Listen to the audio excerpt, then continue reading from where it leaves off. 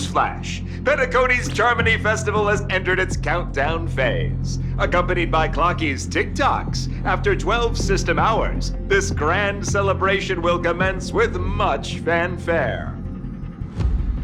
I already told you! We can talk things out! I'm sorry, Fluffy.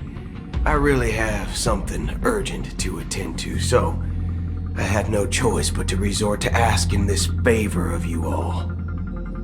Since you already know what you're doing, I'll also have to remind you of its risks. Hey, partner, what's with the hostility? I thought pulling this thing out was just a way of saying hello. For the last time, state your identity and purpose. My name's Boot Hill, and I'm a Galaxy Ranger. A Galaxy Ranger? You look like you seen a ghost. Did you think we all went extinct? Well, that's the price you pay for being off-grid for too long. The righteous heroes of the hunt would never hijack the Astral Express. I ain't hijacked anything. What, chatting with someone while holding the gun is considered a hijacking? It probably is. Pardon my frankness, but there are plenty of rumors in the cosmos regarding the Galaxy Ranger's current status, and none of them are pretty stories. I have a hard time believing you. Oh, this is hilarious. The tale that this bunch of fools spin is getting out of hand. There's even a bit about the Galaxy Rangers being turned into gibbons by Dr. Primitive, and they're in some valley screwing around on swings. Of course, I know you won't believe me, which is also why, similarly, I have a hard time believing that you're the real Nameless. See the bullets in this gun? 9mm, an eternal classic. I may need the Astral Express's help right now, but if you're an imposter just like that one, then this bullet might just end up in my head. I can't allow myself to be exposed to danger. That's just the way it goes, so you all have to first prove yourselves, eh? Huh? Where are you going?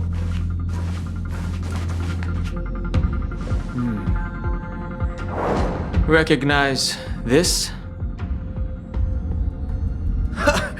It's a model fudger. The Jade Abacus of Ally and Oath. The CN Joe really gave this to you guys? Model fudger?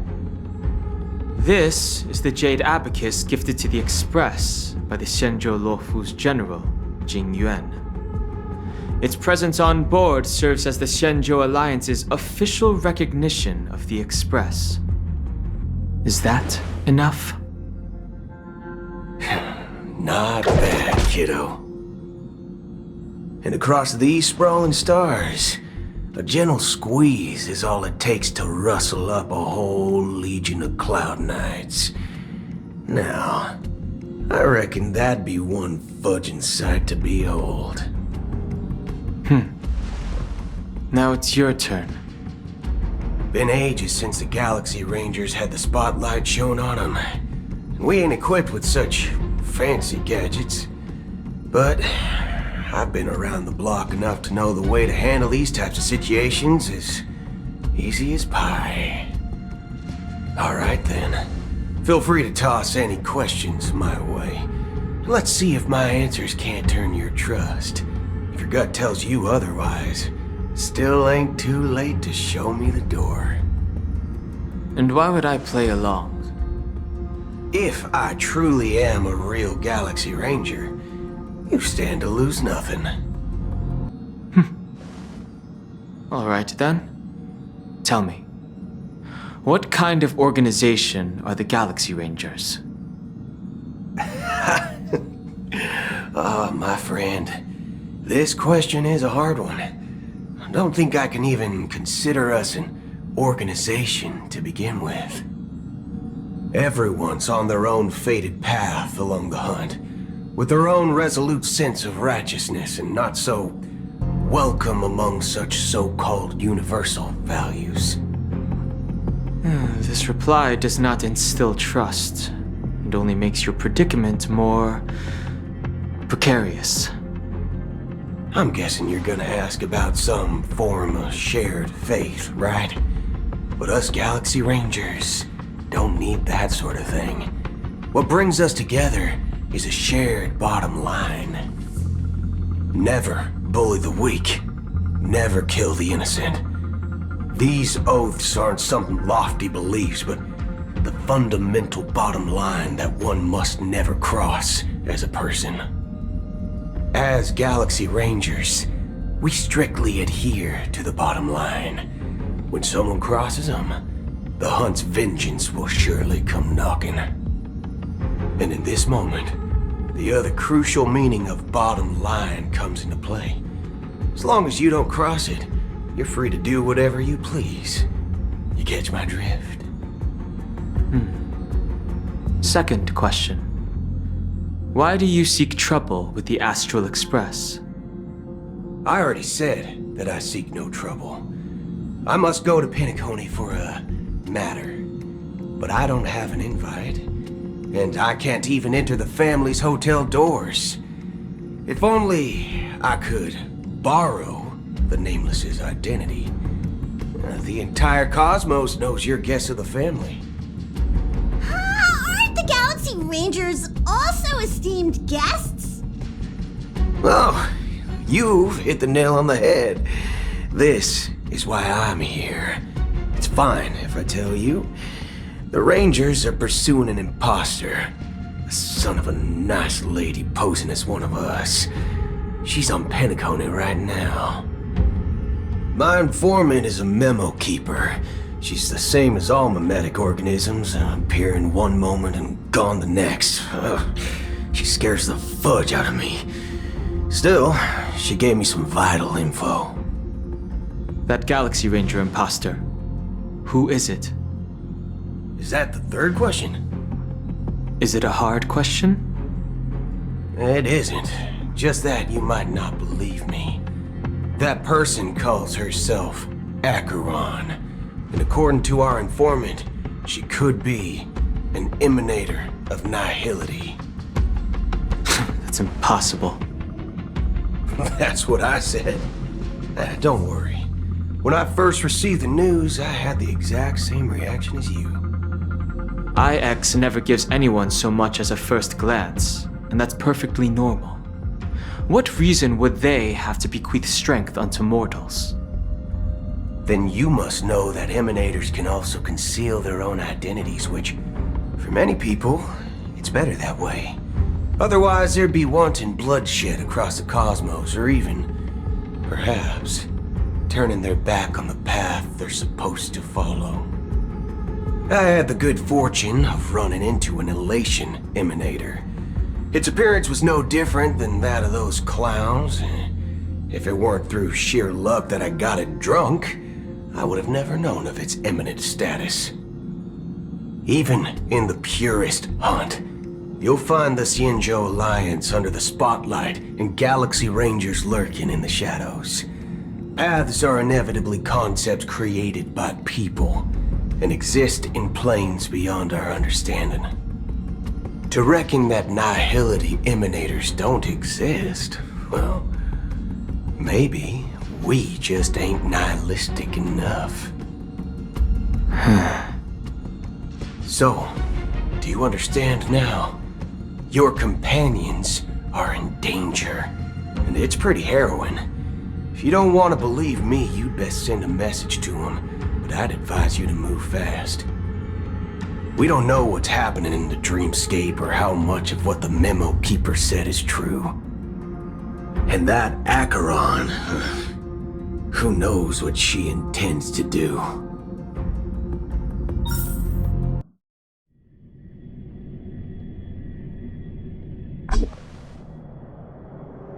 I don't intend to do anything. That's not up to you. did you know? People who come to the land of dreams for the first time, they'll subconsciously stop to reaffirm that they're still walking on solid ground. And then they will unanimously raise their heads to gaze at the sky. Be it reality or dream, staring at the sky is instinctual for humanity. Since the day that the golden hour was completed, it's always been there, watching over every single night of decadence. But now this night sky has been mercilessly severed, dyed with the mist of nihility. And this whole event happened within the course of a single slash of a blade. A single slash of a blade isn't really accurate. It was actually 2 blades, just that the second one was faster. That's not the point. Many guests who weren't supposed to be invited have gathered at this banquet. Even if the harmony is all-embracing, I have no choice but to show some of them the door. For the sake of Penacony and the peace. The planet of festivities has no place for you, a puppet of nihility. Those who live in the shadows do not bear the right to tread the illuminated stage. Speaking of living in the shadows, there's probably not much difference between us. It's only polite to reveal your true self, at least when speaking to others. Penacony's Dream Master.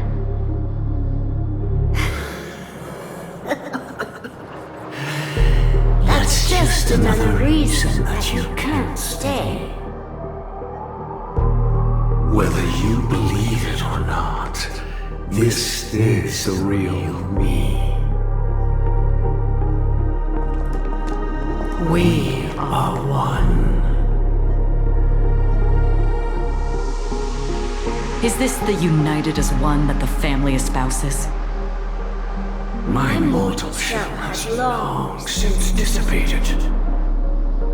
The Oak family's 107,336 offspring are now my eyes, ears, and mouths, spreading joy across dreams when required, and in times of essential need, exiling evil from this haven in my stead. From the sound of it, it seems like you're asking me to leave, Penacony. I am glad that you're an understanding one. Alas, I'm not asking. If you think you can.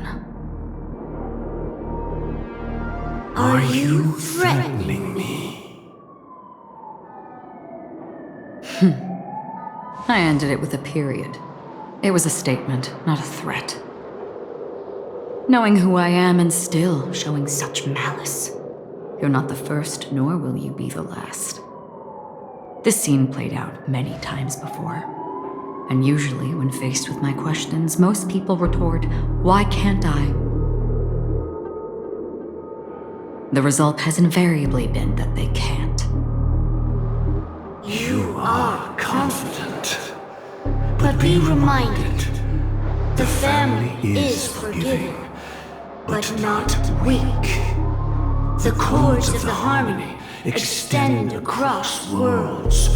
If you do not comply, when the blade is unsheathed for even a hair's breadth, you will never be able to escape the eternal Centurion's wrath in all of your lifetime. 137 individuals. That is how many heathens I have exiled since I became Dream Master. Among them were those who once severed my wings, and those who immolated my body. And here I stand again, about to add another mark to the tally. And you will die. I mean, all of you will.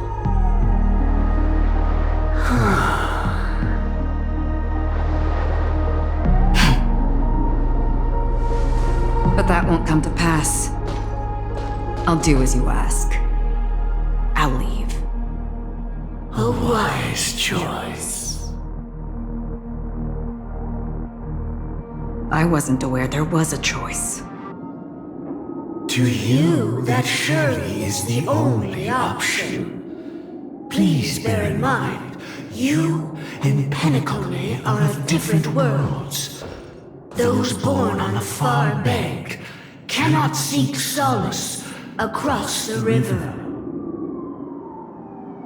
Leave and never return. The radiance of the planet of festivities is overwhelmingly bright, luring in tricksters, wrongdoers, and criminals. But even the harmony itself will never welcome the self-annihilator of nihility. And even more so, when this self-annihilator heralds the destruction of everything. Your strength is obviously a gift of the sleeping and shapeless, immeasurable and fathomless, like a tributary spawned from the abyss that brings death and sin to all. Acheron, a befitting name. Take it from someone on the other side of your so-called river. You know better than I do that Penacony has already deviated from the harmony. Whatever your intentions may be, I foresee only one outcome. Its future holds nothing but nihility. Just like all the worlds that have drowned in their shadow.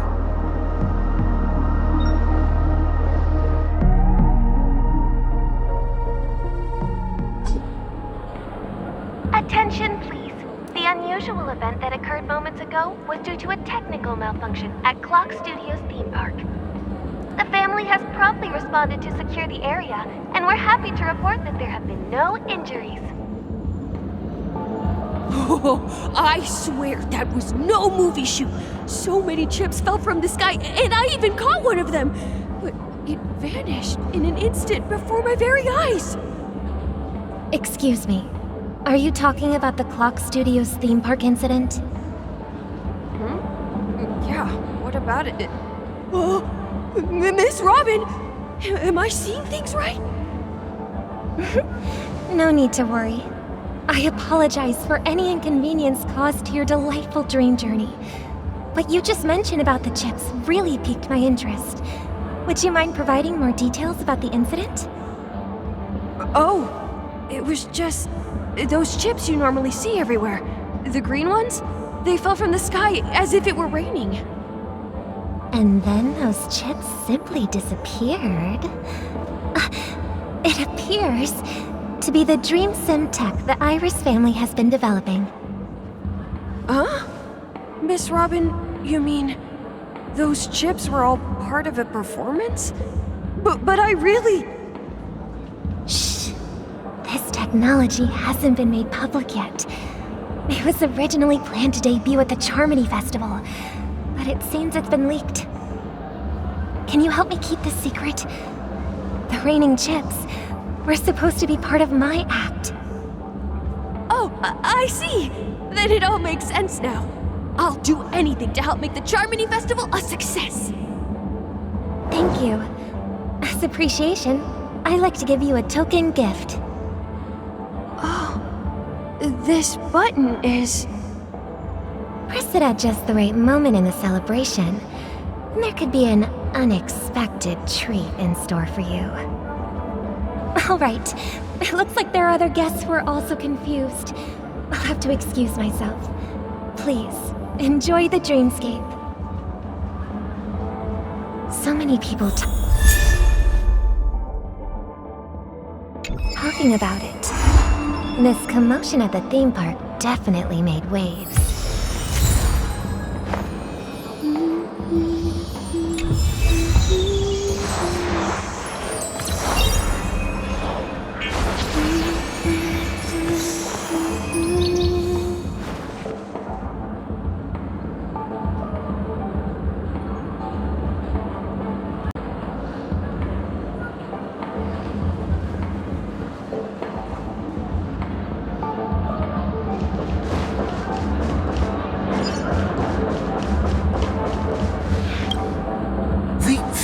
Promised they would protect the guests within the dreamscape, but I witnessed a group of organic life forms making their way to the theme park. And soon after, a rip tore through the sky, and black rain started leaking out of the void. The family needs to provide a reasonable explanation, or I'll take my loved ones and return to reality. I thought the dreamscape was supposed to be a paradise. If it's not, then there's no point staying here. It appears the good sir has seen many great events. And it's true that an uninvited guest has unexpectedly entered the dreamscape. However, their target is not the ordinary guests, but the ambassadors of the IPC. The family will certainly ensure that the safety of the guests is of the highest importance. Miss Robin, I know the Bloodhound family has already sealed off the theme park and has control over the situation, but it won't resolve the problem. The family can try their best to protect their reputation, but as a guest, I don't wish to gamble with my life. But as you can see, sir, no innocent bystanders were affected in this incident. Perhaps the dreamscape is not as perfect as promised, but there's no place safer than dreams under the family's rule. I believe you know this better than I do. If this incident happened in real life, how many people would be able to walk away from it? I could stay here, but keep in mind, guests come to Penacony to enjoy the dreamscapes. They do not wish to be entangled in a conflict between the family and the IPC, so let's not have any more unnecessary incidents. Of course. With the Charmony Festival about to commence, we will spare no effort in our preparations. Rest assured. To express our apologies, the family has arranged this gift for the guests. Thank you for understanding.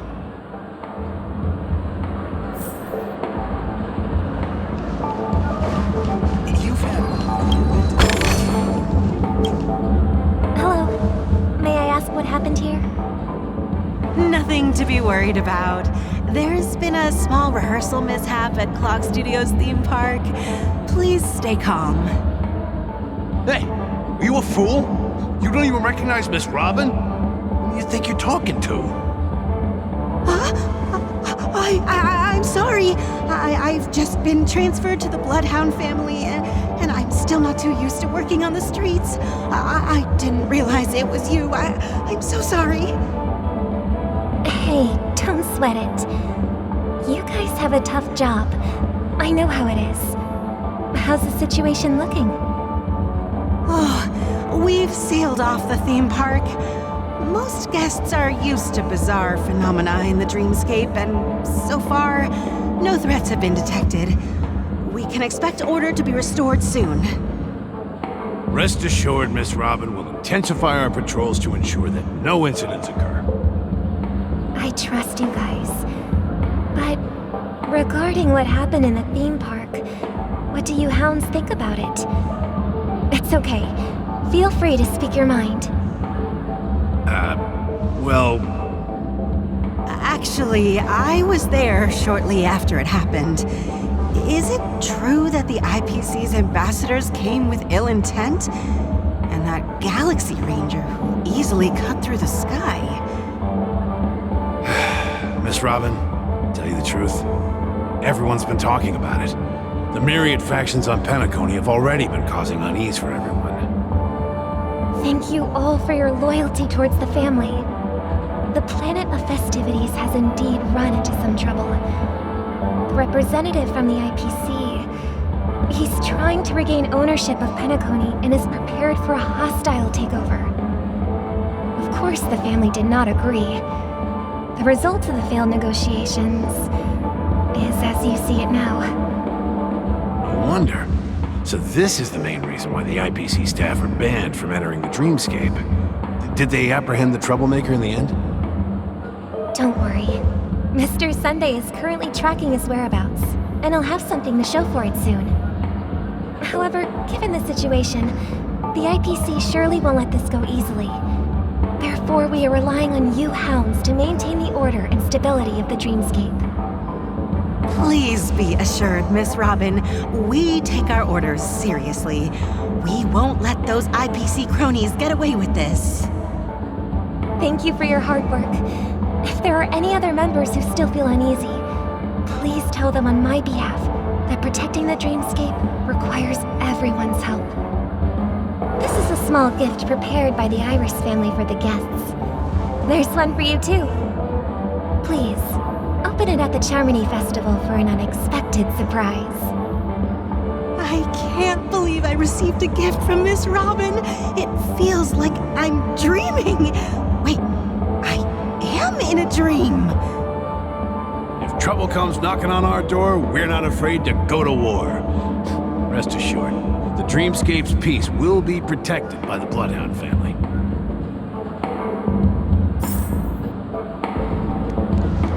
You've had quite a bit to drink. Sure you're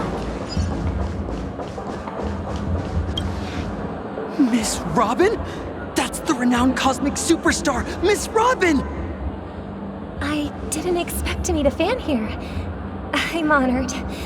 Welcome to Penacony, a world filled with wonderful dreams. I can't believe I'm actually meeting the real Robin!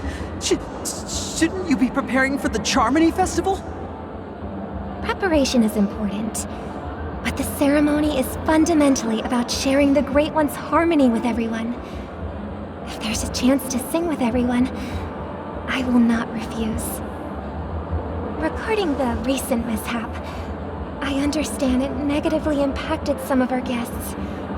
As a member of the family, it's only right for me to come forward and offer my apologies to everyone. But, are you sure it was actually a mishap? Everyone saw those chips descending like rain and the red light tearing through the sky. Claiming it was merely special effects seems a bit far-fetched. Plus, I met that generous gentleman. He looked really out of it and kept talking to himself. Is this also part of the performance? Everyone, please do not panic. I believe that the family will give everyone a satisfactory answer in due time. Even if you say so, Miss Robin, it's hard to believe. Some people just never listen, do they? It's never ending. It just goes on and on. I'm getting really tired of this. Miss Robin? Still, I suppose I should keep on helping everyone. I am the epitome of joy, kindness, and goodness, after all. Huh? What was I just doing? And, who might you be, miss? Here, take this, little guest. This gift has been specially prepared for you by the family. Make sure to take good care of it until the opening of the Charmony Festival. Then, when the show reaches its climax, press the button together with the others around you. You never know. Something very exciting might happen.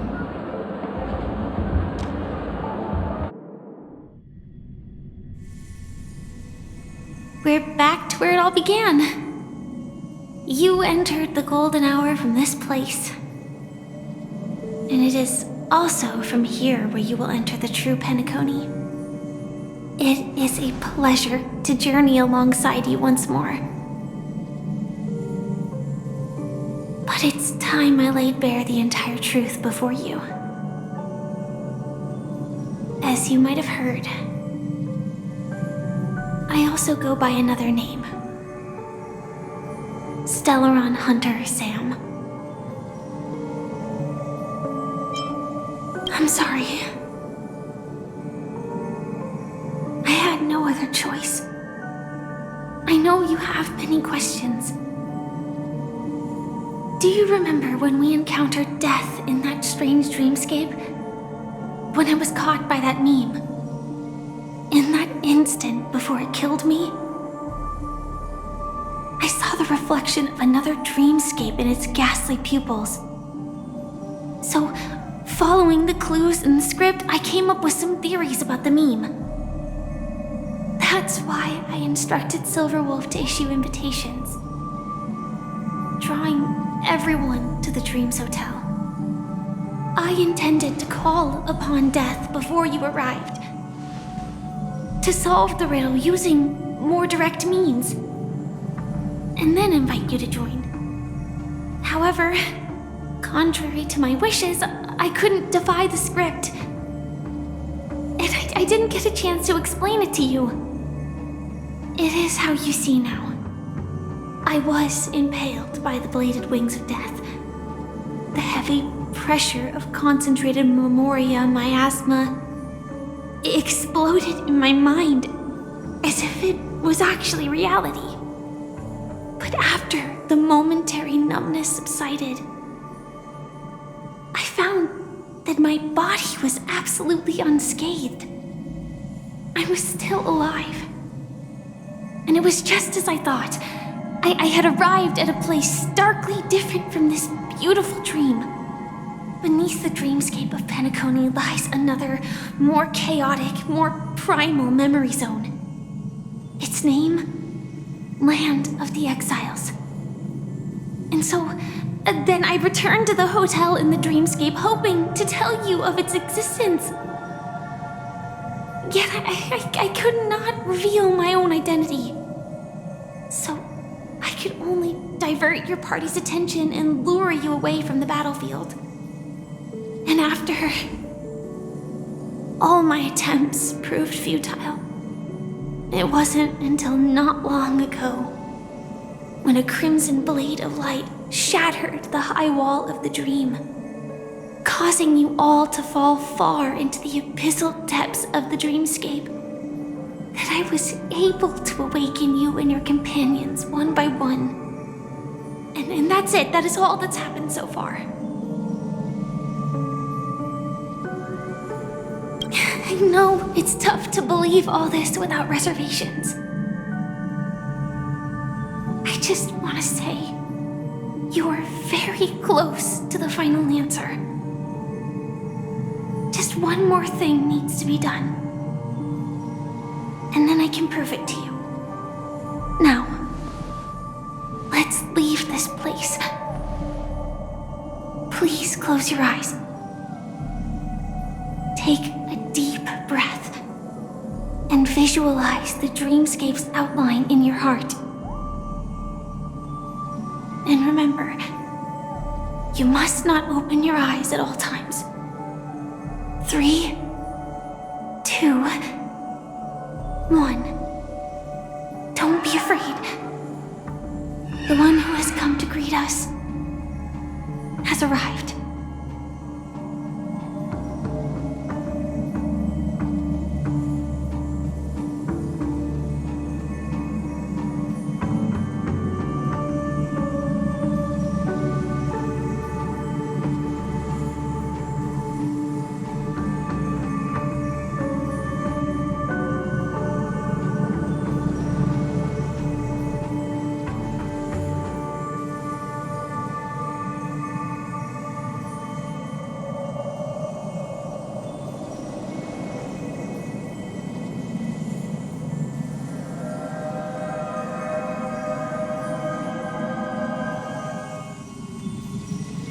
I never knew you could do this. Do you have a driver's license? I do. That is surprising. Why? Because this is Japella, the city of sins? No, it's nothing. I'm just thinking that you haven't slept in 20 system hours. Are you sure you're okay? I'm fine. I'll survive. Same goes for you.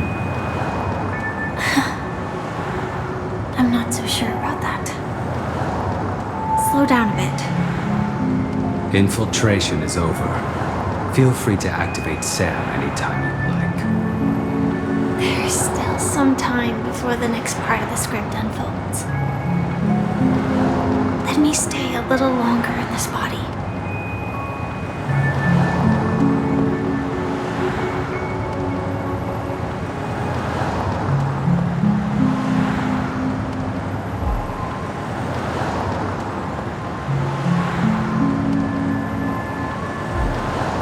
Such a long tunnel.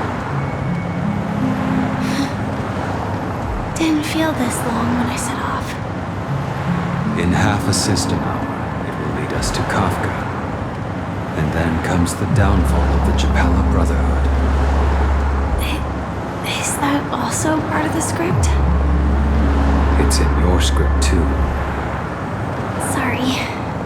I didn't notice. Their destiny won't change just because of your selective ignorance. I told you before, it's a bad habit. What about you then? Is this the moment you finally find the death you've been looking for? As always, it's a blank slate. It's not on this planet. Why the sudden inquiry? Because I'm currently in a car with a sleep-deprived driver. I just want to get there in one piece.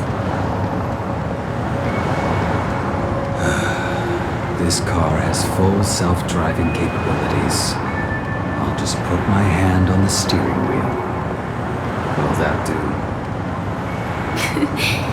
Hey, don't take everything so seriously. Elio would always say there's only one type of destiny. The inescapable type. He can see the future, and we, likewise, are aware of our predetermined end. But before that moment arrives, we can still choose what we do. Well, we all have this right, don't we? After today, Japella's name will disappear from cosmic history, and the Everflame Mansion will take its place. In the not-too-distant future, you'll receive an invitation. That's your next stop. Land of the Dreams. Penacony. I hope you find whatever you seek there. Be it answers or salvation.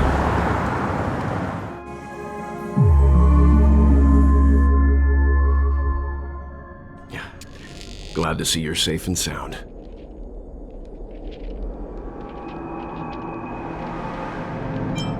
Close your eyes. This is the answer. Isn't it incredible? The monster that we have always known as Death is actually the guardian of the land of the exiles. It abides by a certain rule. Abducting people from their dreams and bringing them here. The question that has been perplexing us, does death really exist in the dreamscape, appears to be a cognitive trap. It was laid by those orchestrating events from the shadows to cover up the truth behind the disappearances and the existence of this fortress known as Dreamflux Reef. Every emergence of that meme is related to the Watchmaker, since Dreamflux Reef is where it brings its captives, it's likely that many of our long-standing questions will be answered in this place. The atmosphere here is starkly different from the beautiful dream. There are no regulators here like the family. And they all look like they're mildly dazed. But from the whispers of the residents, I've heard a familiar name. Gallagher. It's that man again. Always in the right place at the right time. Though that does save us the trouble of looking for him. Himiko and March have already made a move. Get ready. We're about to set off. The real dreamscape. The land of the exiles.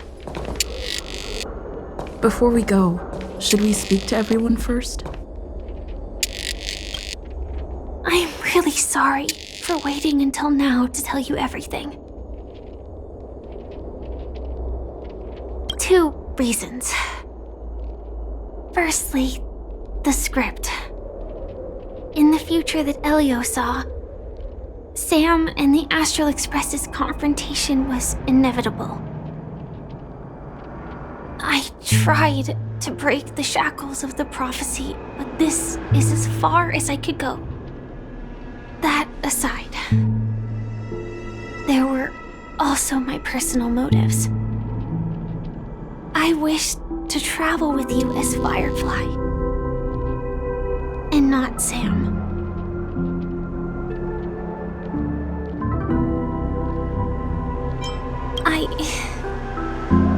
I get it. Being cautious around a Stellaron hunter isn't a bad thing. Elio only gave me one instruction. Allow the Astral Express to pursue the Grand Legacy. It means that the Watchmaker's legacy holds great significance to trailblazing. And to you. Elio's scripts used to revolve and expand around certain specific Stellarons. But with your appearance, this condition has apparently ceased to be appropriate. Perhaps he also saw the impossible in the future.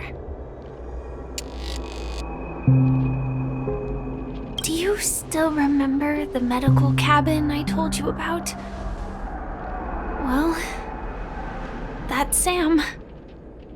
It belongs to the Iron Cavalry of Glamoth's Firmament Frontline, a Firefly Type 4 strategic assault mech. It is the cradle of my vitality, and the meaning of my birth. And for the longest time it was how I should have looked to the rest of the world. The timescale of Dreamflux Reef differs from reality, so we mustn't lower our guard. You're sensitive to Memoria. A slight misstep, and you could get lost in this memory zone.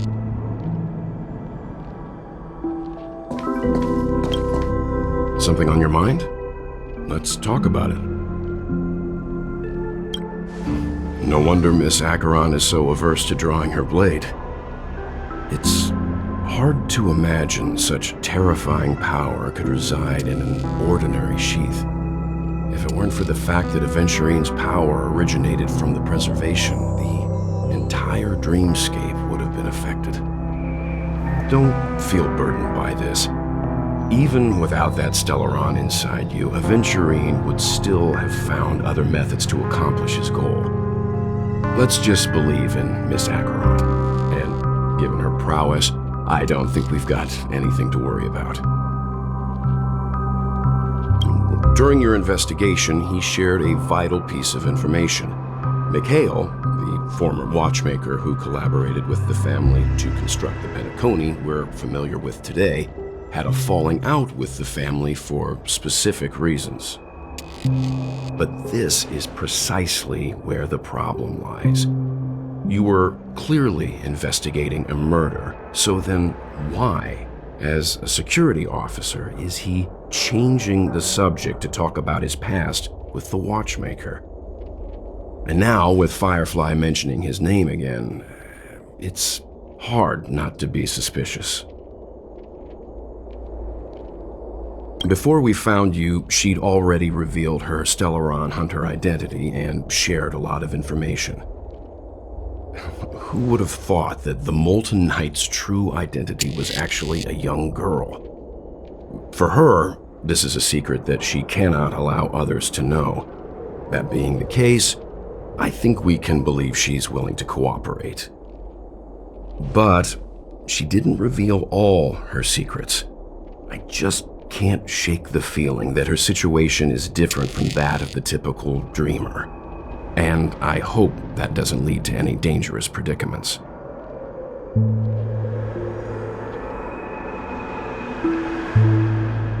I hope you've regained a little composure. We'll move out when you're ready.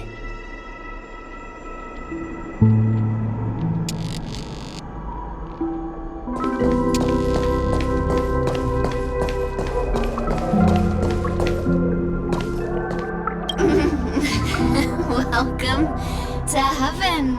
Dreams, true or false, all are ephemeral. Might as well drink more Soul Glad instead.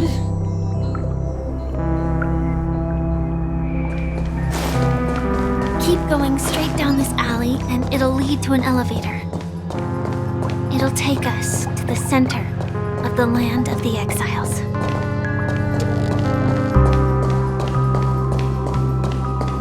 What a huge clocky.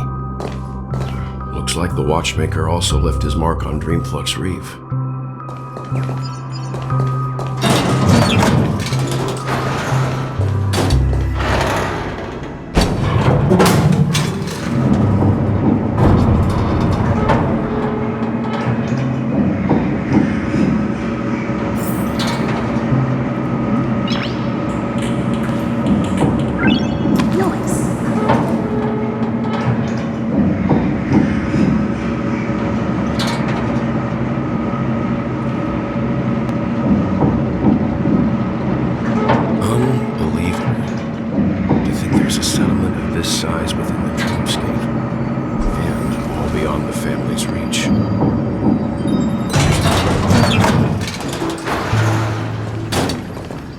The atmosphere in this fortress is pretty different from that in the beautiful dream. When I first saw it, I was in awe too. The sky here, it's like a reflection of the 12 dreamscapes. What's even more bizarre is that this place is also separated into trade and residential areas. The layout may be simple, but the facilities are very comprehensive. It seems that there are quite a number of people living here. Though both dreamscapes have distinct styles, the architectural designs are quite similar. Works of the same hand, perhaps. Hard not to speculate on the connection. But there's no point in overthinking things. Let's meet up with Himiko and the others first. Take a right turn at the end of this road and you'll reach the trade district. There are more people there, and perhaps someone knows where she is. Not coming with us? The Astral Express likely needs room for some internal deliberation. In the meantime, I'll try and locate Gallagher. Sure. Let's reconnect later. Letting her go was the right decision. Further observations are needed before we decide whether to trust her. But first, there's someone I need to talk to. Let's go. I'm sure you've already noticed him. He's right over there. The Reverie Hotel's bellboy. How did he end up here? And right after Miss Acheron severed the beautiful dream. We'd better check, just to be sure. Can is perfect for me.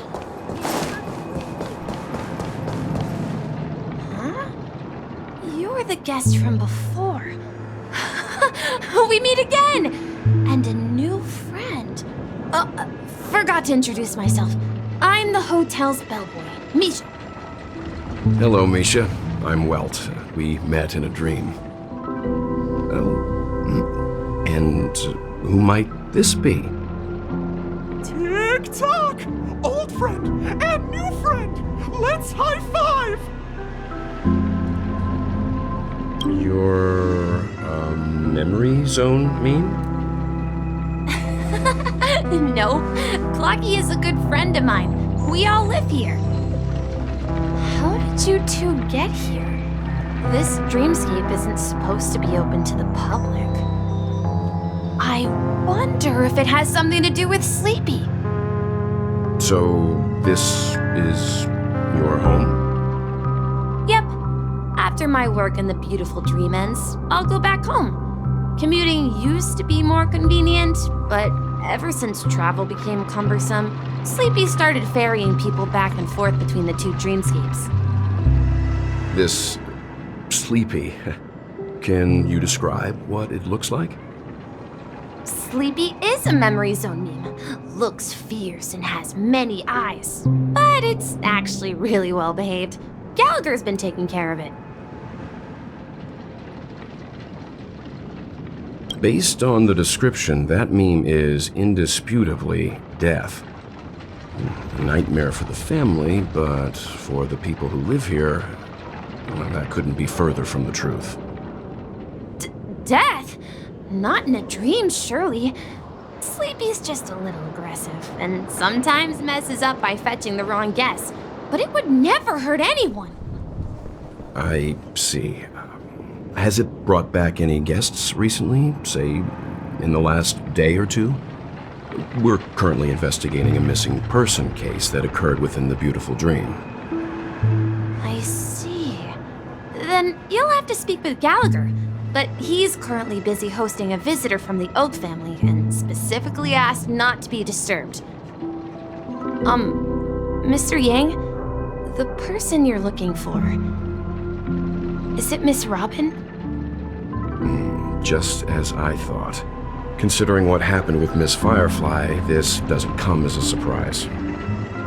If you're looking for Miss Robin, I can lead the way. She told me that she'd be willing to meet with outside guests. If it's not too much trouble. Also, we're looking for our missing companions. A woman with red hair accompanied by a girl with pink hair. Have you seen them? Oh, I haven't. But please, rest assured. Dreamflux Reef is a small place, and it's not as bustling as the beautiful dream, but its safety is unmatched. How about this? Since it's your first time here in Dreamflux Reef, I'll be your guide and help you find your companions.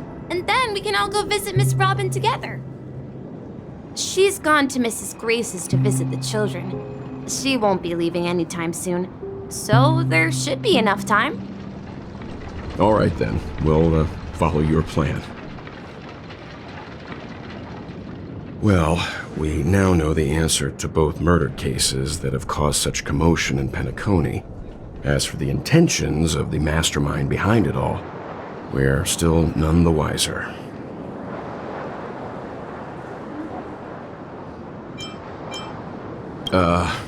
No idea.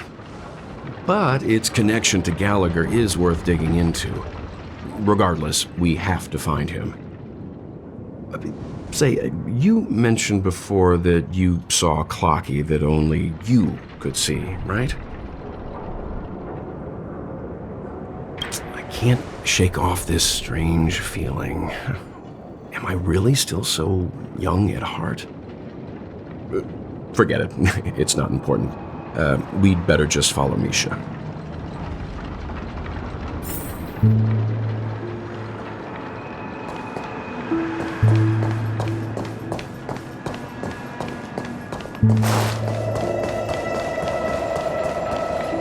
Everyone, look! From here, you can see the most spectacular view of Dreamflux Reef. A black hole? No. An accretion disk formed from consolidated memoria? Was Dreamflux Reef built on such unstable memoria? Oh, so Mr. Yang is also versed in Memoria dynamics.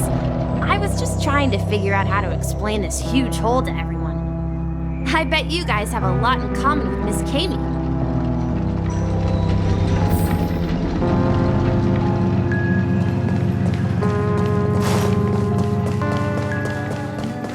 Look! There she is! Looks good. My calculations are finally done. In another 10 system hours, the above dream will swallow the dream below. My hypothesis was correct. This place will cease to exist as the dream devours everything. Who are you all, and why haven't you left yet? This place is about to disappear.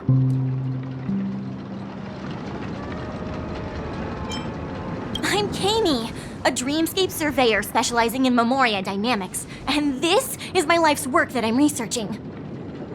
See that huge gaping hole? It was just a narrow rift many years ago, but now it's grown into a giant hole. The surrounding Memoria has been flowing towards the other end of the hole at a constant velocity, slowly but surely. But the scary part is, according to my calculations, the flow rate of Memoria has recently changed, and it's faster than ever before. It's almost as if something is sucking it in from the other side. By constantly improving upon Madame Rosalina's Memoria measurement method, I've finally obtained accurate results. After 10 system hours, the Dreamflux Reef will cease to exist. It will disintegrate like a melting glacier, and then fuse with the sweet dream fragments on that side of the void. Please don't worry. This sort of thing has happened many times before. Miss Kami isn't a bad person. She's just a bit lost in her own world. She'll probably realize she's wrong soon enough. You don't say. There was something else that piqued my interest. Who is Madame Rosalina? Oh, do you know her too? Or are you also a fan of Memoria dynamics? We're very interested in Madame Rosalina's achievements. Could you tell us a little more about them? Why, of course! She's an excellent scholar of Memoria dynamics, and the first person to apply Memoria rate measurement methodology on interstellar travelers. Regrettably, due to the presence of the Garden of Recollection, ordinary people don't pay much attention to the nature of Memoria. She departed this world without much fame, leaving only a few thin journals behind. I came to Penacony to learn more about my idol, and went to great lengths to seek out Dreamflux Reef, all because this is her final resting place. Prodigies always meet their demise prematurely. If only Madame Rosalina had more time, she would have discovered a way to reverse the flow of Memoria. I felt it. The source is in the golden hour. There is a certain anomalous presence stirring the currents of the memory zone. I must uncover more concrete proof. I must convince everyone. Does the name Madame Rosalina sound familiar to you? That's right. It seems like she did a great deal of research and calculations in Dreamflux Reef before abruptly passing away. Miss Kami regularly mentions her. I hear Madame Rosalina passed away during the prison war. She could see the Penacony of today. Its people building homes in the memory zone. I bet she'd be really happy. Perhaps. Our destination is the commercial district. That's where the largest crowds gather in Dreamflux Reef. We might be able to find the others there. Let me go! Please, come to your senses. I'm begging you.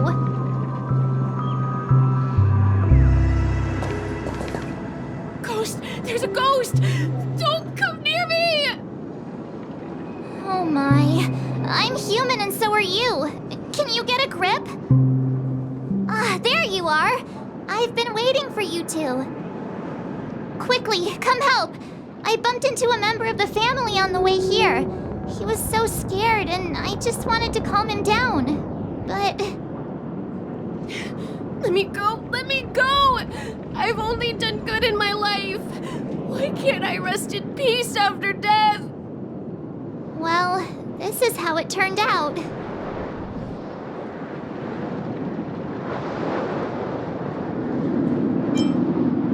Me? A ghost? Don't make me hit you. He thinks he's dead. Although, when I first fell in, I also thought the same. Dear guest, this is not the afterlife. This is Dreamflux Reef.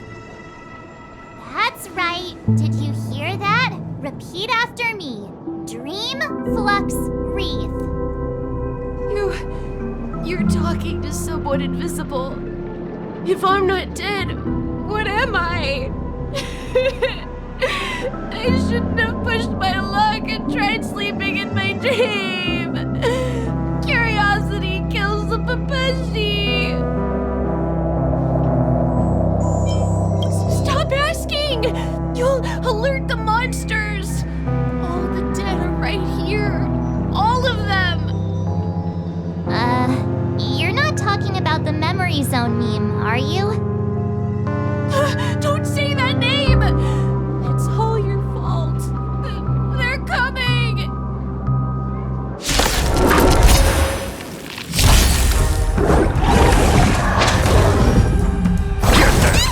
Relax. Time to say bye.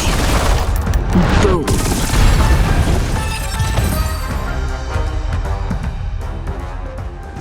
He passed out. His intense negative emotions attracted the nearby memory zone memes.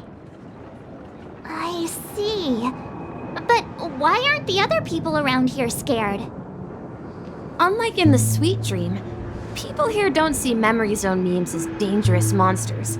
And even if they pose a threat, people can easily escape by forcing a wake-up call. But we can't just leave this man here. Can we take him somewhere safe?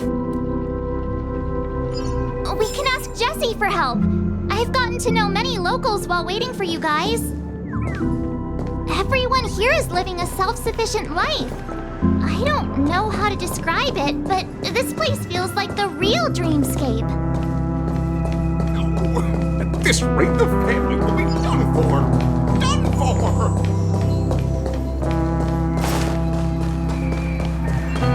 Let's see how you handle a stroke of genius like this. Evening, Jessie. Is it evening? Welcome, Miss March. Who might these be? These two are my friends. As for the man lying on the ground, he's a scaredy cat who fainted from fright. I see. Another poor guy who accidentally ended up here. I'll take care of him. There have been a lot of new faces lately. Things must be tough in the beautiful dream. The few remaining havens of freedom in Asdana will soon face trouble.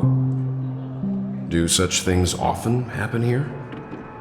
Not really, but they're becoming more frequent now. Guess it's one of the signs of the Sweet Dreams collapse. This man has had quite the shock. Could you help me find a Halovian lady, March? Her songs can heal mental wounds. A Halovian lady? That must be Robin. She's also here in Dreamflux Reef. Huh? Robin? But I thought she... Oh, right. If Firefly is here safe and sound, then it means Robin must be okay too. Misha is about to take us to her to find out what happened. But before that, let's meet up with Himiko. You were with her earlier, right?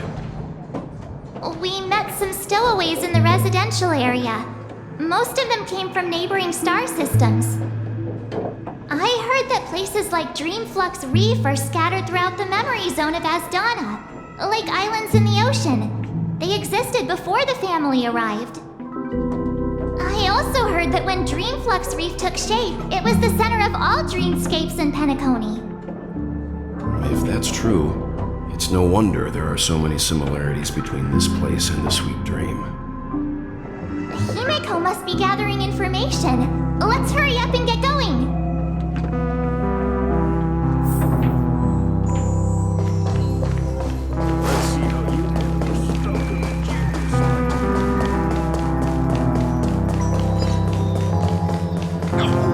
At this rate, the family will be done for. Done for. This is where we split up. She can't be too far away. So that's how it is. I never imagined we'd gather the remaining details here.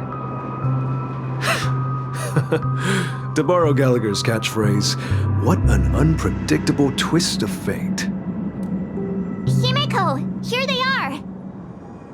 Ah, perfect timing. Now that everyone's here, I'd like to introduce everyone to Micah, who's partly in charge of the Land of the Exiles. Micah, these are my companions. It's a pleasure to meet the Nameless. You know us? I've been keeping an eye on you since the day you arrived in Penacony. We would have met under more appropriate circumstances if Dreamflux Reef hadn't been isolated from the 12 dreamscapes. Please, allow me to formally introduce myself. I'm Micah, the Gravekeeper of Dreamflux Reef. Gravekeeper?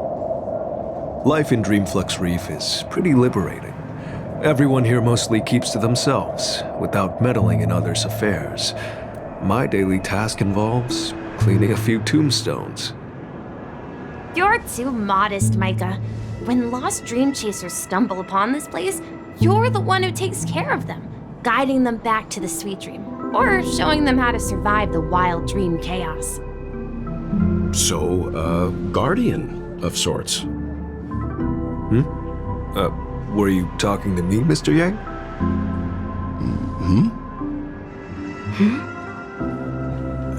On that note, Mr. Mika, which tombstones are you referring to? We didn't come across any graveyard when we arrived. They're actually just symbolic stones. But since you're curious, Mr. Yang, I'll take you there. I have a feeling you might find something of interest there. But before that, you have an important guest joining you. An important guest? Who could it be? This way, please. The roads here at Dreamflux Reef are a bit run down, so watch your step. I remember when this place was all bustling.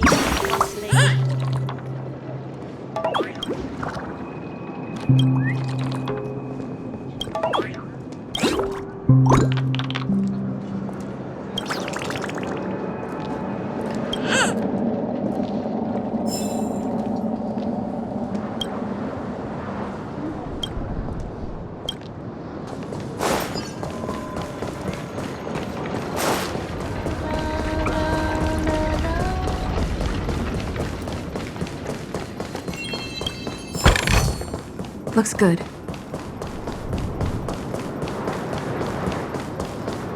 There she is. It really is her! Miss Robin!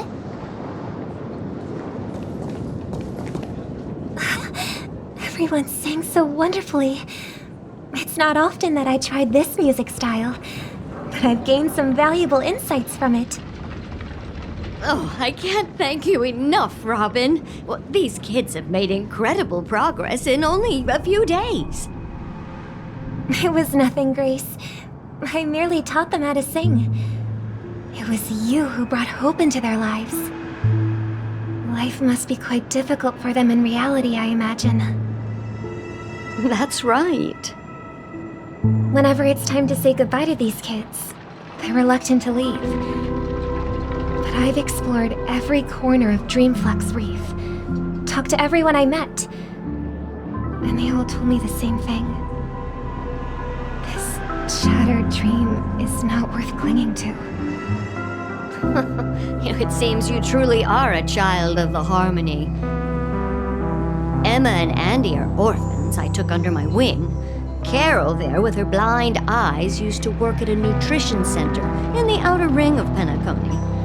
And as for Gary, he's been living with autism since he was a child. They're not old enough to enter the sweet dream managed by the family. If we compare people to birds, these kids are like fledglings with impaired wings. But in this dream, well, they can fly freely. Even if they stumble along the way, well, they're still relying on their own strength. And me, an old lady with no legs. Well, without this dream, I couldn't even walk toward them. I'm glad that you found a new life here in Penacony. It's just... Don't worry, Robin. Dreams have their significance, but they aren't everything. Both the children and I understand this. No matter how long we fly through this dream, we will one day return to reality. But you know what? Emma and Gary aren't plagued by their insecurities anymore. No, and Carol is learning how to cope with her blindness. And Andy is livelier than ever. Well, even I've become more optimistic. You see, in dreams, we learn how to live. Once we return to reality, we learn how to survive. And should our feathers be damaged, then we share our wings with one another.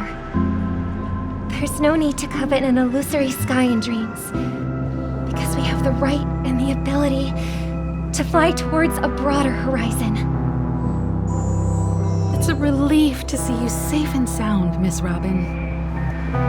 It's nice to see you all again, Astral Express crew. I heard my disappearance caused quite the commotion out there. I'm really sorry about that. Since you're here, can we assume that you're fully aware of the situation in Penacony? Ever since I returned to Penacony, my voice started to change, until it gradually faded away. At first, I thought it was a temporary ailment, perhaps due to having been away too long. I thought maybe it just takes some time for my body to acclimate to the high concentration of Memoria and Asdana. But now it seems the root of the problem goes way beyond me. There are elements around me that don't align with the harmony. Losing my voice is just one of the signs of the Sweet Dreams collapse. The Sweet Dreams collapse. That memo keeper mentioned the same thing. So it's real. While I was away from Penacony, the boundaries of the 12 dreamscapes kept expanding outward.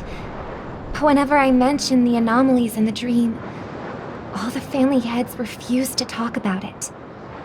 Only my brother was willing to respond. Later, I discovered the secret letters from the IPC ambassador, which further convinced me that there are hidden secrets beneath the surface of Penacony. So, following the clues in the Oak family's dossiers, I found my way here. The land of the exiles, concealed by the family under the guise of death. A dream within a dream, where Penacony's past is buried. Hearing you speak, it sounds as if your voice has made somewhat of a recovery. I hate to admit it, but the harmony in this place resonates more broadly than within the Sweet Dream. It's regrettable, but the family has experienced betrayal. The traitor, or traitors, abandoned their original principles and, using the name of harmony, exploited people's weaknesses to turn Penacony into the planet of festivities, trapping everyone in the illusion of the Sweet Dream. This is not the strong defending the weak, but rather the strong exploiting the weak. A world without equality won't ever be favored by the harmony. And naturally, those voices blessed by them have lost the ability to sing. Could there be another force influencing the family's shift in philosophy, Miss Robin? Considering what happened with Acheron, it's difficult to conceive of another entity within the realm of the harmony capable of influencing everyone. Unless a power surpassing that of an emanator is involved. I'd heard about what happened to the Xianzhou Alliance. But as far as I'm aware, the family hasn't faced any such external interventions. Who knows? Perhaps I've just been away too long and missed something. Regardless, I cannot accept my home is moving towards the very opposite of what the Harmony represents, while still claiming to uphold it. I must uncover the reason why Mikhail cut ties with the family, and who exactly it was who betrayed us all. Do you remember our arrangement, Mr. Micah? Well, here's my answer. I've decided to forgo my role, and never step foot on the Charmony Festival stage again.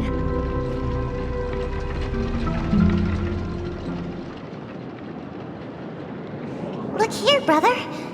A little bird. Looks like a fledgling Charmony dove. But Charmony doves don't live here. So how did this little bird get here? Maybe its parents abandoned it? It looks weak and frail. Why don't we find something soft and make a nest for it? This place is too dangerous for a fledgling. Let's take it with us. We can put it on the wooden shelf in front of your window. Okay. A bird like that must have a beautiful singing voice. But where will it live? I'll ask the family head to build a cage for it. A cage?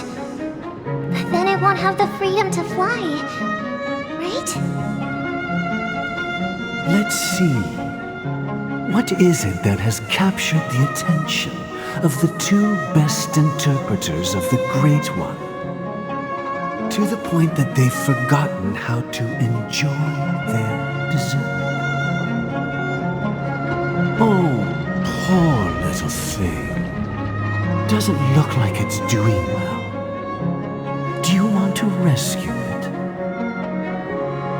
I do. But I don't want to lock it up in a cage. Why? Even if it's small and not fully feathered and can't sing, it didn't come into this world just to be locked up in a cage. Birds belong to the sky. That's quite the romantic idea. And what about you, a young scholar? Do you agree with your sister? I think she's right. But if we leave it out in the wild, it won't survive for more than a few days at best. Ah, I see. It seems our little scholar is still a bit unsure. Well, let me tell you youngsters a story. As you probably know, Charmony doves can fly through the air. When they fly really high, the friction caused by the flapping of their feathers against the atmosphere creates amazing lights so that they look like shooting stars. We've seen this spectacle so many times that we think it's just something they can naturally do. But that's not the truth. Their radiant display is the result of countless struggles against nature over generations. Their ancestors were too weak to survive on the ground, so to escape predators, they started seeking new opportunities in the air. After countless attempts by many generations, one of them finally figured out how to fly. It soared into the sky and never looked back at the ground again. So, you mean birds aren't born to fly, but they find a way to do it through their determination, right? Well, that's an idealistic way of putting it. So, what are your thoughts, Sunday?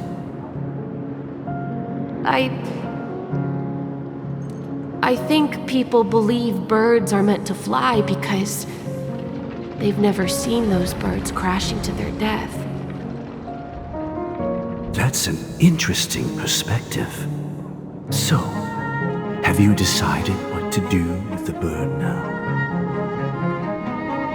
For now, I'll keep it in a cage until it can take care of itself because I want it to live, no matter what. Well said, kids. It seems each of you has found your own answer. Your insights are truly remarkable. And I hope they come true in their own way. We will take good care of it. Won't we, brother? Yeah, but Mr. Gopherwood, there's one thing I don't quite understand. And what might that be, my son? What if this little Charmony dove never learns to fly in the end? I mean, if there are fledglings in this world that can never fly throughout their lives, should we let them go back to the sky, only to see them crash to the ground and die? Talking in your sleep, Birdie? Time to wake up.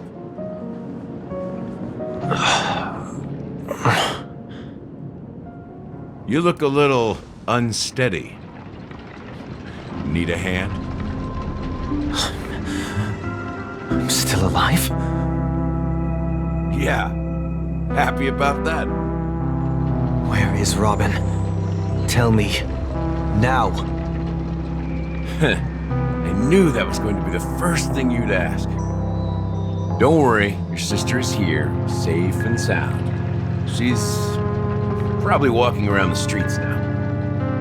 If I were you, I'd be more worried about myself. After all, right in front of you is the guy who just stabbed you in the chest with a dagger. If you wanted to kill me, you wouldn't give me the chance to speak. Just tell me your demands, lackey of the Watchmaker. So, you figured out who I am, huh? No wonder you had the guts to go against the Dream Master and the Four Families. Looks like I made the right choice. Choice? You are aware of my plan and see through my fictionology. Time is running out, so let's drop the charades. I'm suggesting we cooperate. Cooperate? What makes you think I'd cooperate with you? The fact that the famous Robin has chosen my side. Plus, some clues about a traitor and a bright future for Penacony. Any of that catch your interest? I find it hard to believe a man who's full of deception. Fine, you don't have to trust me. What you should trust is the sense of justice inside of you. Show me Robin first. All right, as you wish. Here she is. Huh? What's your trick this time? Just kidding. I mean, this lady will lead us to Robin, right? And the crew, too. There are too many people who you owe an explanation. That'd be great. Please follow me, Honorable Oak Family Head. Now, all the actors are on the stage.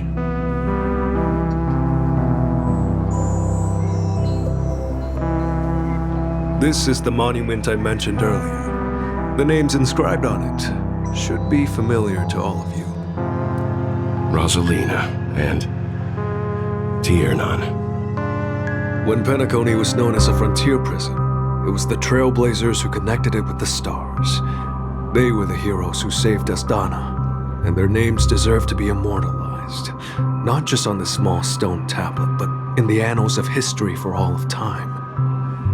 However, today, the planet of festivities is nothing but sweet dreams. That heavy piece of history is all a distant memory. Just like that prison. If their names are inscribed here, then that means... According to Micah, they died long ago. Rosalina was killed during the War of Independence. She ventured alone into the heart of the star system to investigate the flow of Memoria, but she never returned. Tiernan was a skilled gunslinger, strong and reliable. He led the people through countless battles, but he didn't live long enough to witness the arrival of true peace. In the decade following the war, Penacony faced challenges internal and external. To protect Astana, Tiernan picked up the way of the Trailblaze again, and led the Letmoth family to explore beyond the system, only to be surrounded and wiped out by the swarm. Though I had expected as much, the tales of these heroes truly are sorrowful. True to the title of Trailblazer, they spent their lives venturing into the unknown. But what about this tablet? There are no names carved on it. When Dreamflux Reef was created, its owner was still alive. However, he insisted on erecting a monument for himself, saying that it will happen someday. Here we meet again. Everyone from the Astral Express. Robin.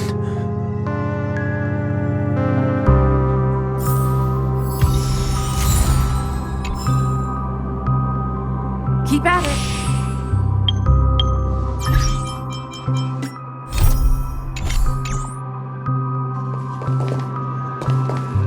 I brought Gallagher here.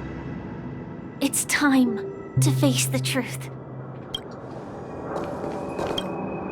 I promised to give the siblings some privacy, so let's talk about our business first. What do you say? That sounds sensible enough. Since you went through the trouble of gathering the family heads, the crew, and the Stellaron hunters, I'm guessing you have something important to say, Mr. Gallagher? Oh? Is it that obvious? The look on your face is practically screaming, I'm the one behind all this. You're right, Mr. Yang. It is indeed time to come clean on everything. The siblings already know what they need to, and they've made their choice. But you, Nameless, arrived a bit late. So it's only fair that I answer your questions. Before we begin, let me reintroduce myself. I'm the founder of Dreamflux Reef, the deputy of the Watchmaker, and the one who sent out that invitation. As Gallagher, the history fictionologist, I humbly extend my greetings to you all. History fictionologist? So what, everything you told us was made up? Well, don't worry. Almost everything I shared was true. Well, except for the part about the family accepting me back. I double-checked with Micah, and everything he said about the family, the Watchmaker, and Mikhail is true. Thank you for your understanding. Now let's get down to business. I'm sure you're all wondering why I went through the trouble of setting up this battle for the legacy, inviting different factions, stirring up a ruckus all over Penacony. Well, it all boils down to something very familiar to all of you. The Stellaron. The Stellaron? But how is that possible? Penacony is a free-flowing interstellar hub. There are no signs of contamination whatsoever. You're totally correct. So, care to take a guess at what that means?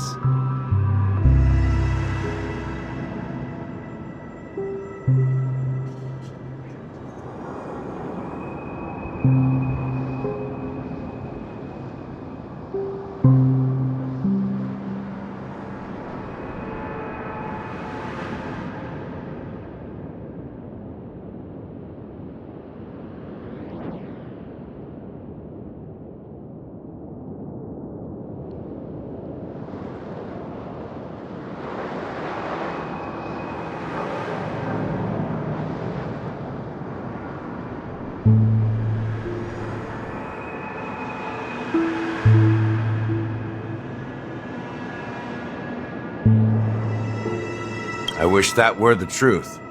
But if that were the case, I wouldn't have invited all of you. The sweet dream doesn't come out of thin air. If you think of the memory zone as the sea, creating the land of the dreams is like filling that wild ocean with earth to make an island. To achieve this feat, without the help of an emanator of remembrance or enigmata, the only way is to use a Stellaron. And that's not something you can achieve with a simple wish. It requires vast quantities of knowledge, time, and manpower. I'm sure you get what I'm hinting at. In Azdana, the planet of festivities itself is a Stellaron disaster. The planet of festivities itself is a Stellaron disaster?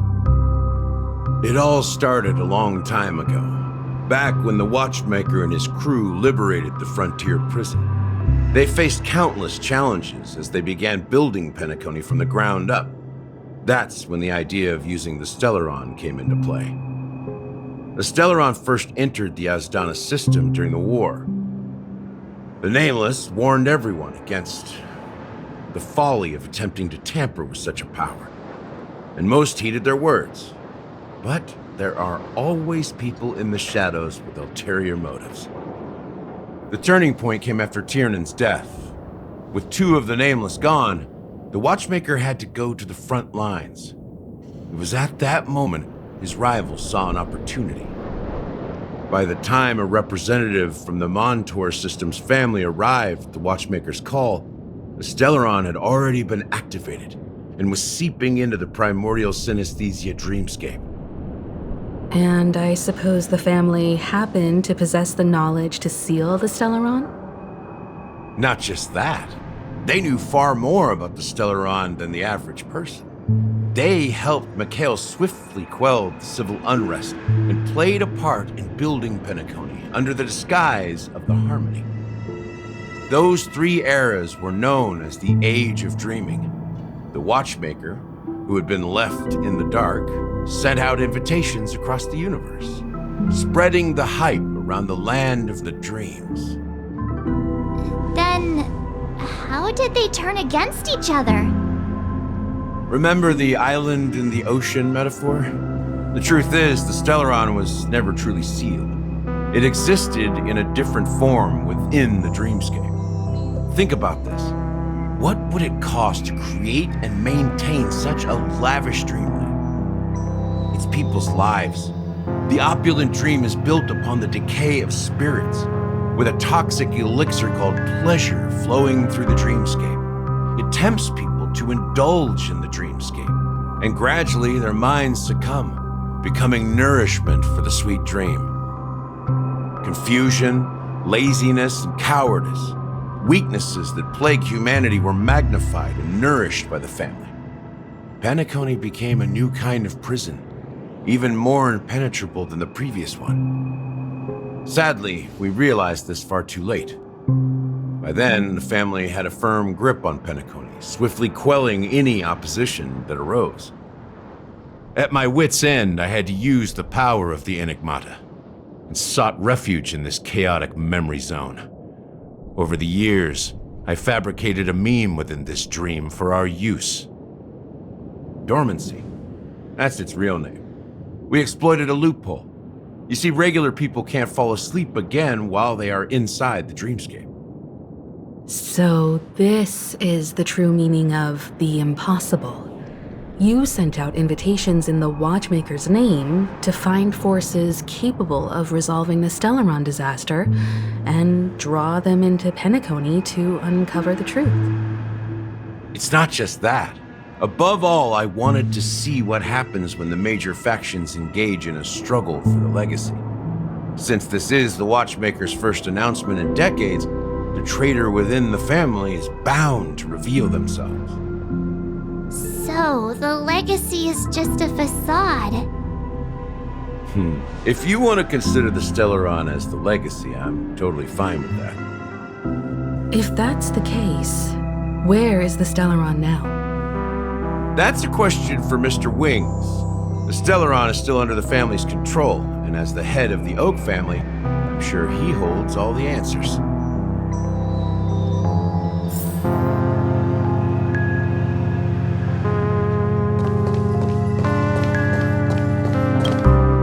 Are you done talking? So, will you tell us where the Stellaron is? It is the Penacony Grand Theater itself. As I suspected, it's the embodiment of the family. The edifice that first materialized within the Sweet Dream. That's what turned Penacony into its current state. As for the person who employed its power, it is in fact Mr. Gopherwood, the current Dream Master. Well, that was easier than I thought. Did you conduct your own investigation already? Correct. When I was trying to track down the person who murdered my sister, apart from you, Gopherwood was my second suspect. Confronting me first turned out to be a smart move on your part. I didn't have other options. The Dream Master has been elusive, and even the heads of the families can hardly get an audience with him. Moreover, Mr. Gopherwood has been kind to my sister and me. And I didn't want it all to end like this. What do you mean by that? To be honest, my brother and I are also victims of the cancer of all worlds. We grew up as orphans, and were adopted by the family when they came to help. Mr. Gopherwood recognized our potential and brought us to Penacony. But I can't just stand by and watch Mr. Gopherwood become an enemy of the Harmony. I won't use my voice to support an evil cause. I won't step on that stage and sing, no matter who the traitor is, or what orders they give me. I won't let the Charmony Festival become an event that destroys Harmony itself, or the paradise in our dreams. Indeed, for the paradise in our dreams. As the head of the Oak family, I'm responsible for ensuring Penacony's promising future. Robin and I will head into the Sweet Dream and confront the Dream Master. And if it turns out that the family has truly strayed from the Harmony, I'll fight alongside you. We'll put the Charmony Festival on hold and make sure Mr. Gopherwood pays for his blood debt. The enemies you are about to face aren't like this old dog here, who can barely even bark. Since our interests are aligned, why don't we team up? Maybe, just maybe, we'll have a shot at success. We have always been following in the footsteps of our nameless predecessors, and there's no reason to stop now. Yeah, we Nameless won't back down from a challenge. Isn't that right, Miss Trailblazer?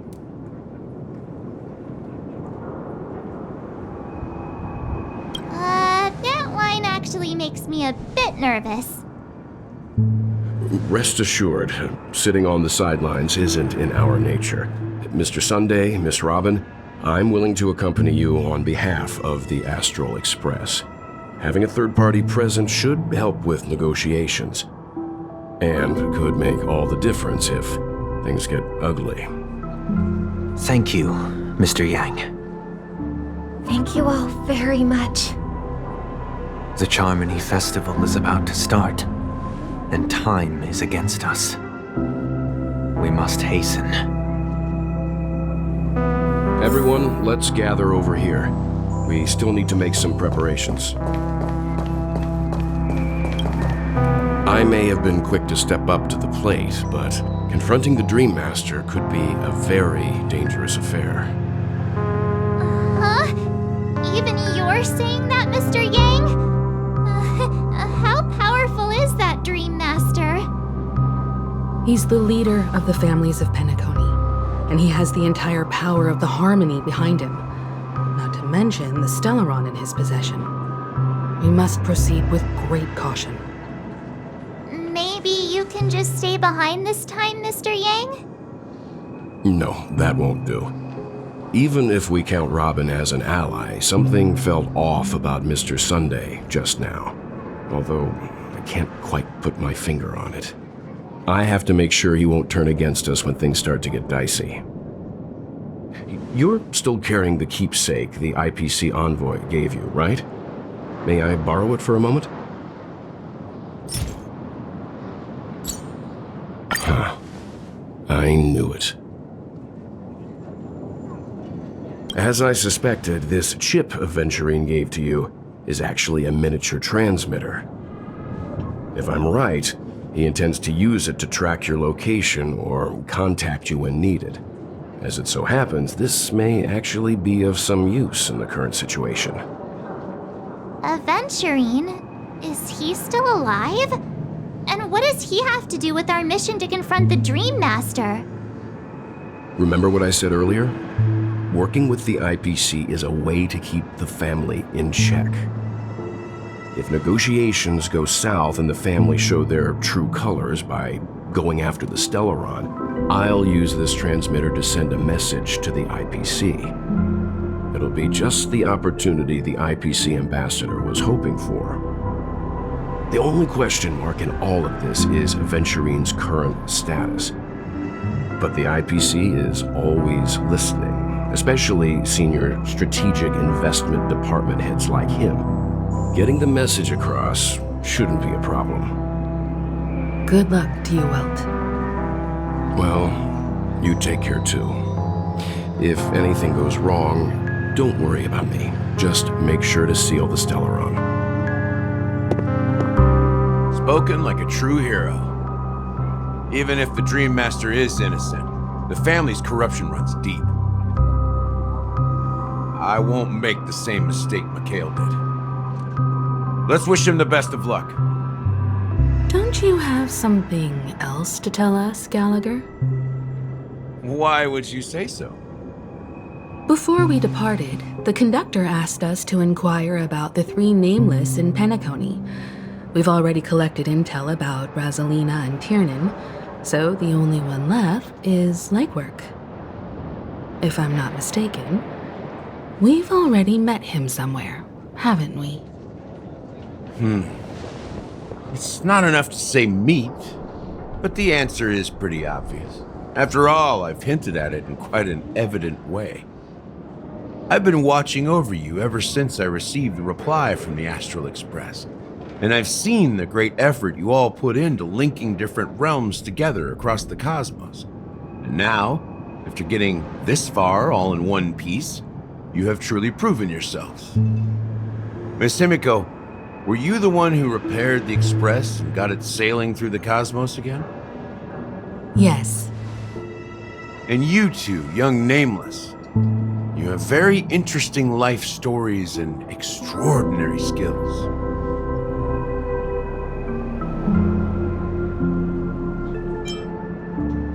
What? Hey, you can't just make up titles like that. You're full of energy. Please send my regards to the conductor, Pom Pom. Please let them know that their friend has fond memories of his time aboard the Express, which he reminisces on every time he has a good drink. As for the last Nameless, he embarked, disembarked, and embarked again, traveling in a great circle, ending up back where he started. On his deathbed, he told me to find the Astral Express and deliver an invitation to the future Nameless. He left behind a special gift, a true legacy. Something that belongs only to the successors of the Trailblaze. Come with me. Now is the time to reveal it.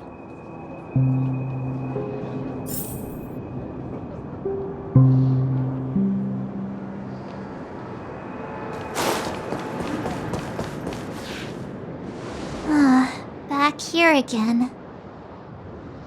Sometimes I feel like you're still alive, old friend. Like you've still got so much to say and do. I've kept my promise, brought the future Trailblazers you've waited so long for. I don't know why you were so obsessed with that train, but I remember your last words. Don't let us down, old man.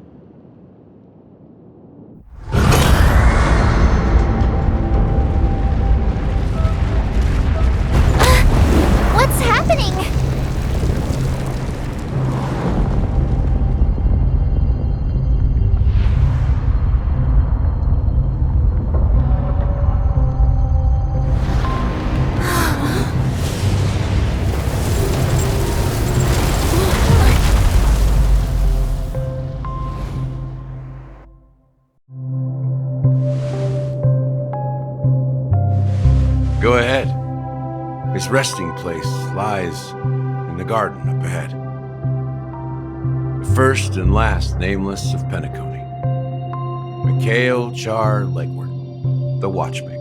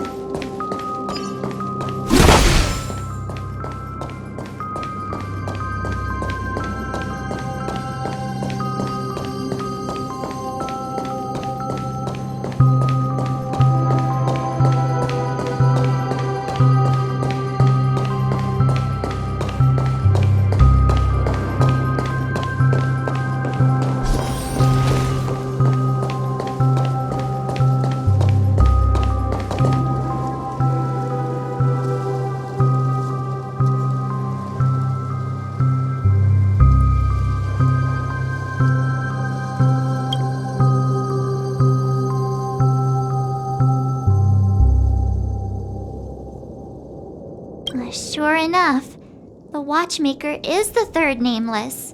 Even I could guess that one.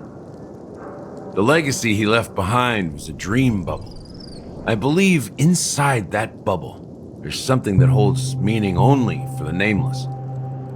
After all, when I checked its contents, I found nothing inside. Maybe some Trailblaze runes? Even more enigmatic than me. Well, let's have a look.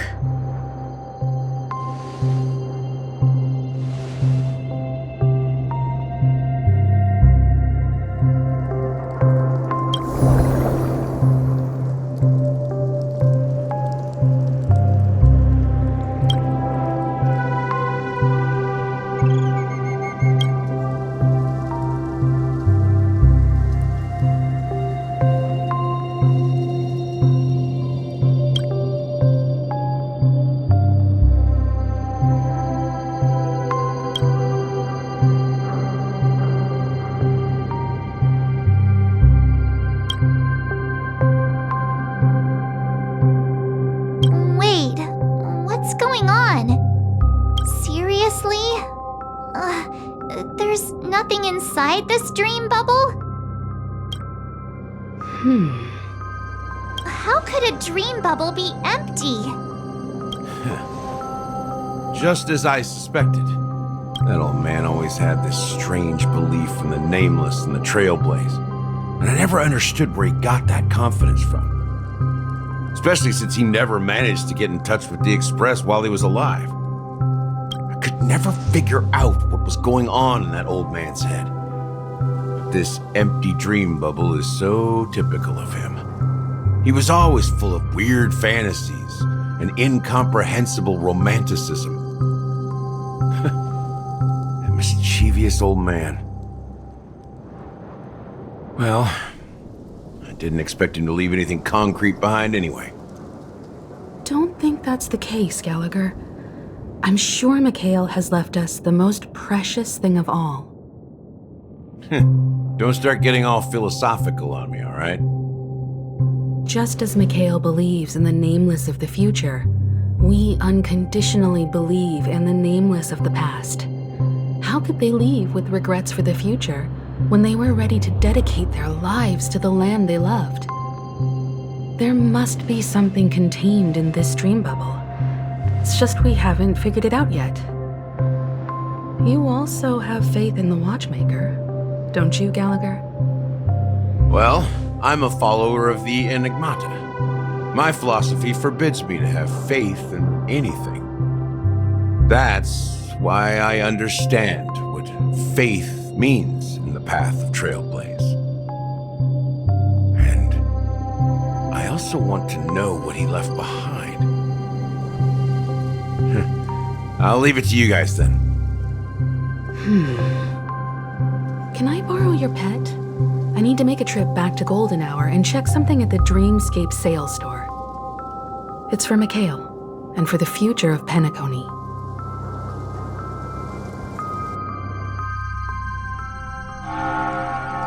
Welcome to the Reverie Hotel. How may I help you? Greetings.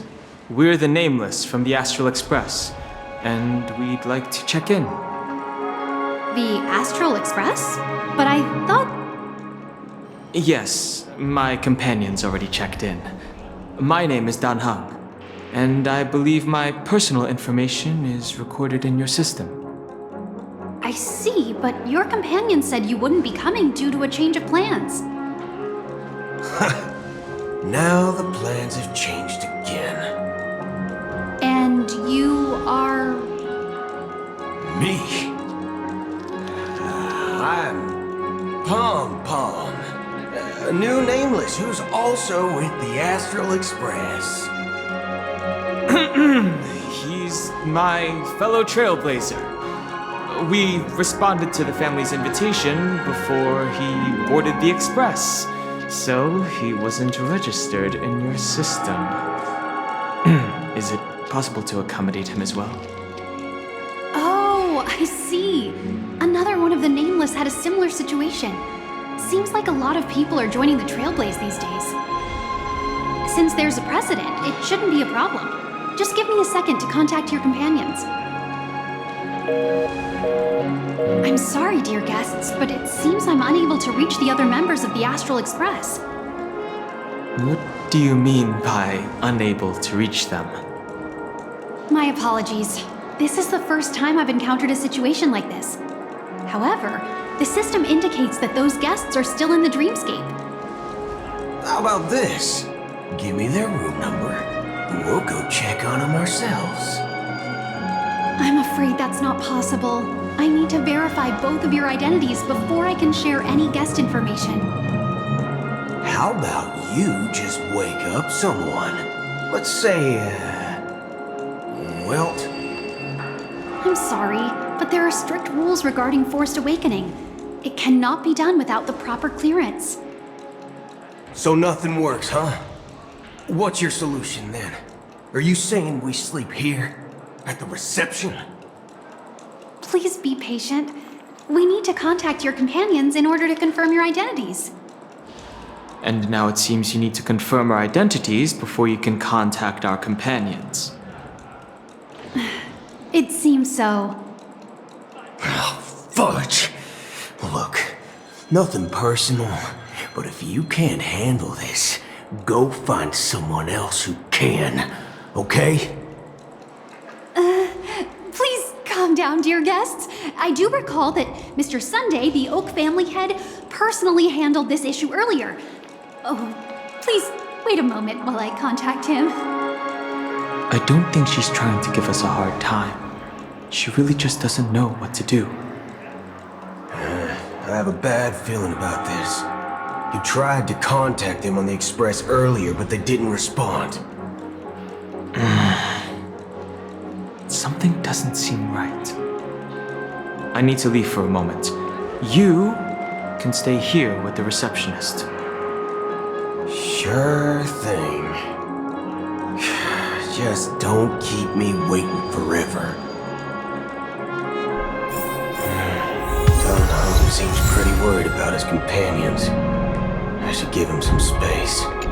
Stressing out about it won't help anything.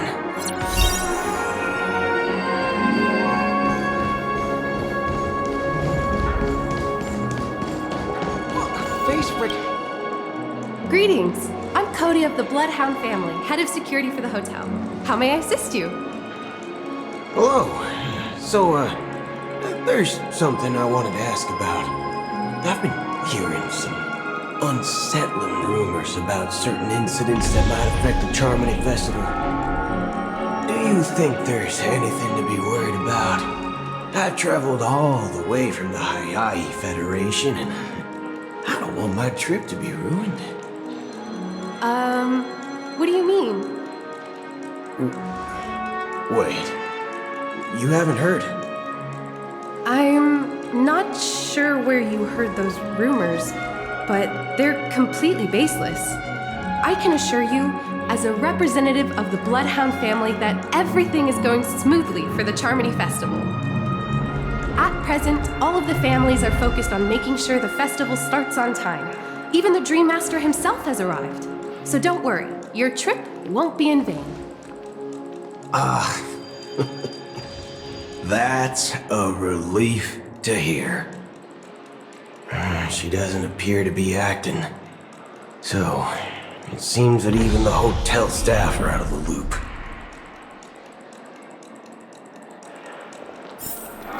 Face recognition failed, you lousy robot.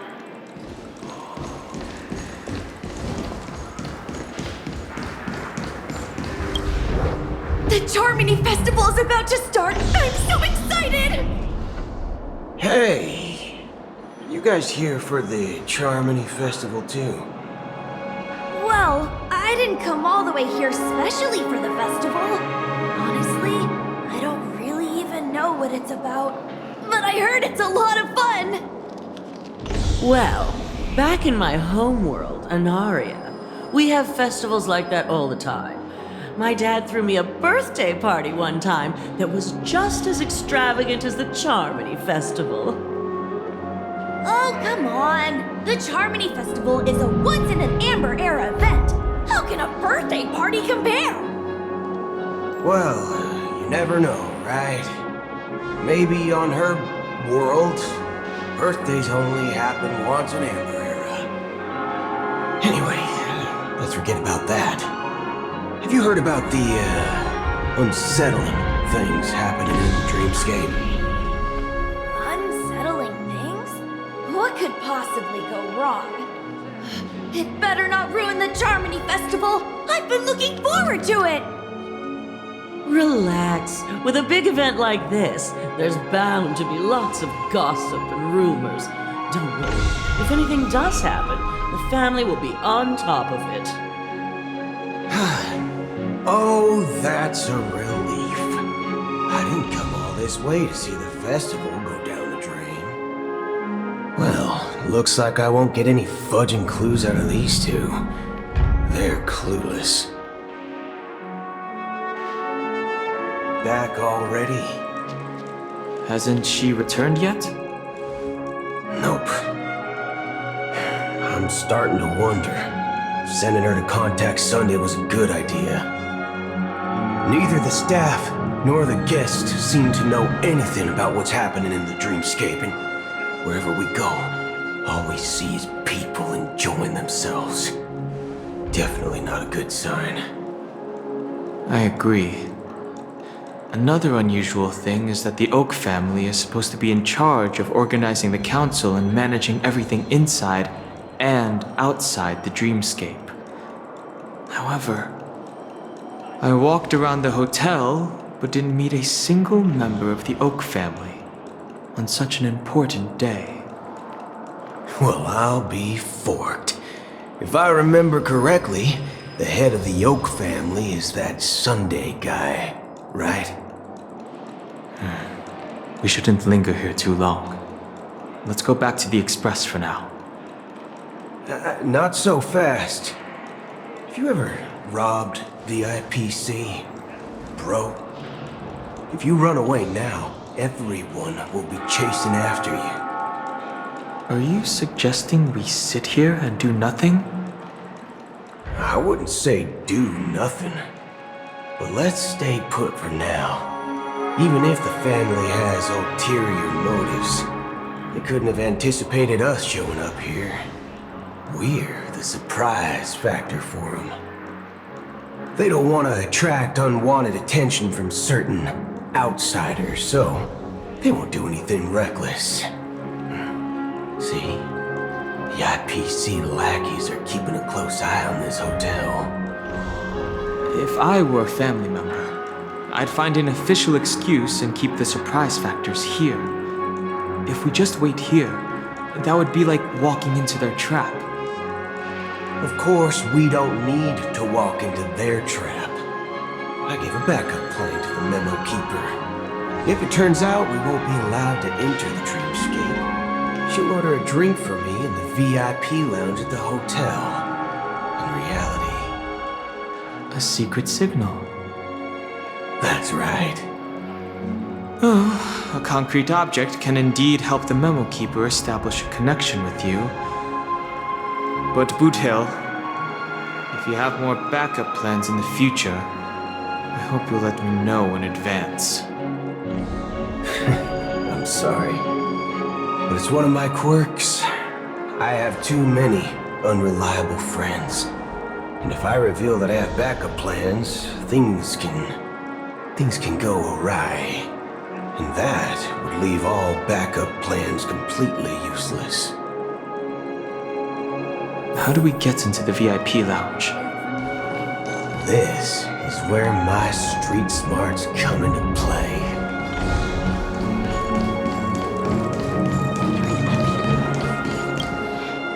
You're the lobby manager, right? Yes, I am. How may I assist you? We're the Nameless from the Astral Express.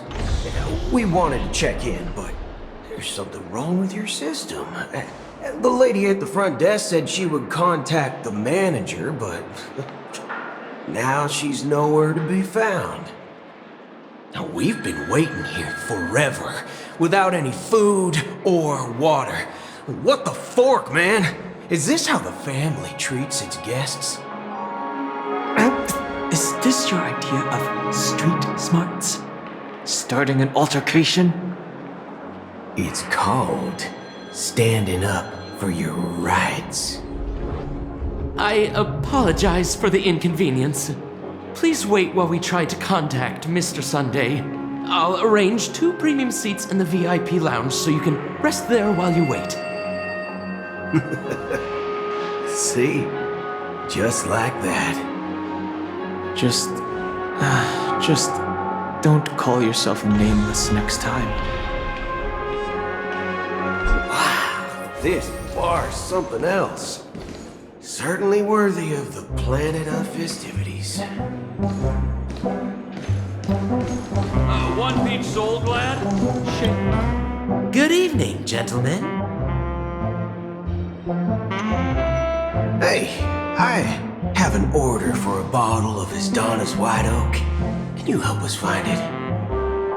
Hasdana's White Oak? I think there might be a misunderstanding. We don't serve that here. Oh, no way. Are you sure you're not mistaken? If someone had reserved such a beverage, I would definitely remember it. It sells for hundreds of thousands of credits per bottle, after all. I couldn't afford to cover for such an item if it were broken or lost. That's strange. Well, could it be that the memo keeper couldn't afford it? Then what should we do now? Oh, no need to rush. Well, let's grab some drinks first. Maybe I arrived too early and he hasn't come yet. Now, let's see what kind of juice malts you all have here.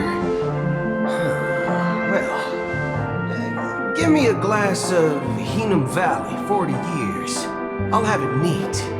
No ice. Wow, that's the most expensive one on the list. You have a taste for the finer things. It's on the house, anyway. What can I get for you? Anything you recommend is fine. Then I would recommend today's special, Glass Village. It's classic Soul Glad mixed with Laboom juice. It's refreshing and suits your cool demeanor. Just 1 minute. This flavor. Dynamite barbecue with rocket fuel. Ooh, it really hits the spot. Truly the finest sherry cask aged malt juice in the cosmos.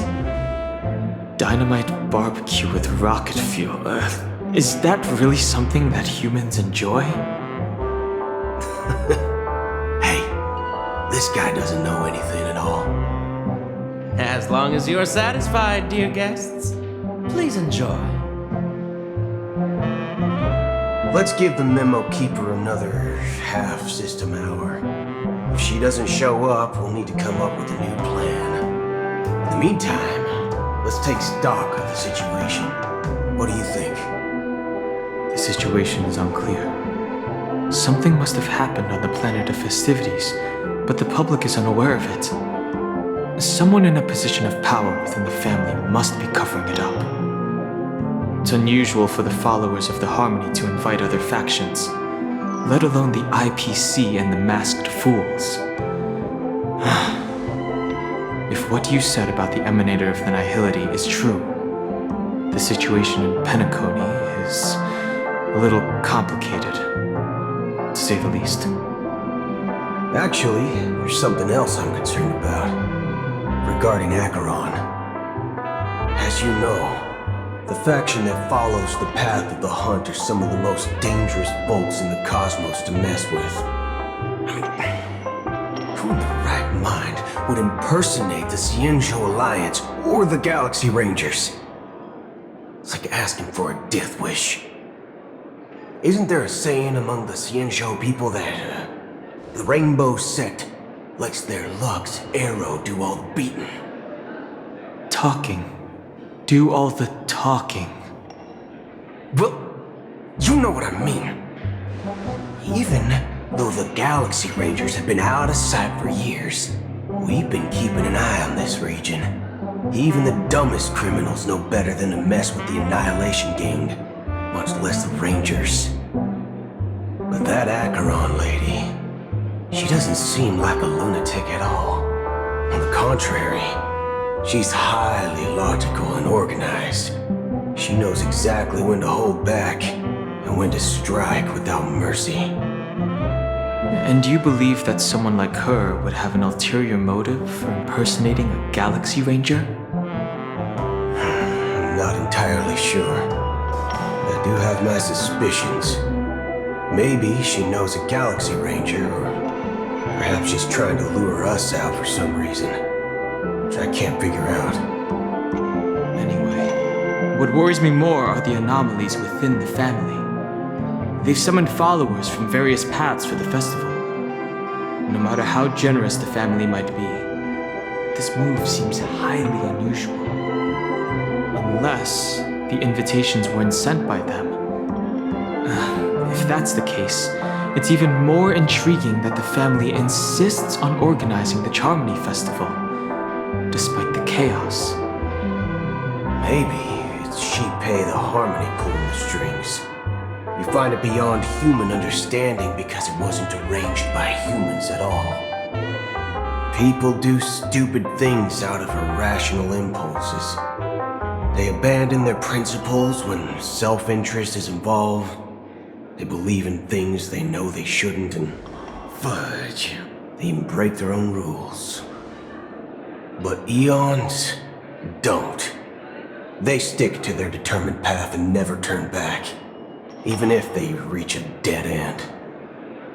You think Shipei's will is behind all this? It may not necessarily be Shipei. There's definitely some higher entity involved. I know it may sound pessimistic, but if human free will were reliable, why would we even need Galaxy Rangers?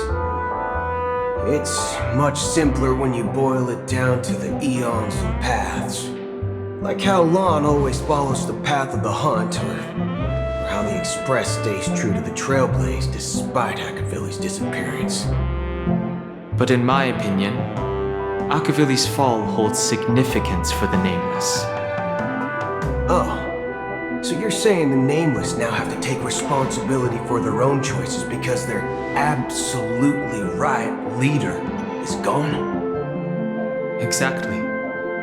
I believe the purpose of the journey isn't just about following a path that's always considered absolutely right. It's more about doing your best to choose the right path for yourself among countless possibilities, even with limited insight and judgment. I don't know what you've been through, but I agree that people must take responsibility for their choices, because no one else can do it for them. That's why the Galaxy Rangers need to uncover the imposter and figure out her true intentions. Just in case. I have a backup plan if the Memo Keeper doesn't show up. This is my final backup plan. I promise. You sure have a lot of cards up your sleeve. Well, going back to my old career would make things a lot easier. By the way, when you were walking around the hotel, did you happen to see any important-looking guests? What's your plan? It's simple. We just grab some hostages and use them as bargaining chips with the family. Or maybe we can even take their identities. No need for that. We'll return to the Express now. Wait, are you getting scared? Draw your weapon. Let's make a big scene. Are you leaving, esteemed guests? Would you like to cancel that Asdonis White Oak you just ordered? Huh? Asdonis White Oak? But didn't you just say? Ha ha! Looks like you are a bit intoxicated, esteemed guests. You ordered a bottle of Asdonis White Oak just a moment ago. Looks like your memo keeper friend has finally arrived. Oh, right. Sorry, my memory's not the best. You know, too many modifications and all. Anyway, let me check. Well, fork me. It says Donna's White Oak, all right. And there's a note. I'll be waiting for you on the Astral Express. No mistake, that's her message to you. She knew the hotel wasn't safe, so she suggested we find another place. Well, looks like we took a detour, but now it's back to the Astral Express. So, what are we waiting for? Let's go.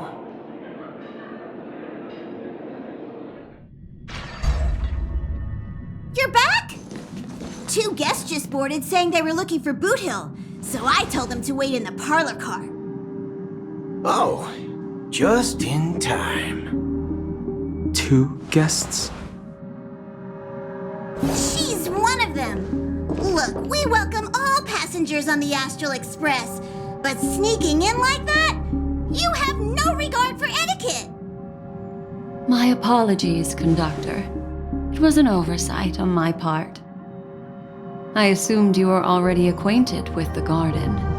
Given the chaotic situation in Penacony, the Nameless are the only ones we can truly trust right now. You are the memo keeper. Pleased to meet you, Dan Hung. I've seen you in others' memories. And as for Boot Hill, this is our first face-to-face meeting. I hope you enjoyed that bottle of Astana's White Oak. You sure have a refined taste. Finally, Memo Keeper. Well, let's cut to the chase. Spill everything you know. That's precisely what I intend to do. But before that, please allow me to introduce myself. My name is Black Swan, and I serve the Garden of Recollection as a memo keeper. As for Acheron's story, I'm sure she knows it better than I do. Greetings. I'm Acheron. What? You Garden of Recollection shirtbag! You betrayed me! I apologize, but she did that at my request. Due to certain reasons, I have been exiled by the family.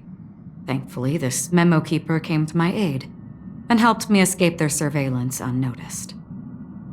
To be honest, it was more like stalking than helping.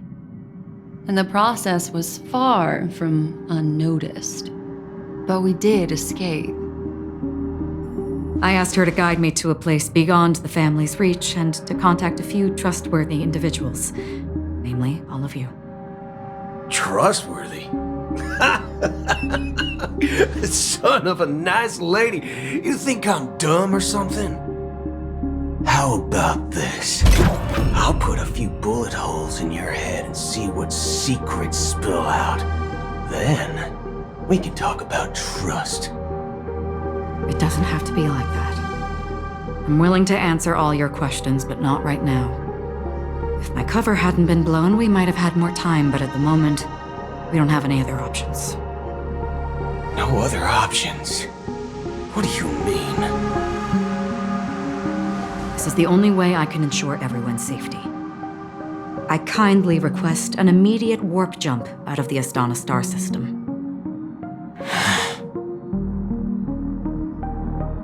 This passenger is requesting... As far as I can tell, she's not a threat and seems to be telling the truth. I've briefly traveled with your companions and know their whereabouts, Dan Heng. Please rest assured, your nameless companions are safe, but they need our help. As for Boot Hill, you may have guessed. I've been waiting for you. Galaxy Rangers are known for their elusive nature and limited contact with each other. So this was the only way I could reach out to you. Only by doing this can I find a true Galaxy Ranger and fulfill a long-standing promise. To return his relics to their rightful owner. Someone once told me that every rainfall is like a gift from the heavens, a sign of their mercy upon the world. Raindrops are said to be the tears of the gods, shed in response to the sorrows of the world. Their constant pouring is a reminder that the gods haven't abandoned us yet. So, how long has this rain been going on for? I used to believe, just like you, that it would eventually stop. Years and decades passed. And in the end, such hope faded away before the rain did. Looks like the god you mentioned doesn't exist after all.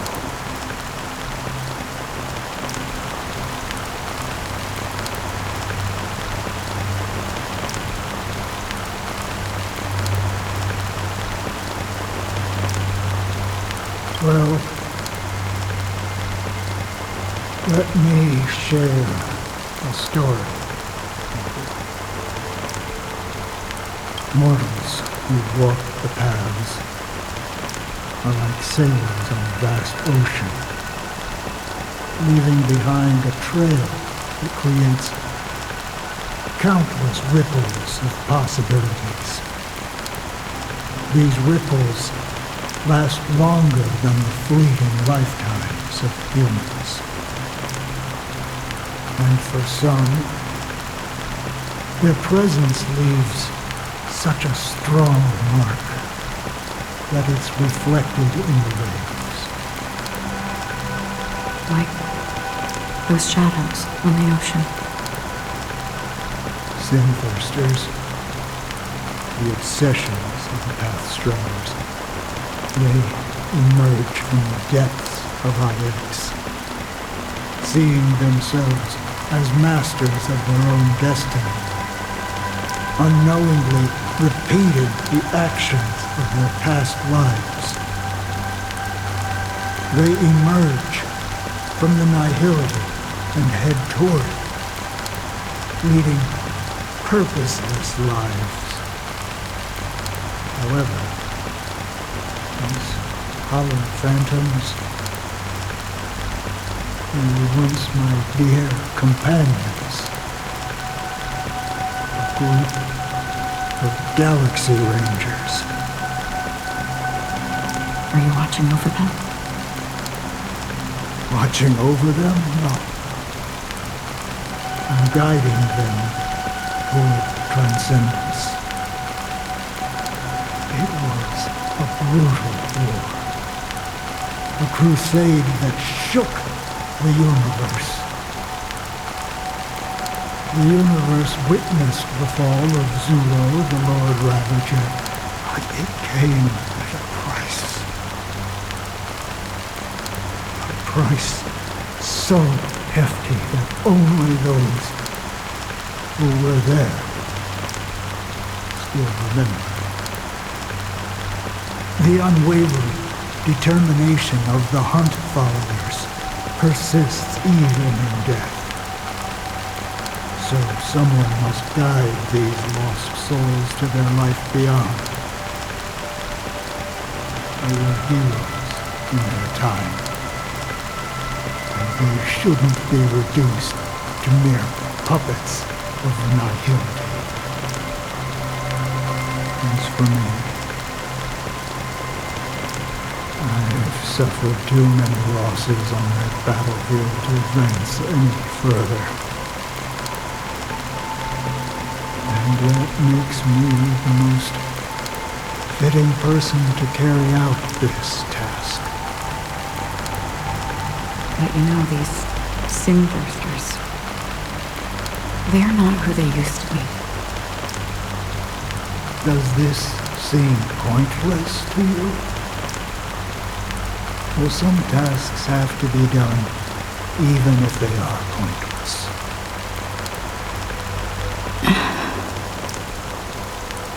I can help you. For what? For the meaning of the nihility. That's what I've been seeking. I see. After all, this realm is off limits to ordinary souls, right? Thank you, stranger. I wish that you find what you seek. Before we part ways, I have one more question. It is true that their actions and even their entire lives may seem pointless from our perspective. But if, and it's just an if this is what the departed ones expected, should we try to change it? A good question, and a profound one. I don't know the answer. What I do know is that one day I too will pass away. I hope that when that day comes, someone will stand at my grave and place a bouquet of flowers.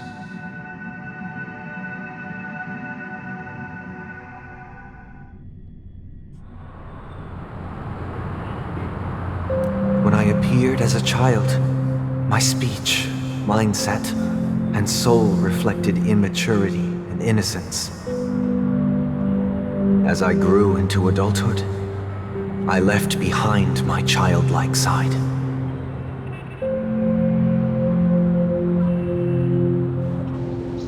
I humbly request your blessings, esteemed advocate of Shipe. Come to me, my kinship. I have sought their presence with us. As you wish. I have faithfully served the Alfalfa family for nearly a decade, promoting the path of the harmony to the best of my ability. However, I made a mistake yesterday. While I was preparing dinner for the family head, I accidentally dropped a prepared dish on the floor.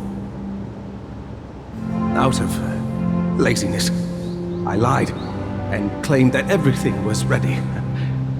Although the head has dismissed me as punishment, it has been tough to sleep with the guilt still gnawing at me, as I worried that the seeds of evilness may have taken root in my soul. So, I confess to you now to seek atonement for my sins. Do you sincerely repent and vow to change your ways? Yes. Have you examined your soul and confessed all your sins? Oh, yes. Are you willing to accept the process of atonement? Yes. Very well. Show your dedication and goodwill to the family, and you shall be reinstated among them. Now, please, leave in peace. Oh, praise Sheepy. And thank you, esteemed advocate. Next, please step forward. I wholeheartedly confess to you. Please, pardon my sins. Rest assured, I have implored their presence to be with us. As long as you are sincere, absolution will be granted. Oh, great. You know, I arrived in Penacony as a stowaway. I sold everything to get a ticket. My house, my land, and my 2 children. I see. Please, go on. My children were starving, and I hoped they'd have a chance at survival if they became slaves here. If I can strike it rich here, I'll lift them out of that situation and give them the life they deserve. But the Bloodhound family got wind of it. They're on my tail, hunting me down. I thought I could bring my kids here. It was all my fault. All my fault. The family is ready to forgive all sinners. I'll ask the Bloodhound family to cease their pursuit. You don't need to live in fear anymore. Oh, thank you. Thank you. I'll work my hardest to redeem my children and make them part of the family. Praise the harmony! Next, please step forward. Hey! Long time no see, Mr. Sunday.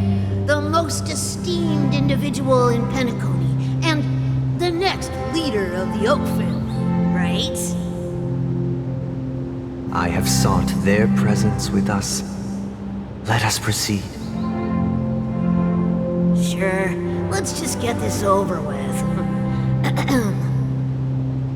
I have sinned, please forgive me.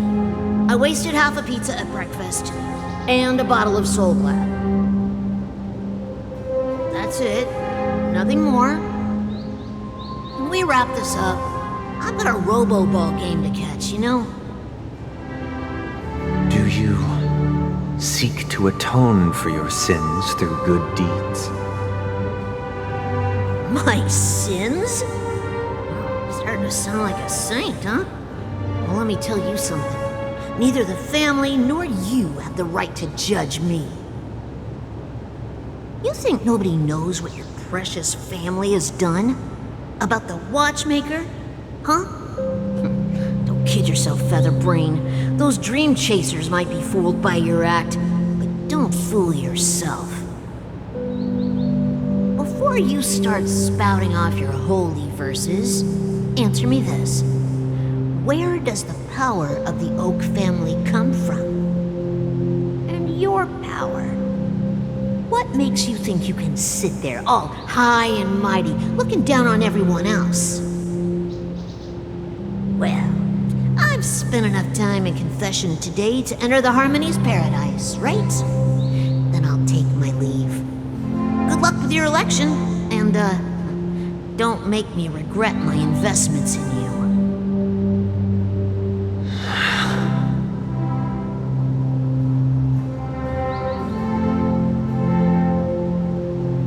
Oh, revered triple-faced soul, hear my doubts. Who can judge the strong when their power hides their crimes? Who can vouch for the weak when they will pay any price to survive? Who can comfort the purest souls when even they get led astray? the strong defending the weak, is truly the foundation of paradise, then who is responsible for the suffering and anguish in this wretched world?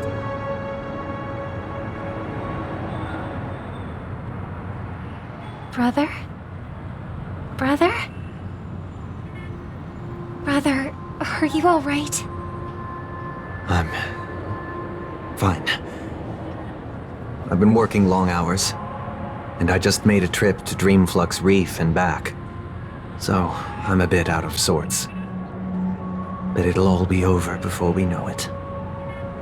You've been working non-stop on the Charmony Festival, Mr. Sunday, and no one could have predicted this incident. Even if the Stellaron does pose a grave threat, I still feel sorry for all the trouble we've caused you. No need to worry about troubling anyone. The Charmony Festival was meant to spread joy and harmony across the cosmos. But now that we know the truth, I'm afraid we'll have to cancel it. It has always been our wish to make everyone happy, so... we'll do our best to explain everything to the Dream Master. I'm sure he'll understand. Even if the negotiation does not go smoothly, I'll refuse to go on stage.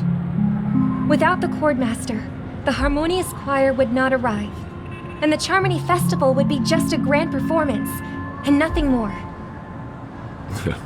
I'm relieved to see your determination. You know, since arriving in Penacony, we haven't had any contact with this Dream Master himself. I'd heard of the heads of the 5 major lineages, but the Dream Master is a mystery to me. The Dream Master rarely grants an audience, even for us. But, given the urgency of the situation, he's agreed to meet us in person. Perhaps you'll be the first guest to meet the Dream Master in years, Mr. Yang. Let's hope we can reach a consensus that satisfies everyone. Indeed. Let us hope so. It's about time. We'll have to get ready for the meeting. I apologize for any inconvenience caused by the urgency. Don't worry. I'll be waiting here. It's Mr. Sunday! Hey, come over here! Looks like someone needs help. Let's go check it out. Mr. Sunday. Hey there! Okay, see the moon in the sky? It's about the size of the cap on my soul glad body. If I just reached out my hand, I could grab the moon, couldn't I?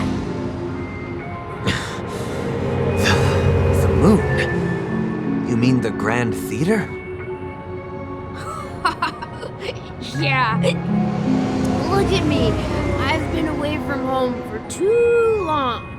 I must be missing that moon. But it's no big deal. The Grand Theater here looks much better than the moon back home. It's just magnificent. They told me not to sell everything I had just to come to Penacony. How short-sighted. Selling everything you had? Why would you go to such lengths?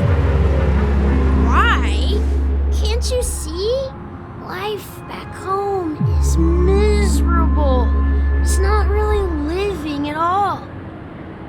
It's better to be here in Penacony. No pain, no worries about tomorrow, just sweet dreams. You can do whatever you want. That's what I call living. Yeah, now this is the life. Is this truly living? Huh? What did you say, young lady? I didn't quite catch that. Oh, it's nothing, sir. You see, the traffic on Glock's Avenue can be dangerous. How about I ask a Bloodhound family member to escort you to Ideen Park over there, so you can continue enjoying your sweet dream? Yeah, that's a great idea. Wow. No wonder you were the leader of this sweet dream. You're totally a lifesaver. See you around, Mr. Sunday. And it was nice chatting with you.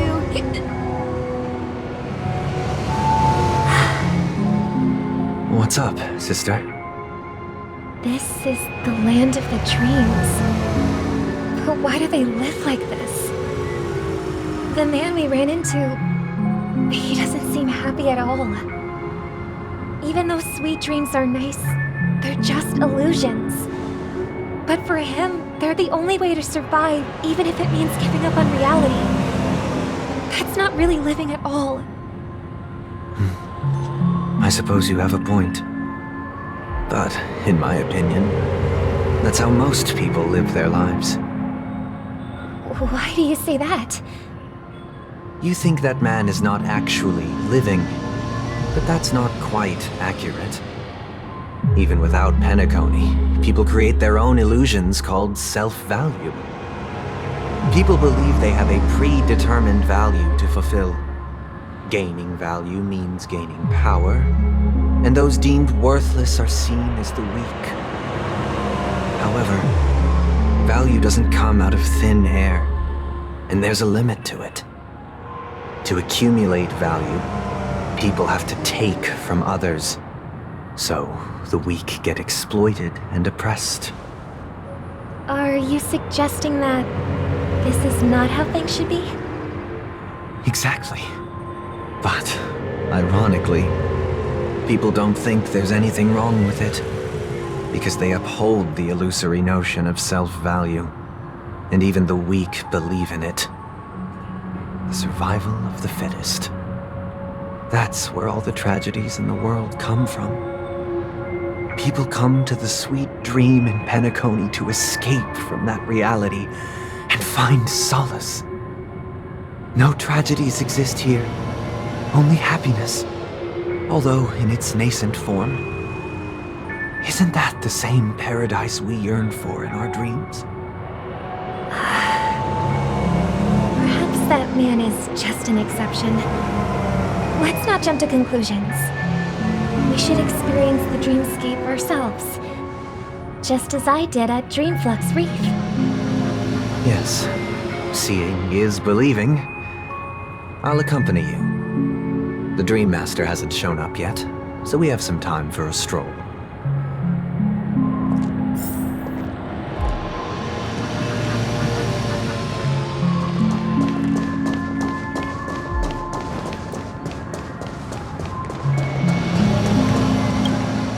Glad to meet you again, Robin. How are the preparations for the Charmony Festival coming along? We're all so excited about it. It's going smoothly. Thanks for making the trip to join the festival. You're too kind, Robin. It's a pleasure to have guests from all over the universe celebrating day and night. I can't stand being lonely or bored, so this jubilant dreamscape is perfect for me. But if this went on forever, would it get boring too? Not at all. Who would get tired of having so much fun? Every day, you get to wear fancy clothes, explore all sorts of dream bubbles, indulge in delicious food without gaining weight, and you never get old or sick. As long as you can afford a room, this place is the ultimate paradise. But you know that only a few things can be brought back from the dreamscape to reality, right? That's exactly why I don't plan on bringing anything back. Just enjoying the dream itself is good enough for me. I mean, I'm not one of those long-living species. I only have around 60 or 70 years in this lifetime, and there's so much to worry about. Being happy here is pure bliss. Only in this sweet dream can I truly feel like I'm in control of my life and fate. Who would want to go back to reality after experiencing this bliss? see. I genuinely wish you all the happiness in the world. And I wish you a fantastic performance, Robin! I'm off to the Blue Hour for the ball. See you later.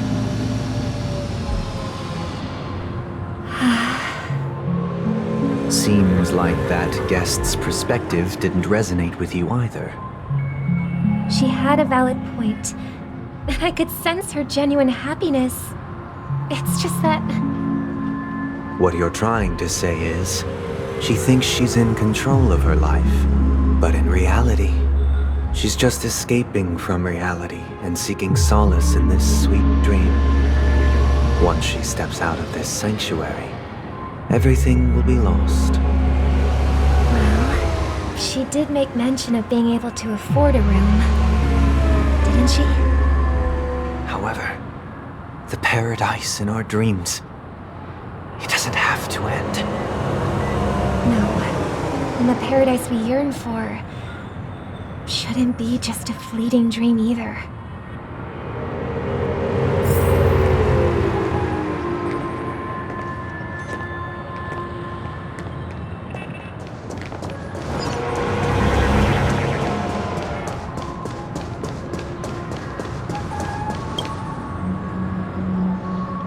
The scenery in this dreamscape is truly breathtaking, isn't it?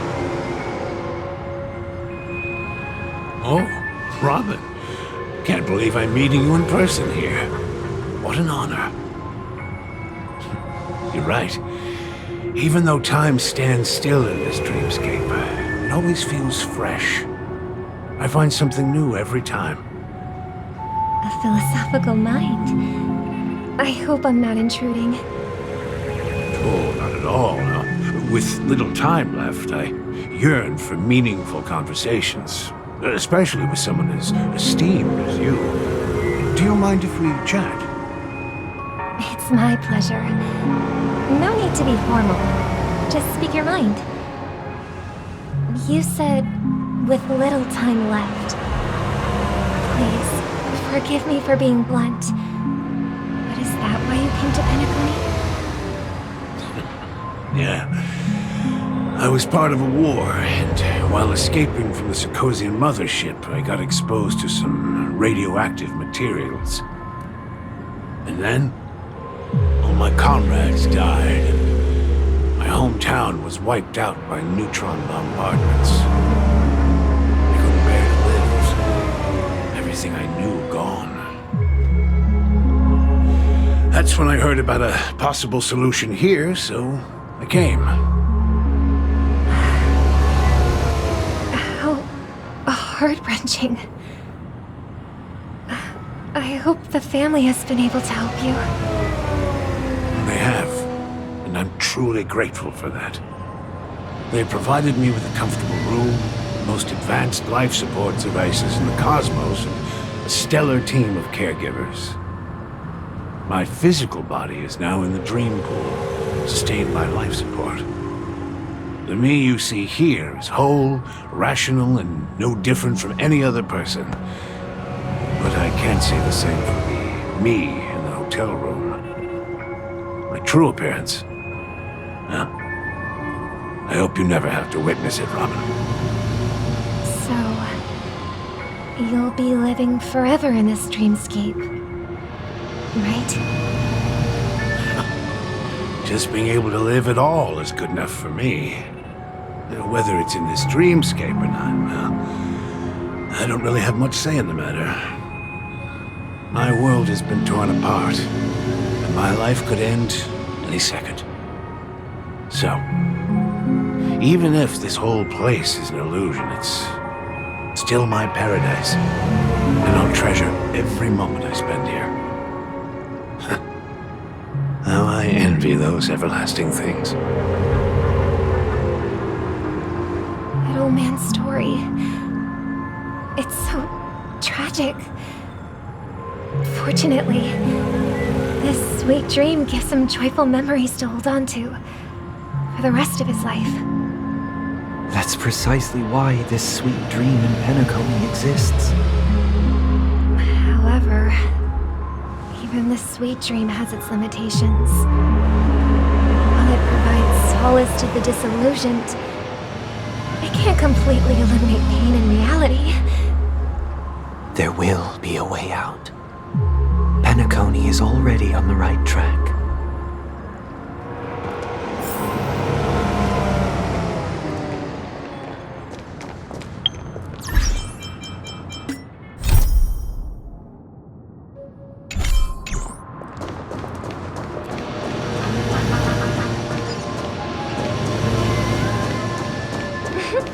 Look what we have here.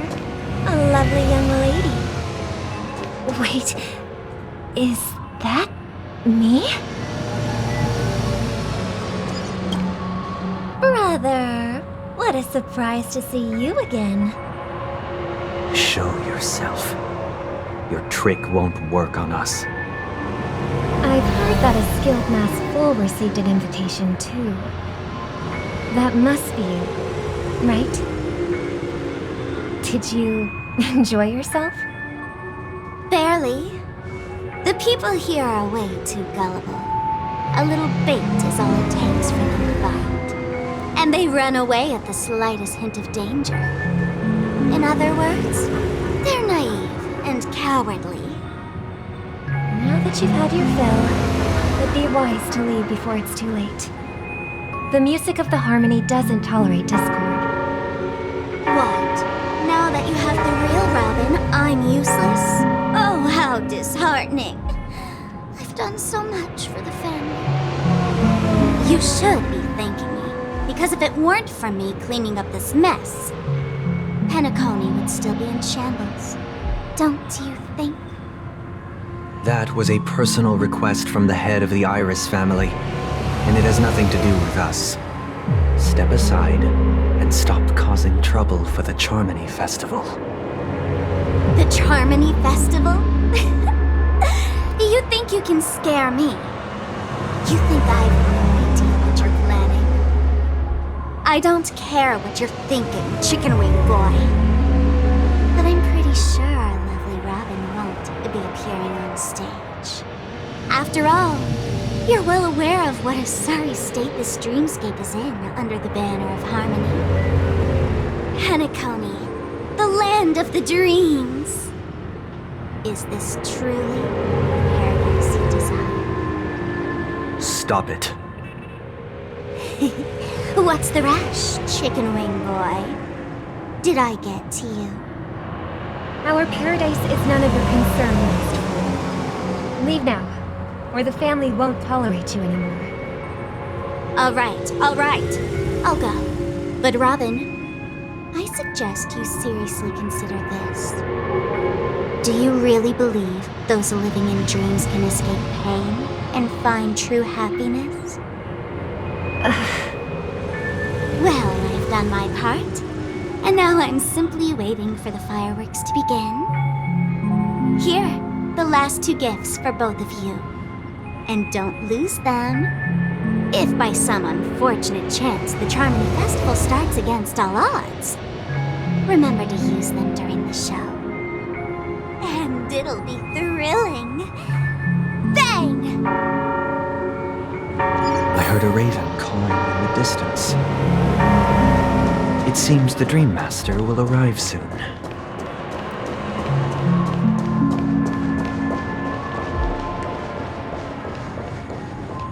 Let's wait here for the Dream Master to arrive. Okay. By the way, brother, I heard you no longer have a sweet tooth. Back when we were kids, you used to steal my desserts. Seems like a lot has changed during my absence. What exactly happened? Well, someone has to stay awake even in this sweet dream. But that someone doesn't have to be you, or anyone in particular. You're carrying too much on your shoulders, brother. The paradise in our dreams. It shouldn't be like this. Penacony is nothing more than a dream. It can't erase the worries and pain of reality, or bring true happiness. It only offers an escape from reality. Nothing more. Remember the old man we met earlier? Without this dream, he might have completely lost himself. That might be true, but even without Penacony, he could have chosen another path. As far as I know, the Intelligentsia Guild has been promoting their rehabilitation techniques for a long time now. That path may have been more ordinary and challenging, but now he's in a comatose state, and the sweet dream has become sort of end-of-life care. His fate is sealed. Is Penacony granting these people a future? Or is it taking it away from them? Well, don't forget this. Not everyone really has a future. The future for humanity is like the sky for birds. People mistakenly believe that flight is inherent to birds because they've never witnessed those birds crashing to their death. Do you remember how we took in that little Charmony dove when we were young? Yeah. We took care of it. Provided food and water, groomed its feathers. And later, when I decided to leave Penacony, I opened the cage and set it free. Well, I didn't mention what happened to it in my letters because I didn't want to upset you. Shortly after you left, it crashed to its death right in front of your window. I had surmised as much. I knew you wouldn't have avoided mentioning the bird for no reason. Despite that unfortunate outcome, I still believe it was the right decision. Birds aren't meant to spend their lives in cages. They belong in the sky, even if they can't fly. But here's the thing. If there are birds in this world that can never fly, can we really assert that they belong in the sky? Are you implying that the same goes for humans too? Let's take the Astral Express as an example. The Nameless made tremendous efforts to bridge worlds, gaining fame across the universe. However, only a few extraordinary individuals can endure such a perilous journey. That's because the pursuit of the Trailblaze exceeds the capabilities of ordinary humans. Otherwise, why would this path be filled with broken rails, an abandoned express, and even a fallen eon? That's just sophistry. If that were true, then only the powerful would have the right to determine the future. Unfortunately, that's exactly what happens. Another name for the future is self-value. While this world has its fair share of heroes who inspire people and garner admiration for their heroic deeds, the majority of ordinary people will never become heroes in their lifetime. Some are born weak and vulnerable. Some find themselves trapped in unfortunate circumstances. Some fall victim to malice and cowardice. When it comes to survival, everyone is equal. And the weak can only watch as their value gets constantly diminished by external forces. That's why we should care for the weak and support them as if their suffering were our own. That's what the Odes of Harmony have always taught us. While the Harmony holds noble aspirations, the strong will always be strong, and the weak will always be weak. Even in this carefree dream. Human nature contains greatness, but it also harbors inherent weaknesses that can't be eradicated. In the end, if people can't even secure their own survival, they won't care about the illusory future of equality. As long as the law of survival of the fittest prevails, there will always be fledglings crashing to their death. What if people don't live for the future? Do they merely exist for survival? If even you, my brother, don't believe that the harmony will save the weak, then which eon can make our dreams come true?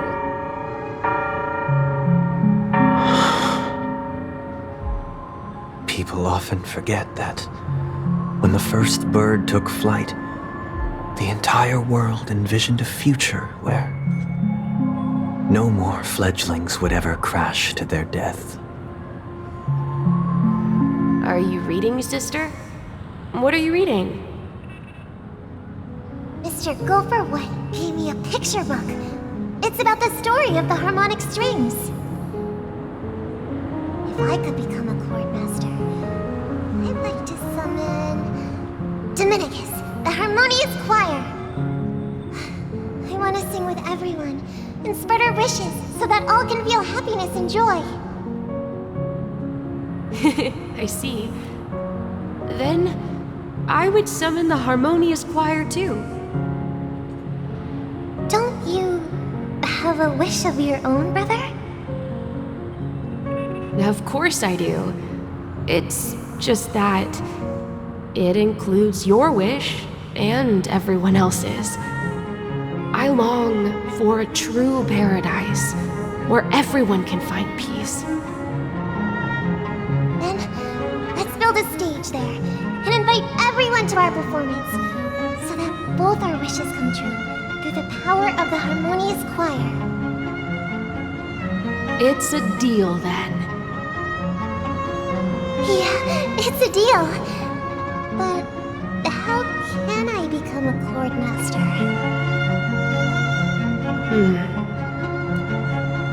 Maybe you'll have to become a star first.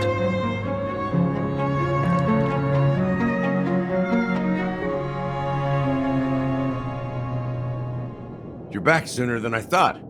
Any results? Yes. And now, it's up to us to forge ahead. Since his last will has now been conveyed, my final mission is complete. But pardon me if I sound curt. It's good to have determination. The path Mikhail left for you is not an easy one to tread. Why else would he have chosen to sleep in solitude, staking everything on some nameless in the future? But you have the numbers, and in numbers comes strength. So that might just delay your inevitable a little more. Got any more encouraging words? As I see it, relying on Welt's negotiations alone is far from enough. Regardless of whether the other party will be compliant, negotiating simply allows us to meet them as equals and won't grant us an upper hand. Penacony is our rival's home turf, and we already have very few chips left to play with. Rather than idly sit around while the family's got us blocked off, an offensive approach might be a wiser course of action. We're more familiar with the Stellaron's properties than most, and since it's the key to stabilizing the sweet dream, it's vital to the family's interests. By attacking their core interests, they're bound to retaliate hastily. And as the saying goes, haste makes waste. That's right. As long as we pose a threat to the Stellaron, either with words or otherwise, we have a chance at gaining the upper hand. But the problem is, on the eve of the Charmony Festival opening, how exactly are we going to get close to the theater? Family security will be airtight, and if we brute force it, even if we succeed, it's too risky. So, no one's gonna say anything? Then I'll raise my hand. I know the answer to this question.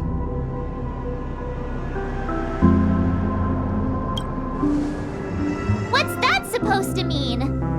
You'd better believe it. So, I heard that before the Charmony Festival begins, there'll be a pageant to kick off the festival. It's called the Soul Glad TM Festivity Auditions, or something. going to be held in the moment of scorched sand. As long as we clinch the top spot, we'll be able to attain the title of Festive Superstar and be able to personally bask in the graces of Miss Robin. Not that that's important. What's crucial is that we can enter the Grand Theater before the audience arrives. So, how do we go about participating in these festivity auditions? I've already procured special invite tickets from Miss Robin's fan club.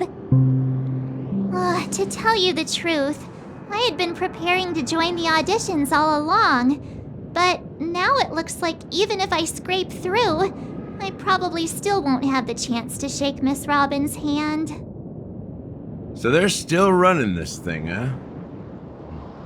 It was originally just a publicity stunt, set up by Mikhail to drum up attention.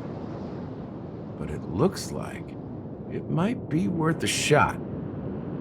We'll follow Marge's plan. Mr. Gallagher, will you be joining us?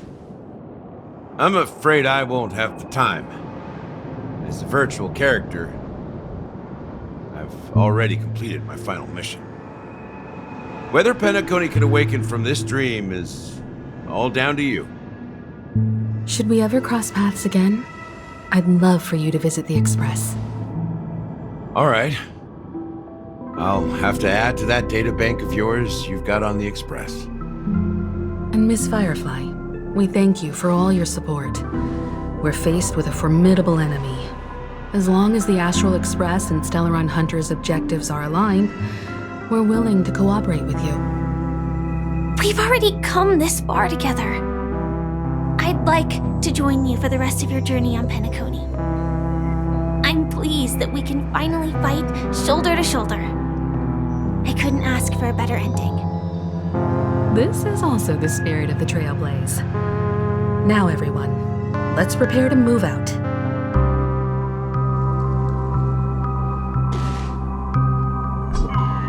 Ladies and gentlemen, welcome to Scorched Sand Hall. This is where challengers thrive and dream chasers shine, all under the watchful eye of the entire universe. If you have ambition, dream, and the drive, dear friend, the next superstar of Penacony's Charmony Festival could be you. Oh, wow, they've really outdone themselves. I'm starting to get excited. Here come 4 friends with spirit high and full of steel. Are you aspiring to be the superstars of the festival? Is he talking about us? Yes, you. There's no doubt about it. I see you have all the potential of a superstar in you. Excuse me, you four. What are you hoping to get out of all this? As the last group of contestants, how confident are you in overcoming all of the challenges? Would you be open to a brief exclusive interview with us? It'll be quick. Your journey is long and fraught with peril, yet under a sky blanketed by banners, you vie for the crown. The sword and rose! Protect the beauty! The beauty! Magnificent and majestic! A knight's head is hard as steel. Brother Lance's focus is stubborn as a heel. We don't all have to be winners, but if we don't have fun, we'd all be sinners. People are pouring in. Kinda feels like all sorts of baddies are showing up. Let's get in there quickly and enter the competition. Ladies and gentlemen, please make way. Make way. Coming towards us now is one of Penacony's top 10 wealthiest tycoons and the soul-glad business empire's founder, Mr. Ideed. Allow me to introduce myself. I'm the director of Soulglad's factory, Haideen Lee. My 4 friends, introduce yourselves to the audience across the cosmos. Hello, everybody. I'm Himiko, a nameless from the Astral Express, and these are my companions. Don't you guys need to hide your identities? Can't hide it anyways. Penacony is plastered with our posters. And because the Astral Express is so well known, the family won't dare to make any rash moves.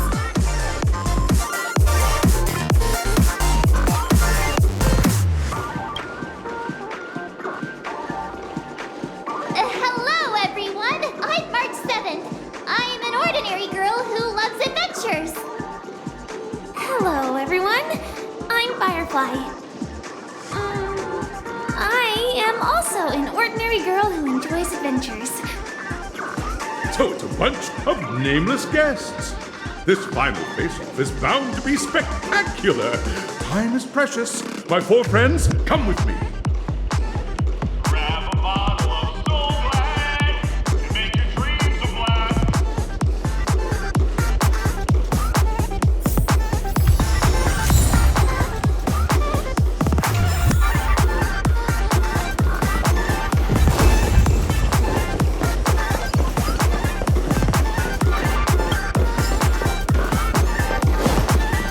This place is buzzing.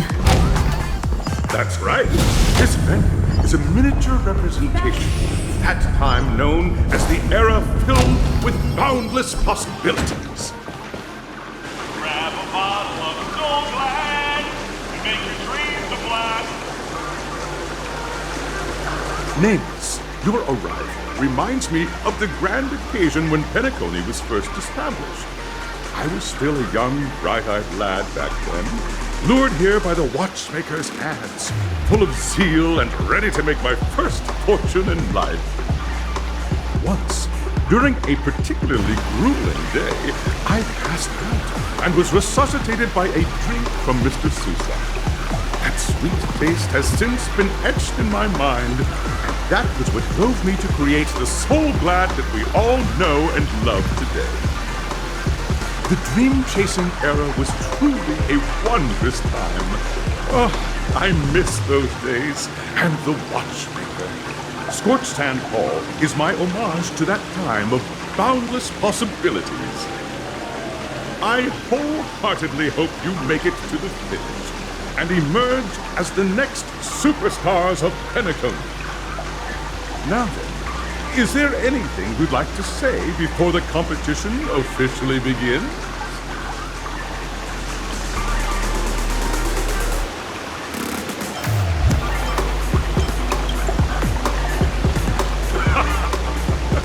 There's that swift and decisive trailblazing spirit. How about you, Miss Mark? Hello, everyone! Next up, get ready for the Mega March 7th adventure, where I'm going to break the speedrun world record! Trailblazing into the uncharted and challenging the limits. That's Miss March 7th for you. How about Miss Firefly? I hope that by the end of this journey, everyone will have achieved the outcome that they hoped for. Ah, a wonderful wish! Miss Himiko, what are you expecting from your team? Safety first, everyone. Simple words, but full of warmth. Waiting for you are 3 stages, each connected to that era. The first 2 stages offer 2 distinct paths to choose from, with unique challenges on each round. And in the last stage, you will face off against a champion who has defended the title to this very day. A beloved contender whose noble virtues are unrivaled. Those are the rules. Simple. Everyone clear? Now, I hereby announce that the 33rd Scorched Sand Festival of the 20th season, sponsored by Soul Glad Enterprises, has started.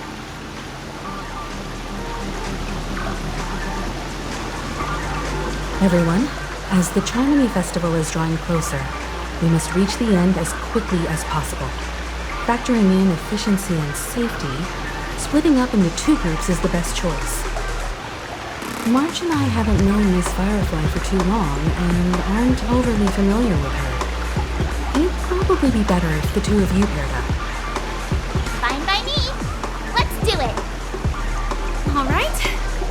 problem with that?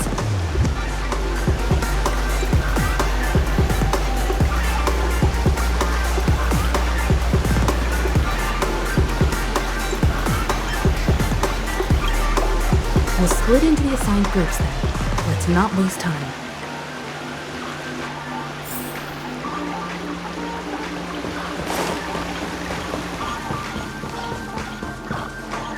Welcome to the first stage of Soul Glad Enterprises' 33rd Scorched Sand Festival of the 20th season, Dream Play Fantasia!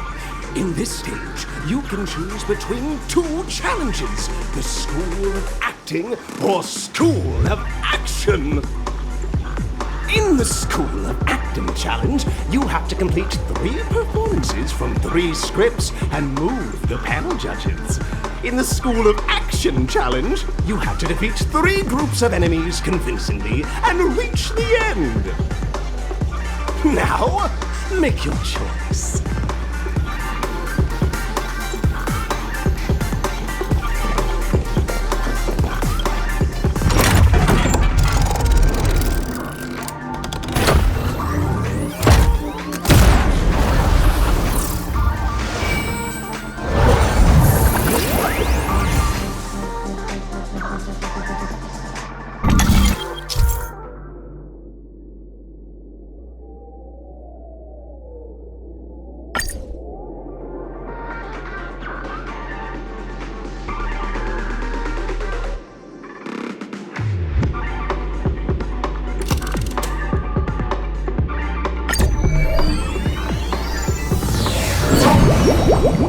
The champion's crown awaits you on the stage.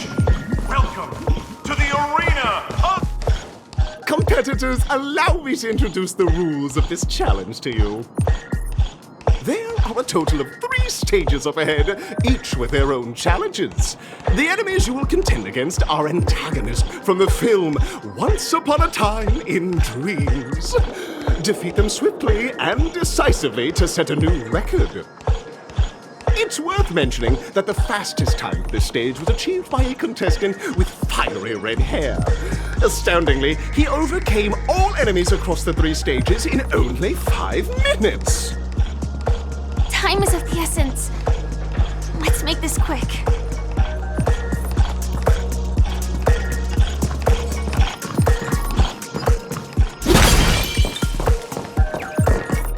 Contestants, you are about to confront the monsters of the primordial dreamscape.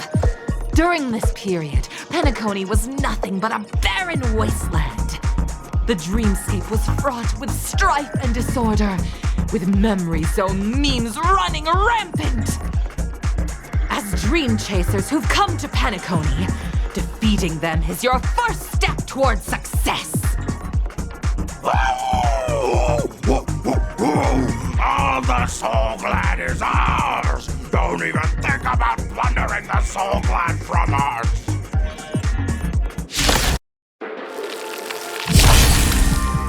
Try harder.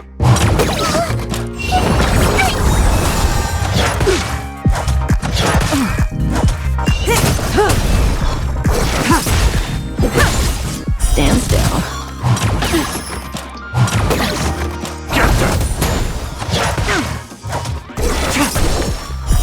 Blade of Moonlight.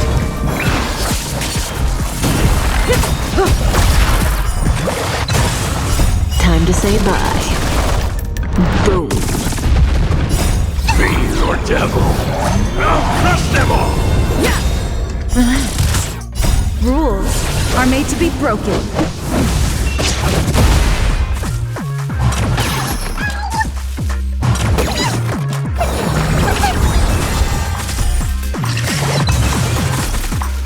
Just a scratch.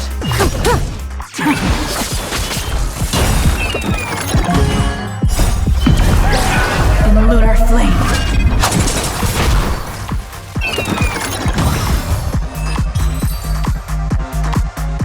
Soul Glad! My Soul Glad!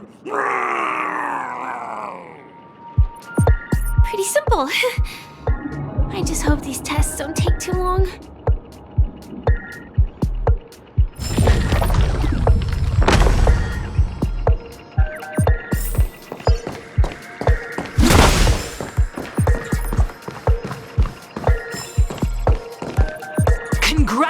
Congratulations on becoming the first group of Dream Chasers! Answering the call from the Watchmaker, you are disappointed to learn that Penacony isn't paved with gold.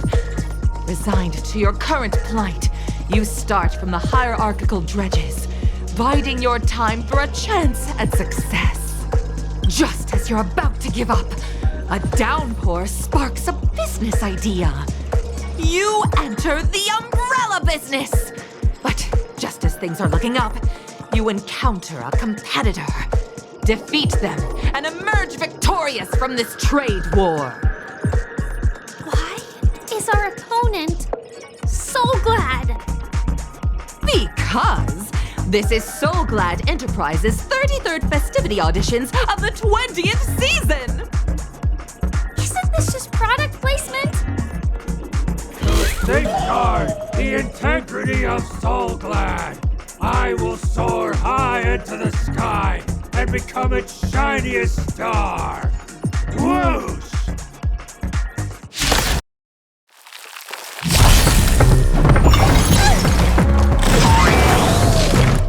Try harder.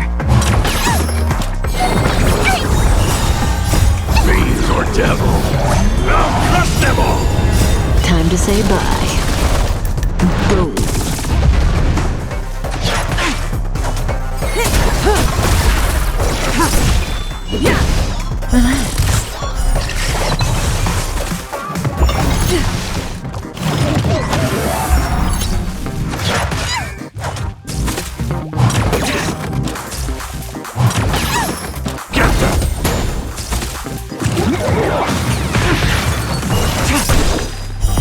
Later. In the lunar flame.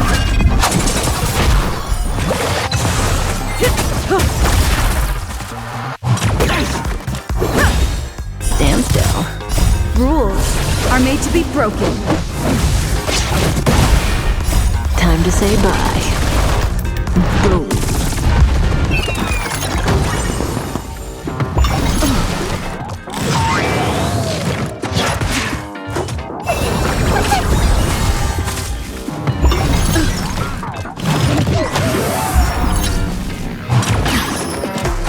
Didn't hurt. Time to say bye. Boom. Fiends or devil, I'll crush them all! Relax.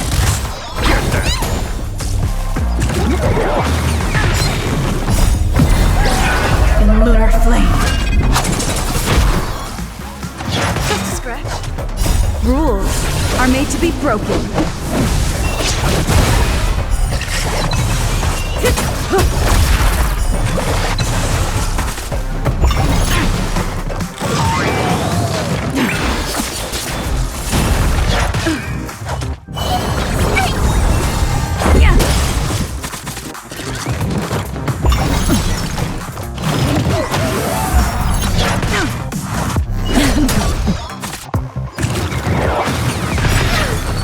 Time to say bye. Boom. Stand still.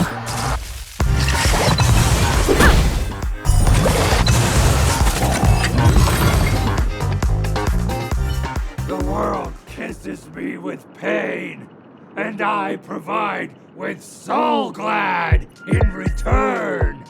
Whoosh!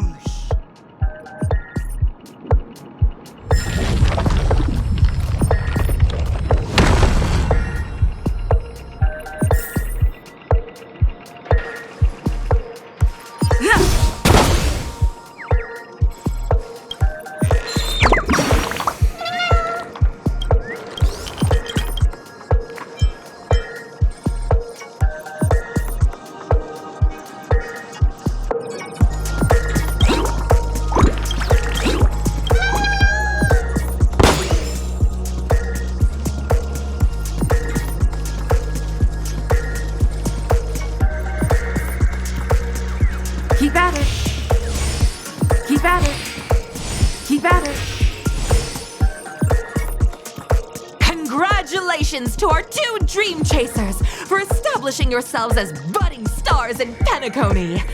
However, now you face a competitor selling at low prices, pushing you to the brink of bankruptcy. No matter how lengthy the battle, you always persevere. Topple this powerful opponent, and the tides will turn, paving a way to success! None will take my soul glide away from me. I will use the transmutation arcanum to turn into a dinosaur! Oh, dinosaur! Devour my enemies! Grab a bottle of soul glad and make your dreams a blast!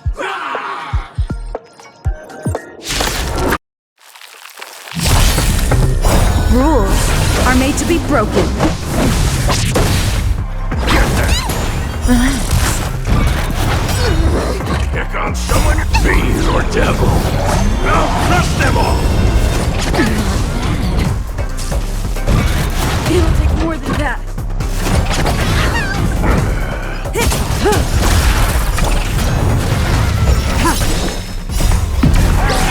In the lunar flame. Blade of me. Stand still. Time to say bye. Boom.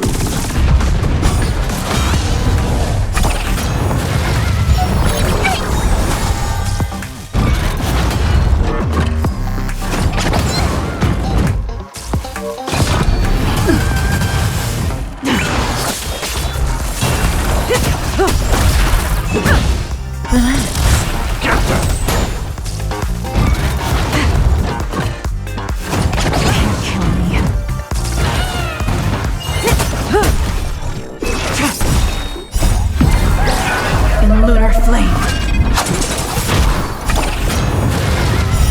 Blade of me.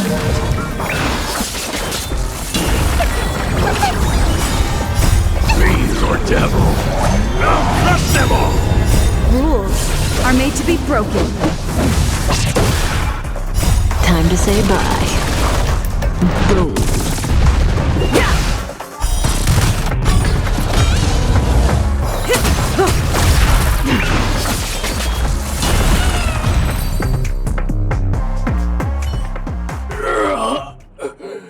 The body withers, but the soul glad name shall not. You truly are a beast, more than I can ever be. That should do it! Okay. Let's go. Mr. Yang is waiting for us. Isn't this fight way off from the actual storyline? Transforming into a dinosaur isn't imaginative enough for you? This is the sort of magic only seen on Penacony. Anyway, let's get back on track. Where were we?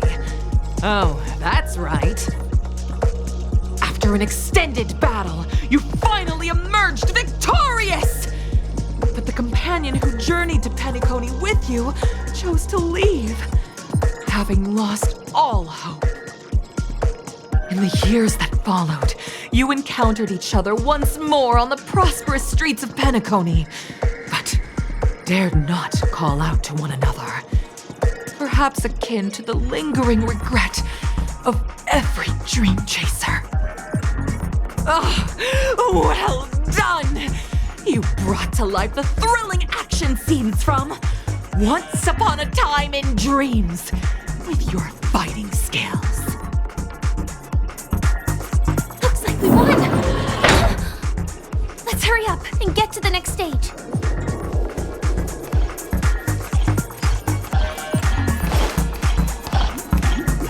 Congrats to both of you for clearing the stage, but more importantly, are you having fun?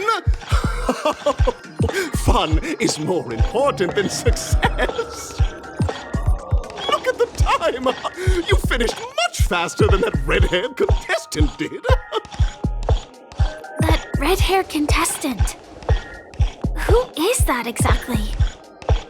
You'll find out eventually, but only if you clear the next test first. welcome to the second stage of the 33rd Scorched Sand Festival in the 20th season, sponsored by Soul Glad Enterprises.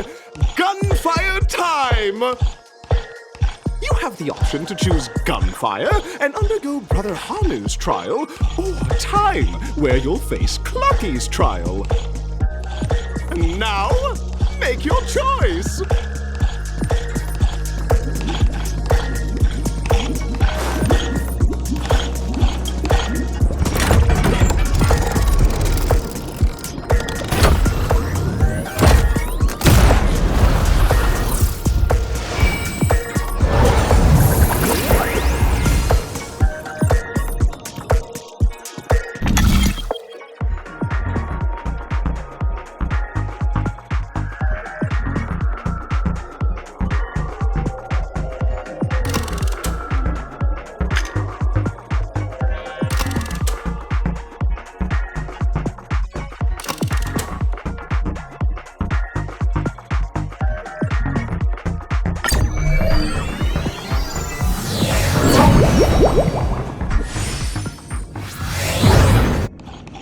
Dear friends, welcome to the enchanting universe created by the Watchmaker. Awaiting you is the morally dubious yet ever charming character from the animated Clocky series, Hanu! It is said that these cartoon characters were inspired by the Watchmaker's own experiences. According to research by Clocky scholars, the original Hanu of reality shared a deep friendship with the Watchmaker, akin to comrades in arms. Enter into the world of Hanu via the TV by the entrance and partake in an enchanting and suspenseful story with him. Good luck in there! If it's a gunfire trial, we should be able to settle this with a fight, right? I hope this won't waste too much of our time.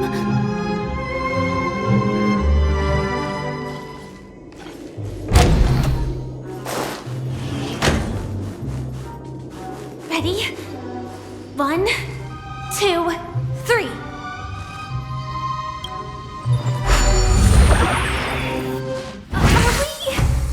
Are we both in control of this Hanu character? Very good! Looks like you've got the hang of it! In this Hanu's Adventure episode, Boss Stone has gathered his battleships for an assault on Dreamville. Old Buzzfly, Cousin Wolf, and Bombhead are all raring to go. The brave Hanu must thwart their advance and protect his home. Alas, Hanu presently is ill-equipped to fend off the malevolent mischief makers, which is why he is preparing to seek out the Puzzle Gentleman's aid. Go forth and speak to him.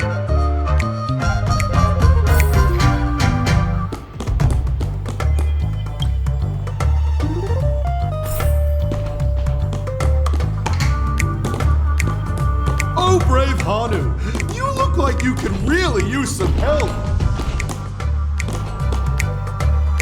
Long time no see, Hanu. You look pretty stressed out. How about an intense and thrilling game of Dream Jigsaw to blow off some steam?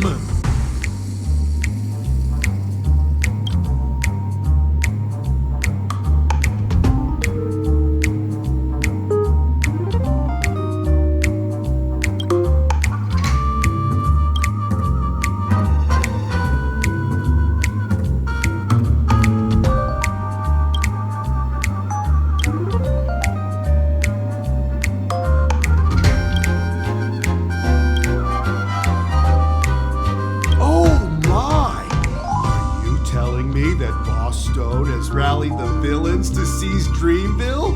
What a dreadful twist of fate! Listen closely, Hanu. I'm aware you're in need of a suitable weapon. And I also know there's one just upstairs. But you know what? You'll have to play an exhilarating round of Dream Jigsaw first. No Jigsaw, no moving forward.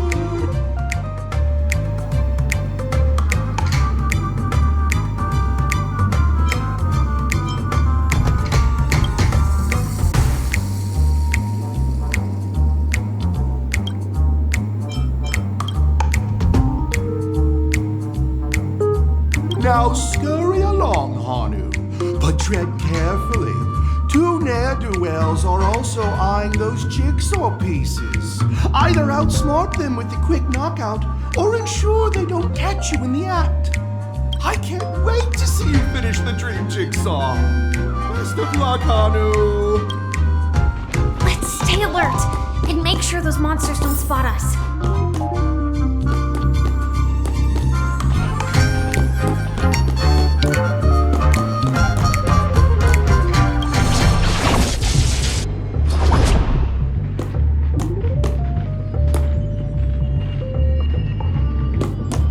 Look up there! If we can push that thing down, do you think that would do the trick?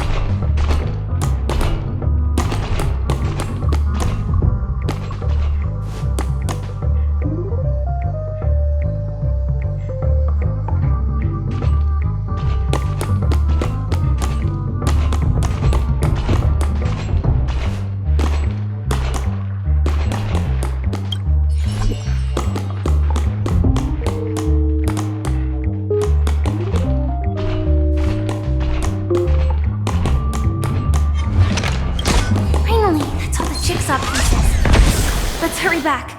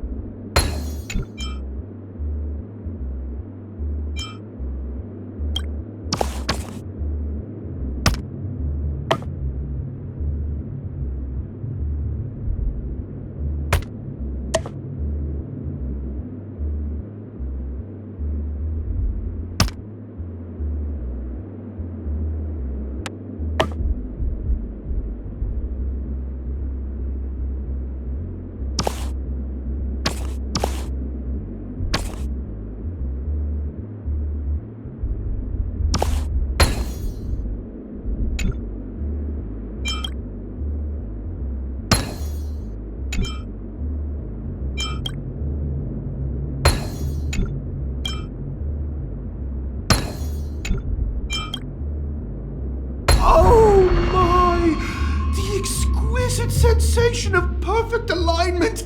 My organizational itch has been quite thoroughly scratched. Hurry now, Hanu. Touch that TV set and transform back into your old self. Then head upstairs. Your weapon awaits you there. Are such haphazard instructions really okay?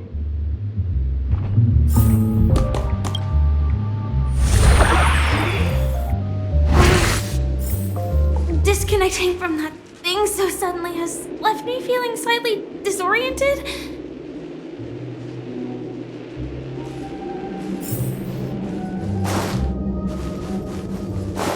Is that Hanu?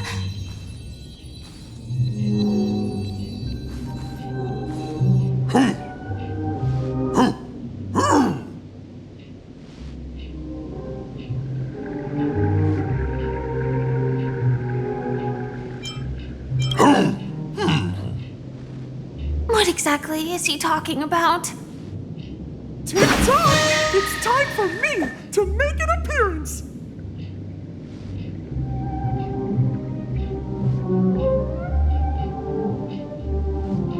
Clocky? I can also see him. Is this character part of the show? In Dreamville, Clocky is everywhere and can do anything! Like right now! I can be your translator! Tick-tock!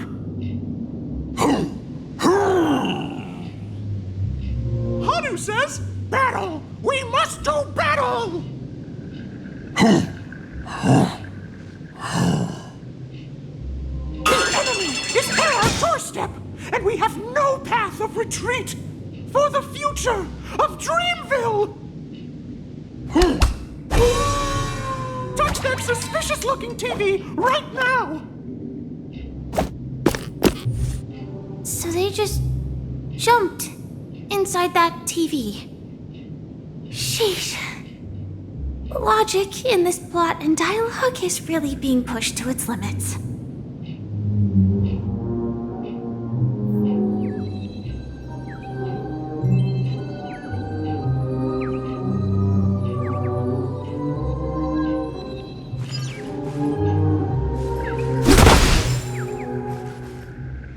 Well, here we go again.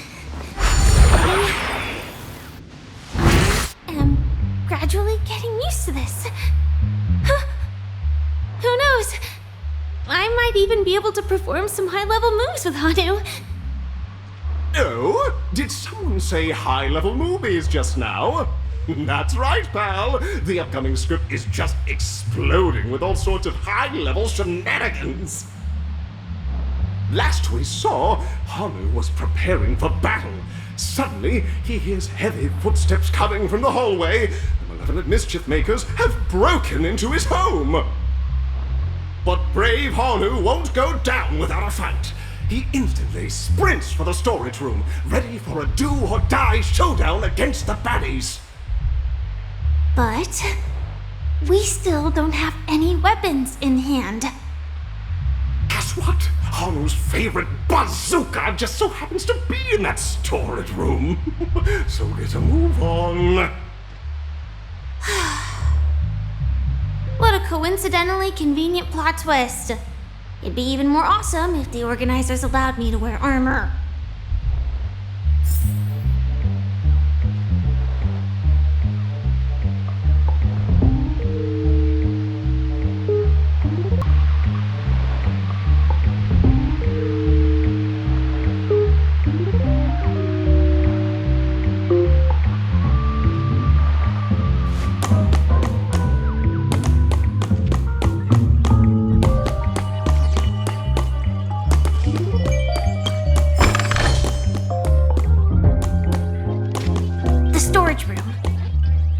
It's behind the shelves, right?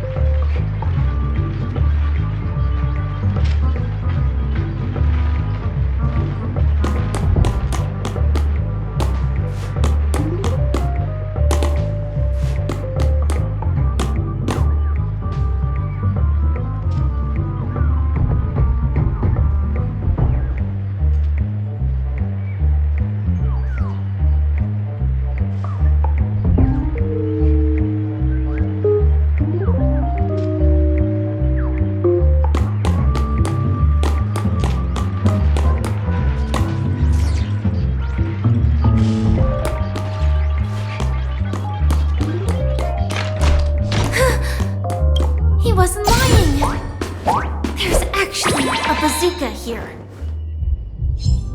Now we should have a way of dealing with those baddies. This thing feels just like the soaring locust too.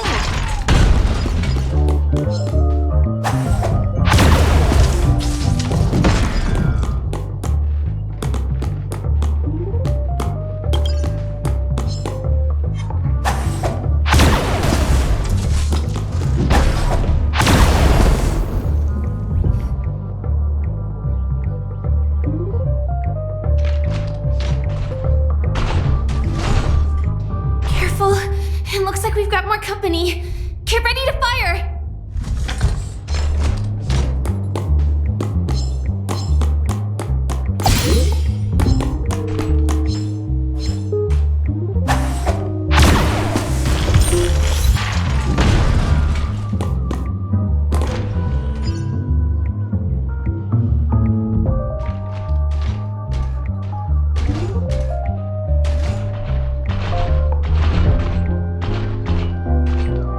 Here we go again. But no big deal. We're pretty handy with this bazooka now.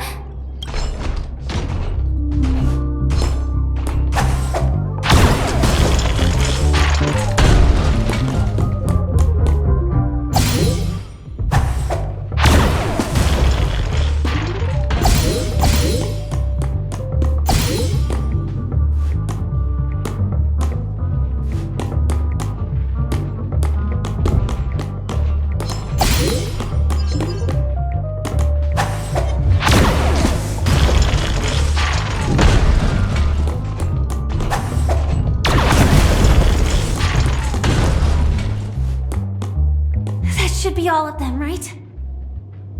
Oh my! Honu is on a streak! Everyone! The stage is complete! Quickly! Head through the TV to the next stage! Well,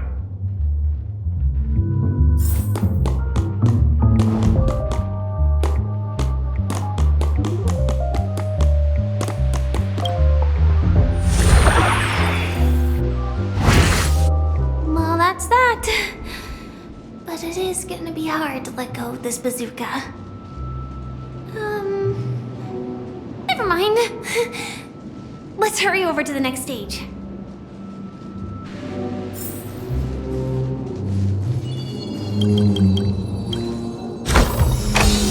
Great.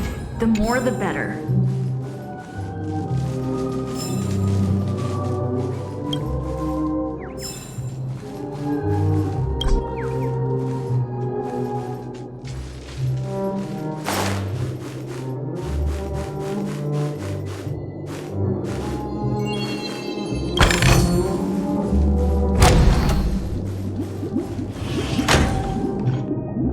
Congratulations to both of you! Oh, you've overcome all obstacles and proven yourselves!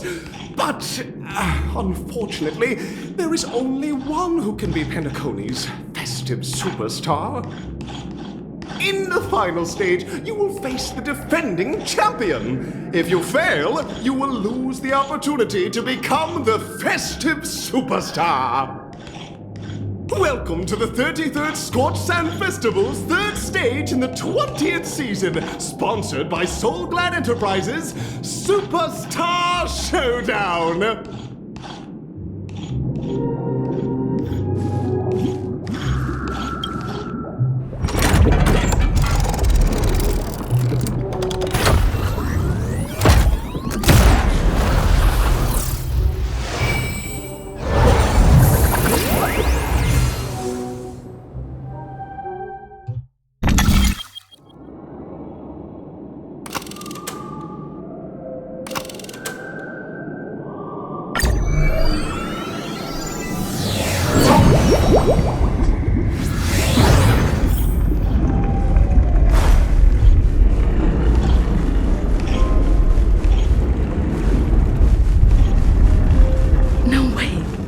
I just saw someone extraordinary.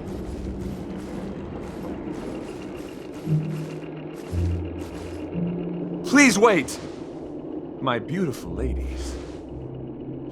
By the glorious light of beauty, I never thought I would see you again. In such turbulent times, your kind faces are as spring's gentle breeze. bringing solace to my scorched heart. Are you a Knight of Beauty?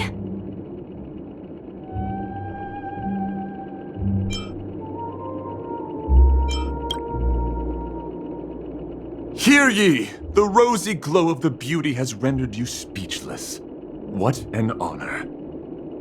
Upon hearing of the impending festivities, I commanded the one and only to bring me to Penacony with full haste. Alas, in a cosmos unguarded by the beauty, disorder prevails. Thus my passage was delayed by tending to the sick and injured. Fortunately, the mini-rabbit mech pilot, stray cat duelist, galactic ninja, and quad-drive Intellitron, along with 32 other souls in distress, all emerged from their predicaments safe and sound. I then led them all here to revel in the harmony with the countless other splendid beings.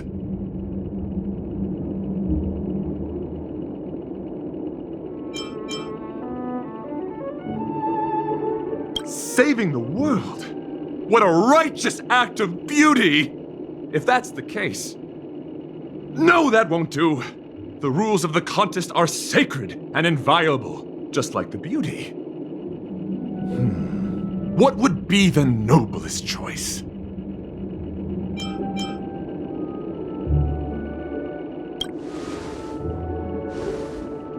That's right. This magnificent dream is built upon the Stellaron and the countless sacrifices of many people. Oh, to encounter deeds so vile they stir one's very soul. However, present-day Penacony bears no marks of the Stellaron's taint, and the family has always been renowned for spreading harmony. How can I be sure your words hold truth?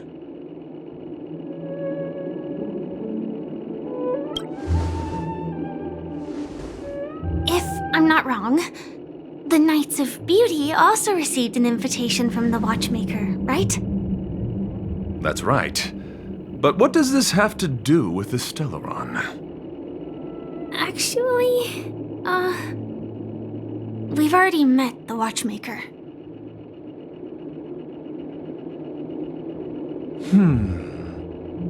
It's clear to me now. Evidently, you are traveling in pursuit of the beauty's ideals. Go forth, my dear friend. Beautiful miss. The audition's crown is yours to claim. I shall remain here, gazing from afar as you bask in the limelight, joining the audience and offering you the most heartfelt cheers and applause. Thank you, Knight of Beauty. We don't have much time left. May we meet again. In that case, let's make our way to the end. Penacony's really thronging with talent. I hope we make it in time.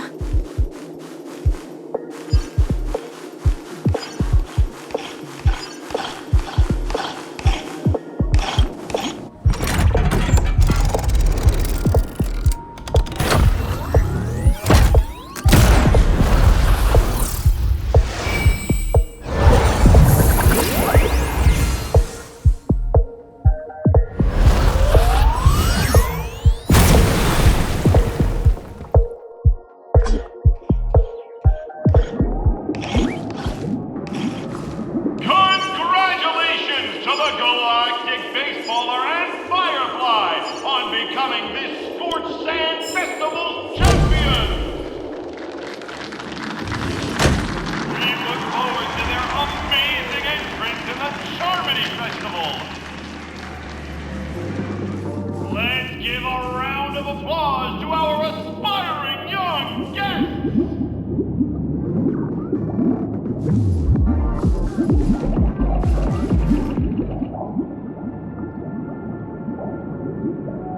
Congratulations to the both of you on becoming the festive superstars of this year's Charmony Festival before entering the Grand Theater.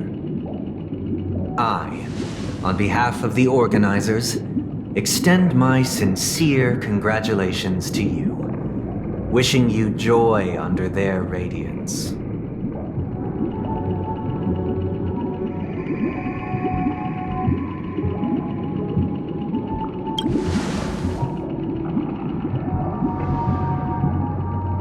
As previously promised, my sister, Mr. Yang, and I have met with the Dream Master. We delved into the truth about Penacony and its Stellaron, and have come to a consensus. Both I and the Oak family cannot acquiesce to your request. Just as expected. We acknowledge the perspective of you, Nameless. Penacony does require change, but not as you propose. The planet of festivities cannot and will not revert to a place characterized by chaos, disorder, or anarchy. Through your journey of overcoming obstacles, you must have glimpsed the essence of that era. The vulnerable ruthlessly eliminated, equality non-existent, common folk living precarious lives, eking out a dreary existence. Ultimately, only heroes like yourselves manage to achieve success. But I would dare ask, if you did not possess the special status of having a Stellaron, and you were but an anonymous and frail member among the masses, which Penacony would you prefer? A dystopia for the survival of the fittest, or a sweet dream paradise for all?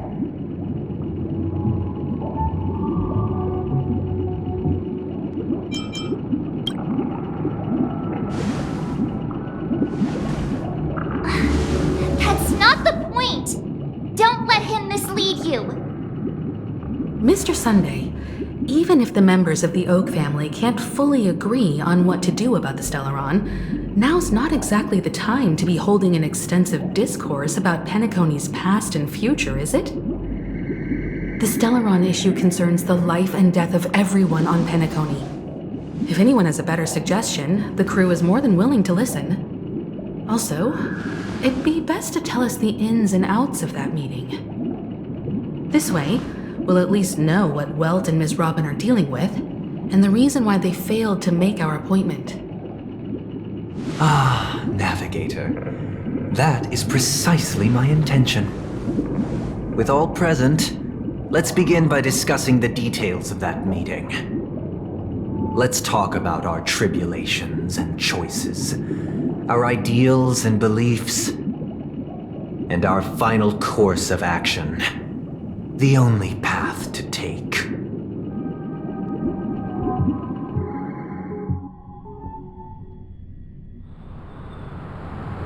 You mean to say that for the longest time, there have been scoundrels who would use the Charmity Festival that I have bequeathed to the masses as a tool to realize their ambition? Indeed, Dream Master. Once the Charmony Festival begins, the Stellaron's powers, along with the song, will be broadcast across the entire planet of Penacony. And then everyone in their dreams will be unable to awaken. This is indeed surprising to me. The dreamscape is maintained by the collective effort of the 5 families. If someone were to use the Charmony Festival to recklessly disseminate the power of the Stellaron, this individual must hold a position of great authority. Do you have any suspects? I'd like to ask, did you really not know of the Stellaron's existence? I would have never thought that this Nameless would point the spear at me.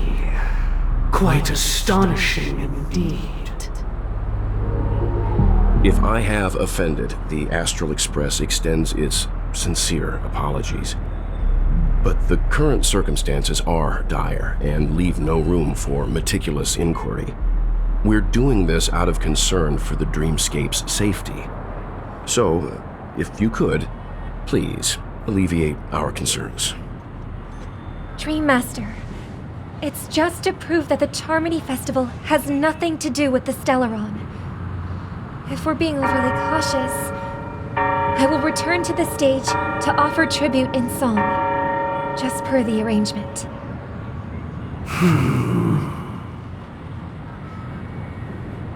Sunday, Robin.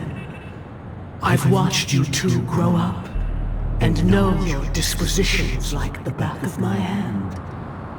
Both of you, right now, can surely be lauded as their most devout advocates. I already know your resolve.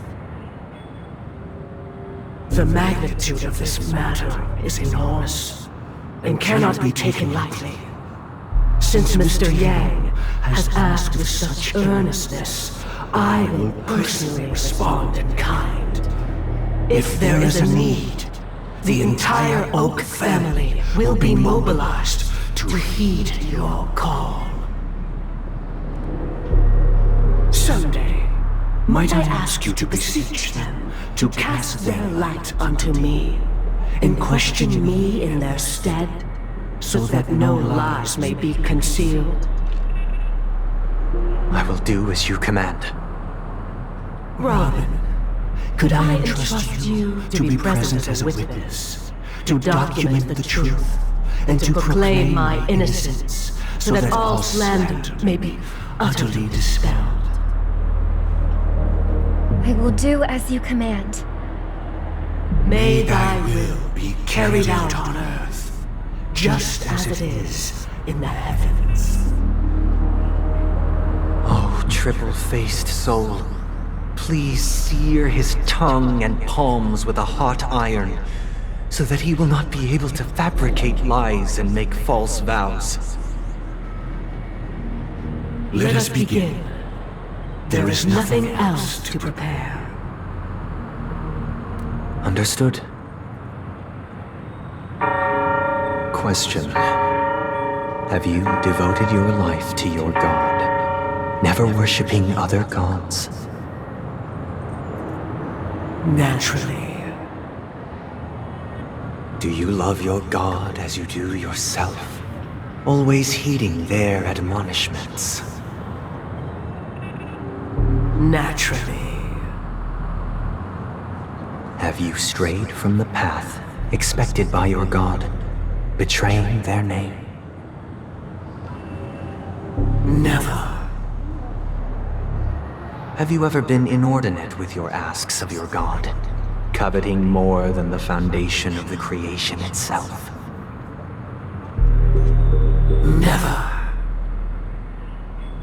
Then, a final question.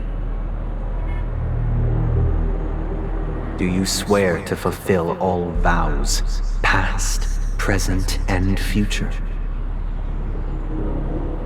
With the Eon as my witness, if I do not deliver on my words, or if I renege on my vows, may I be cursed in accordance with divine law. They have seen your faith, and have endorsed your faith. With this, it can be evidenced... Just a moment. What is it, Mr. Yang? I have another question I hope to have answered. To my understanding, the family's harmony and prosperity have never relied on so-called divine laws. The god you both mentioned, are they truly Xipe? Mr. Yang should know that those belonging to the family toil together as if they were kin, embracing solidarity and unity under their light. All duplicity is laid bare before the harmony. Such a delicate and complex symphony. Which other god could perfectly harmonize this, if not for the Great One? Xipe. Perfectly harmonize. Therein lies the problem. It isn't an outsider lurking in the shadows who changed the harmony, but a dissonance that has surreptitiously emerged from within this very symphony itself. In the distant past, there existed an Eon. With one flick of the wrist, they crafted the laws of the cosmos. Their followers formed the Beyond the Sky Choir, spreading solemn and reverent hymns throughout the universe. Later, they fell. The route traversed by this Eon clashed with the harmony, ultimately being absorbed and fused into it. The chorus that once reverberated across worlds fell silent, and when it echoed anew, it was transformed into the hymn of harmony. Though an Eon may perish, paths with no masters still linger. In the all-forgiving harmony, echoes of bygone dissonance may subtly arise. Mr. Yang. Being overly astute can be a detriment, especially when you find yourself alone and without allies. So this is how it is. For the sake of our grand cause, Sunday, please afford these two an opportunity to rest. What?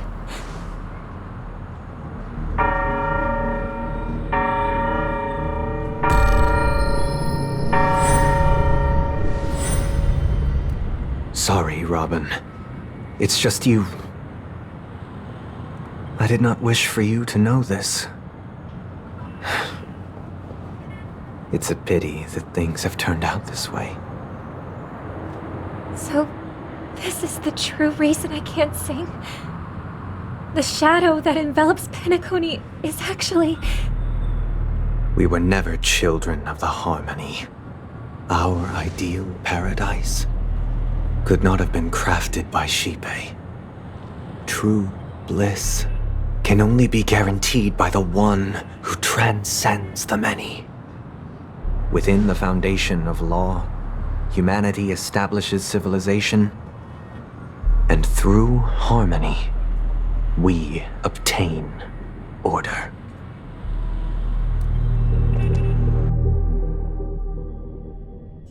Unbelievable. To think that there would be remnants of the Order on Penacony. What have you done with Mr. Yang and Miss Robin? Don't worry. I just gave them some time alone to ponder their fates. You should know that these actions make you an enemy of the Astral Express. Should we need to stand against the Nameless, it would only be myself and the Oak family involved. But we haven't reached that point yet, have we? Your efforts for the justice of Penacony are evident to everyone, and have been widely observed.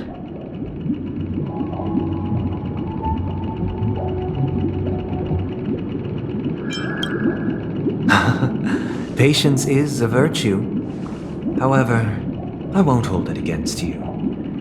On the contrary, I'm here to make my intentions clear. If it is the Order that drove you to imprison Welt and Robin, and you're using them to coerce our compliance, then there'll be no point in entertaining any type of discussion. You're mistaken, Miss Himiko. They are in very safe hands, and just as the family has always proclaimed, no one can be harmed in the dreamscape, least of all in the beautiful new world belonging to the Order. Penacony and the entire universe have witnessed far too much innocent bloodshed. The strong wield their blades against the weak, and the victors push the vanquished to the brink of life. Natural selection. The world abides by this principle, establishing the well-being of humanity atop the corpses of the downtrodden. Only we, or rather, I, possess the power to put an end to this farce. So you've decided to resurrect a dead Eon? No one's ever done such a thing. If Miss Himiko is interested, let's draw back the veil and speak candidly. I've always firmly believed that people can understand one another through peaceful means. I'm willing to divulge the unembellished truth as to the intentions of the Order's Pathstriders, so that you will make better judgment for the Astral Express, for Penacony, and for this stretch of the universe. Words can hardly do justice to the beauty of that ideal. So, come with me, everyone. Let us retrace our steps and see once again where this road leads. Huh? Where'd he go? Welcome. This isn't any location in Penacony's dreamscape. It's my inner world. The reason the scenery before you remains unchanged is because your consciousness has drawn on similar concepts to fill in the gaps.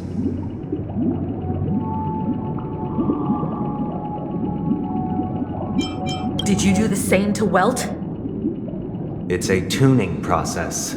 Stronger in effect and more draining on the mind. The gray-haired guest has experienced it before, so she should understand what it entails. Tuning allows you to intuitively grasp my feelings, which also means that I cannot hide anything from you. Now, everyone, please look at the huge screen. The road we once took begins here. From this point on, you will witness the numerous decisions I've faced. I've selected a portion of these to share with you. I believe after going through similar predicaments, you'll be able to better understand my thoughts. Let's begin. The first decision. A story about a baby bird. This story happened when Robin and I were very young. We were victims of the Stellaron disaster, and the family's Mr. Gopher Wood, who would later become the Dream Master of Penacony, saw that we siblings had no one to turn to and took us in. Later on, Robin and I lived a time with nary a care in the world. One day, after dinner, while my younger sister and I were lounging about in Mr. Gopher Wood's yard, we spotted a fledgling Charmony dove all on its own. That baby bird was tiny. It didn't even have all of its feathers, and it couldn't sing.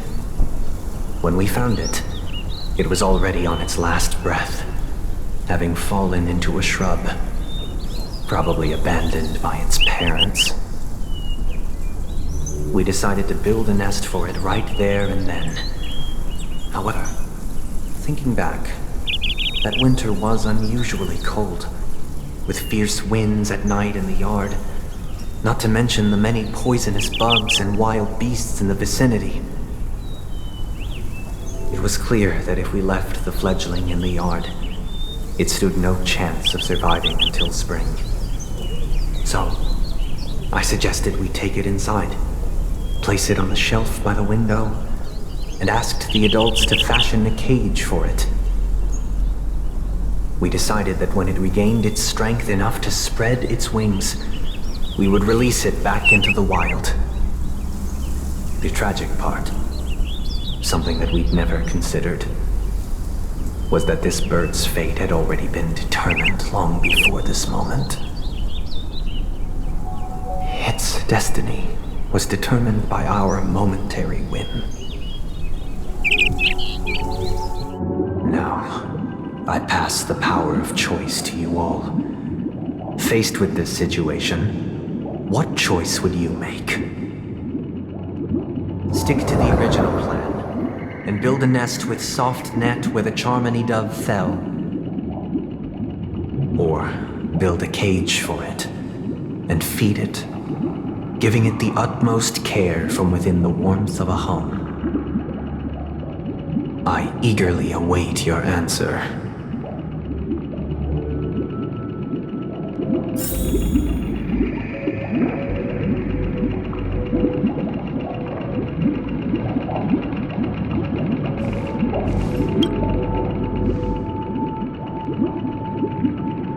I can't decipher his intentions right now, but based solely on that question, I would probably choose to build that dove a cage. Even if I was gonna release it back into the sky, it'd have to be strong enough to fly first. If I left it where I found it, I fear it'd never get the chance to fly ever again.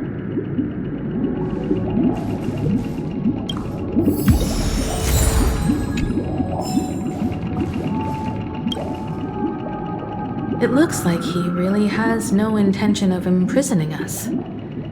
If it's just a quiz, I suppose it's fine to humor him. Back to the question. I would personally choose to build the little Charmony dove a cage. No special reason. I do think that a fledgling should have the right to fly into the sky.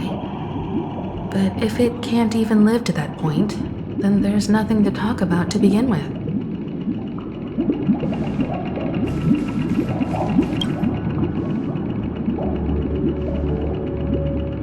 That guy just casually throws this kind of question at us? What exactly is his deal? But fine, I'll answer, I guess. If it were me, I guess I'd choose to build a cage for the little Charmony dove.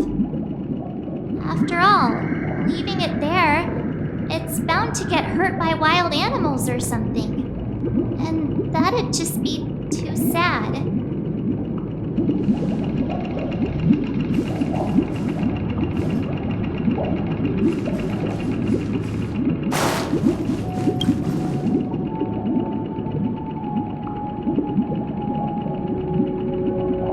I'm happy to see that you made a choice similar to ours. If your mind is made up, let me reveal the outcome of this choice. We passionately nursed it back to health, preparing only the best food for it every day. We even preened its feathers.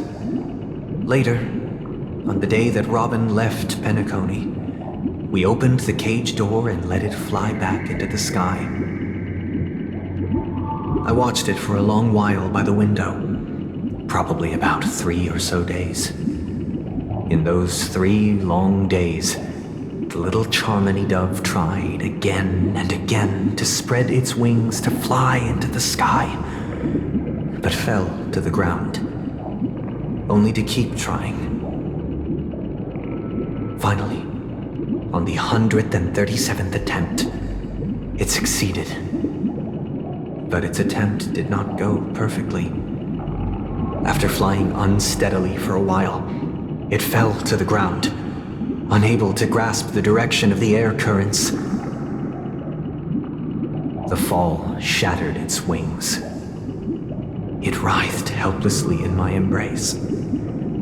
But it was all for naught, finally succumbing to a painful demise. And in that instant, our tender care, our given love and hopes, they all became the inevitable push that sent it to its death. I deeply regret the choices we made. Next, let us head to the second decision. This time, it's the story of a dream chaser. This story happened when I was appointed as Bronze Melodia, a position exclusive to the Oak family, charged with listening to the problems and vexations of Dreamscape residents, and providing them with the relevant guidance. It was during that period that I had the opportunity to hear voices from all corners of the Dreamscape. Joy, sorrow, arrogance, regret. The complex tapestry of human nature that formed the world. And I was fortunate to catch a glimpse of it. He was a dream chaser, and an illegal stowaway. Just like the rest of them, he came to Penacony in search of a better life, except that, to most people, the price he paid, I suppose you could say it was everything. He told me, I sold everything I could at home. The house, the land, even his 2 children. He said he could not afford to raise them, and that at least they could eat if they lived as slaves. He had a plan in place. He would buy back his children once he had made his fortune, and enjoy Penacony's beautiful dream with them. Alas, his plan to smuggle himself was somewhat clumsy, and he was sniffed out by those pig-headed hounds. After hearing the Dream Chaser's story, I immediately appealed to the Bloodhound family to cease their pursuit. That way, at least he could live peacefully. But I was still too naive to the ways of the world. I did not anticipate that what I thought was a kind gesture would later lead to dire consequences. I'll tell you the outcome soon. For now, I'd like you all to make a choice. Will you do as I did, and try to convince the Bloodhound family to stop their pursuit, so that the Dream Chaser may live peacefully and realize his wishes? Or will you remain silent, leaving him to languish while the hounds are hot on his heels, until his inevitable judgment arrives? I look forward to everyone's decisions. Who knows? Perhaps they might even alter the outcome of this tragedy.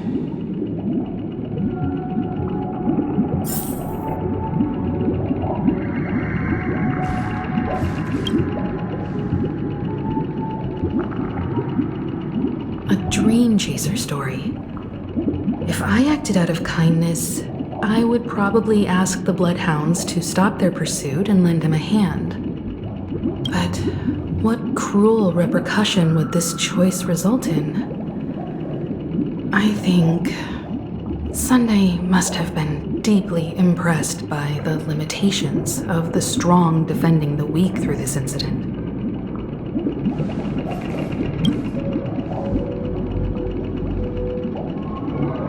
This question. Surely it has some connection to the baby bird story. And this connection is precisely the breakthrough Sunday aims to use to persuade us. I'd probably choose to ask the Bloodhounds to cease their pursuit.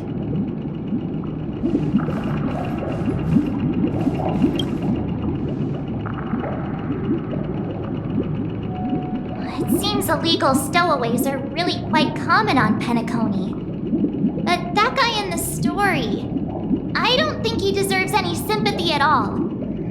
He sold his kids to chase a dream. Even if he intended to go back for them, it's still insanely irresponsible. With that thought, there's only one choice. Let the Bloodhound send him back home. This person deserves to be punished.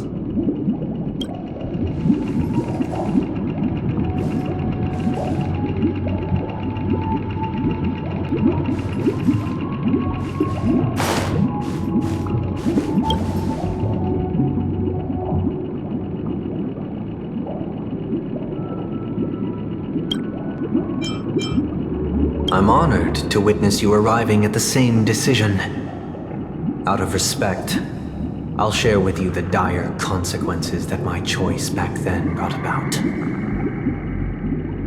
First, the outcome. He attained major success.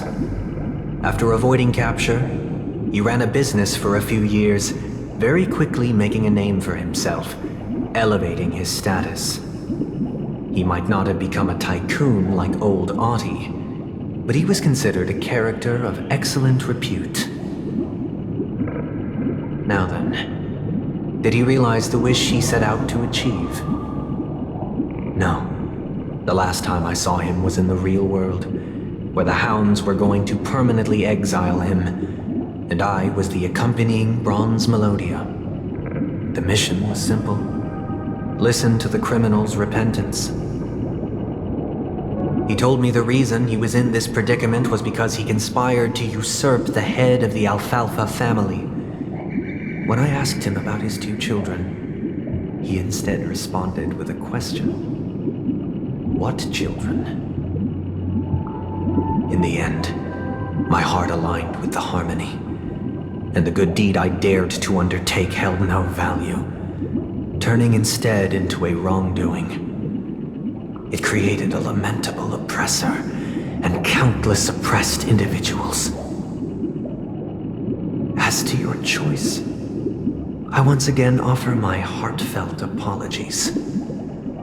Next comes the third and final decision. And the story this time is my own. This story happened the day I was appointed the Oak family head. At that time, Mr. Gopherwood was the current Dream Master, and as per his wish, we had a private conversation.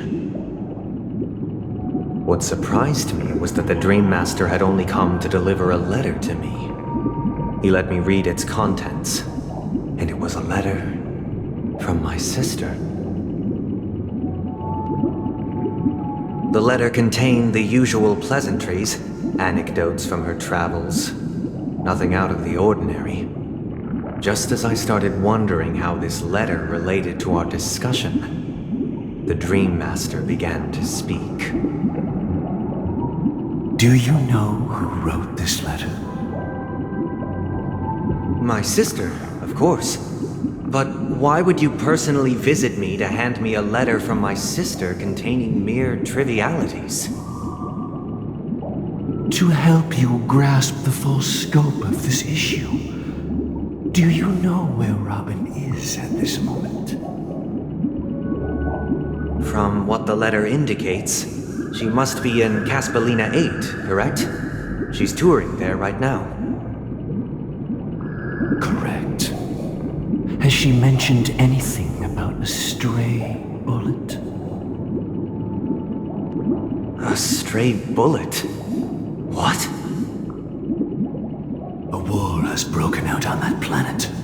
It is because of this very reason that Robin chose this destination. To spread the word of the harmony.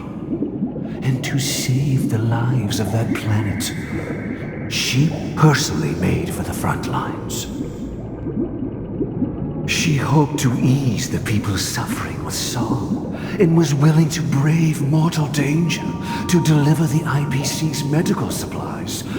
Unfortunately, stray bullets show no such compassion. Is she all right? If the operation was successful, she should probably be recovering in the field hospital.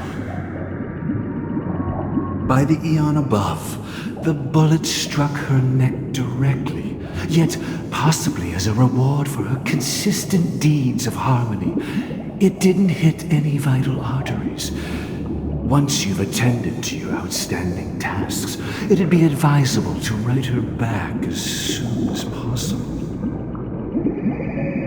Those damned savages!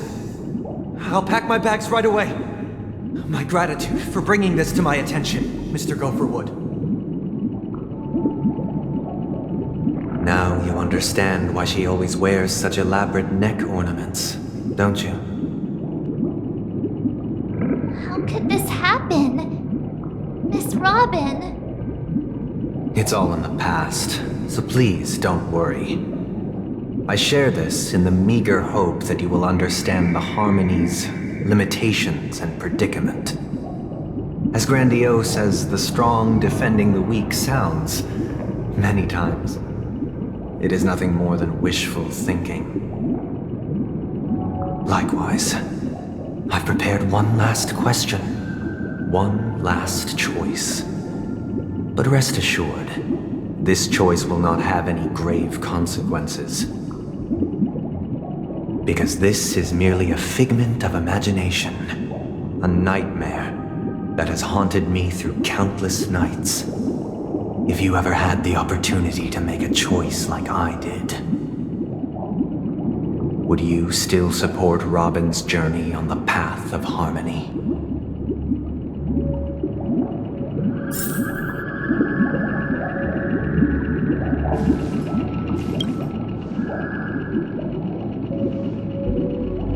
often feel like I've dreamt of similar scenes on certain nights.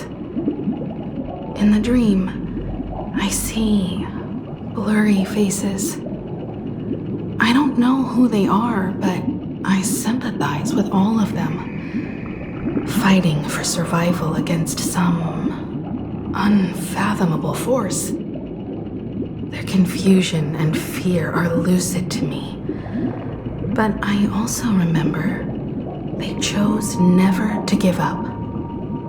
Just like Miss Robin.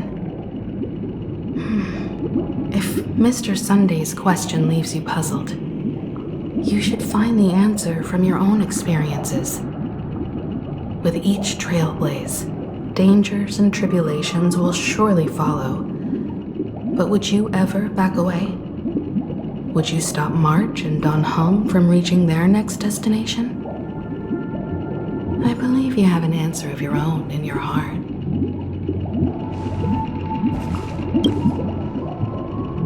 Miss Robin's courage is admirable. And here I was thinking she was just another superstar celebrity. But the fact that she's also Mr. Sunday's younger sister? No, I doubt he'd wish harm on his own flesh and blood, no matter how grand the ambition.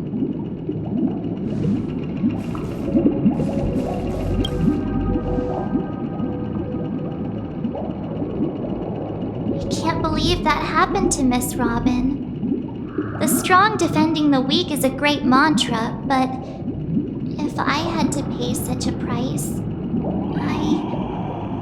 I don't know what I'd do.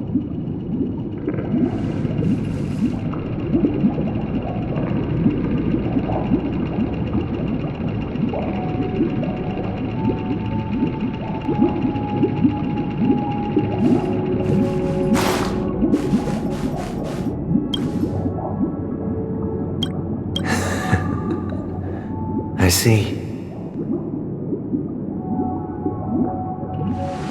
I am now aware of everyone's stances.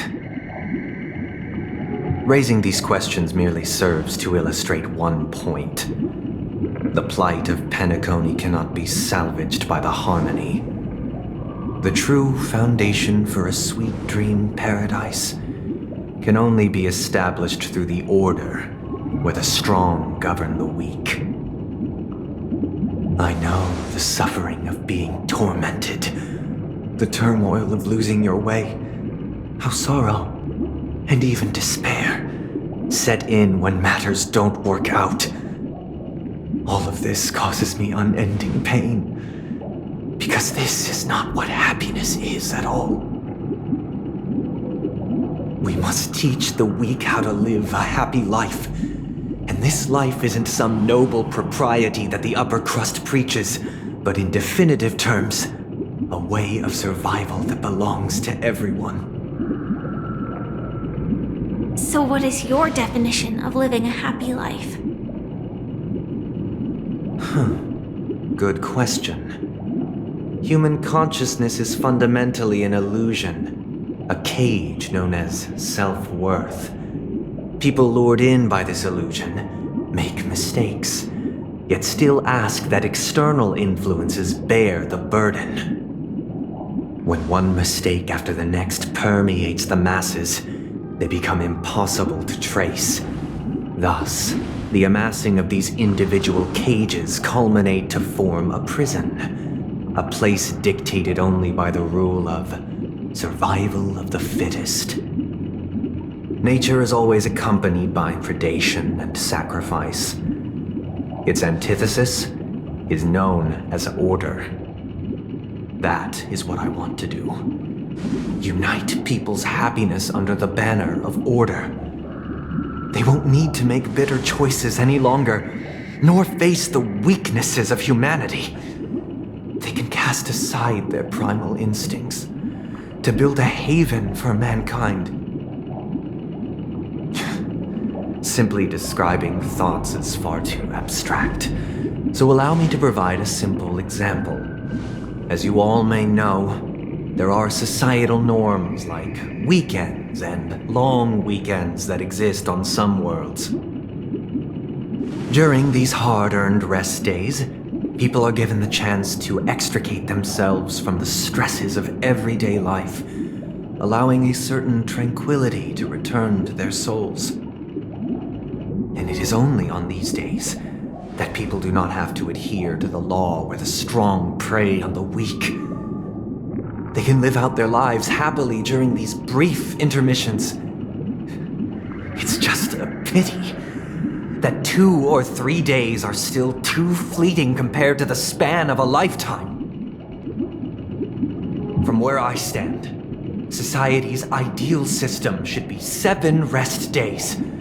Following Sunday, there should ensue a second, a third, and indeed an infinite procession of Sundays.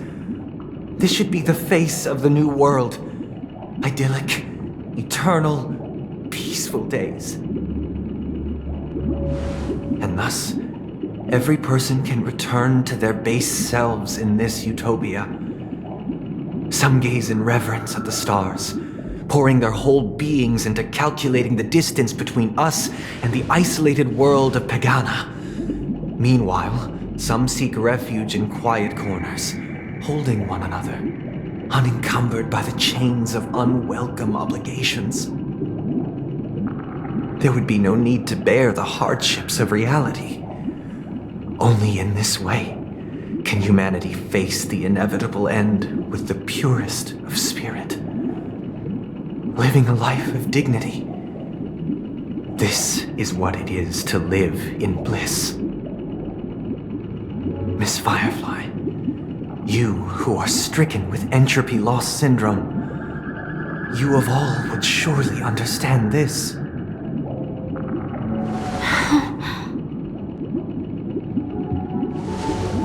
It sounds like a flawless theory.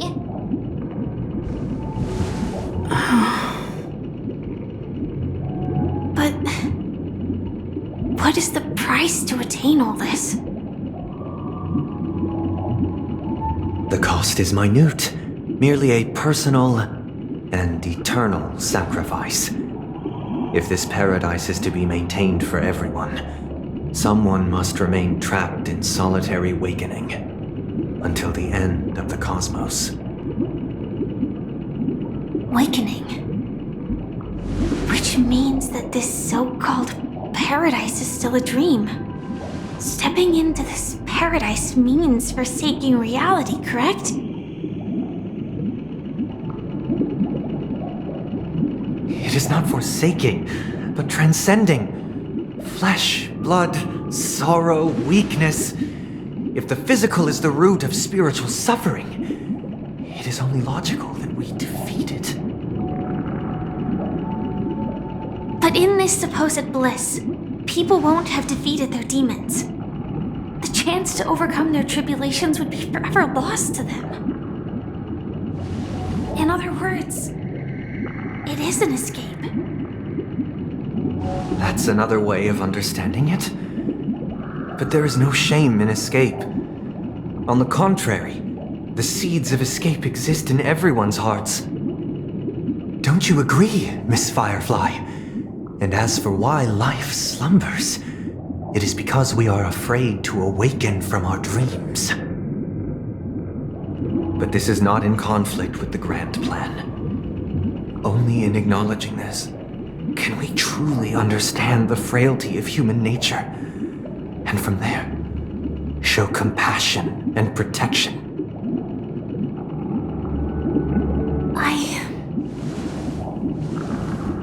I admit that you are a born leader. Your perspective on humanity brims with pessimism. Yet you express compassion for all, even when your heart pities them. But unlike you, I live for the self. From my perspective, individuals making choices for themselves is their birthright. The want to escape may be innate in the weak. But whether they are weak or not, it is not up to another to decide. Perhaps in your mind, you also view me as weak?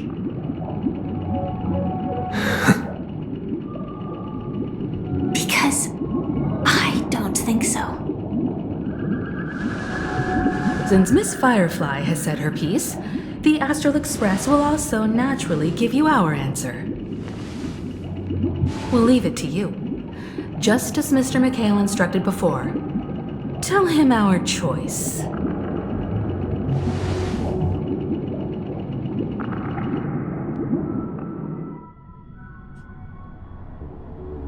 What is this place? Does this place ring any bells, Misha? I don't know, but I feel a sense of deja vu. What is this place? It's the realm within a dream bubble. This was left to the Astral Express by a nameless, but weirdly, when we entered it, it was completely empty. Dr. Edward from the Dreamscape sales store told me that dreams are formed from memories, and a dream bubble can't take shape if its core is empty. So I thought you might be able to help us in unraveling this mystery, Misha. As a hotel doorman, you know Penacony best among us. I don't know much about dream bubbles, but if you want to figure out what this mansion is, I'll do my best. I'm counting on you then. Himeko, I still don't get it. Why were you so sure that Misha had a connection with this dream bubble? I wasn't sure. It was just a hunch. But since Misha feels familiar with this place, my hunch might be correct.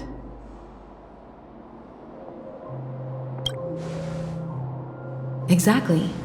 This is where you and Firefly encountered death, which we now know as dormancy. Considering its connection to Dreamflux Reef, it's not surprising it appeared here.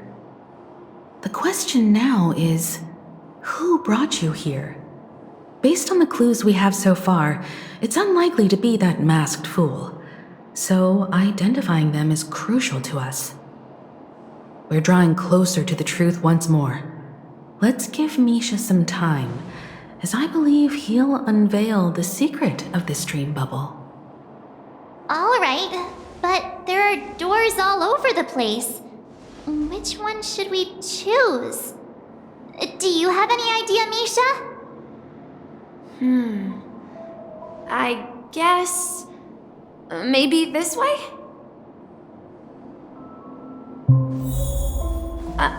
I'm not entirely sure, but... let's give it a try. Wait, you managed to choose the right door? Weird. This place is quite different from the hotel. But I feel like I've been here before, and even lived here for a while. If I remember correctly, there should be a fireplace down that hallway. Clocky and I used to sit by the fire, listening to the crackling of firewood. And the room on the other side was the toy room. I loved spreading out all the toys from the box on the floor and making up stories for each of them. Hold on. This doesn't make sense. Didn't I grow up in Dreamflux Reef? So, what is this place? This could be a case of amnesia. Don't worry, Misha. It's common for everyone to forget certain aspects of the past. Those memories haven't vanished. They're just lying in the depths of your mind. We can surely get them back. Since this place seems familiar to you, why don't we explore a few more rooms and see if you can recall anything more? Yeah, then let's check out the rooms I just mentioned.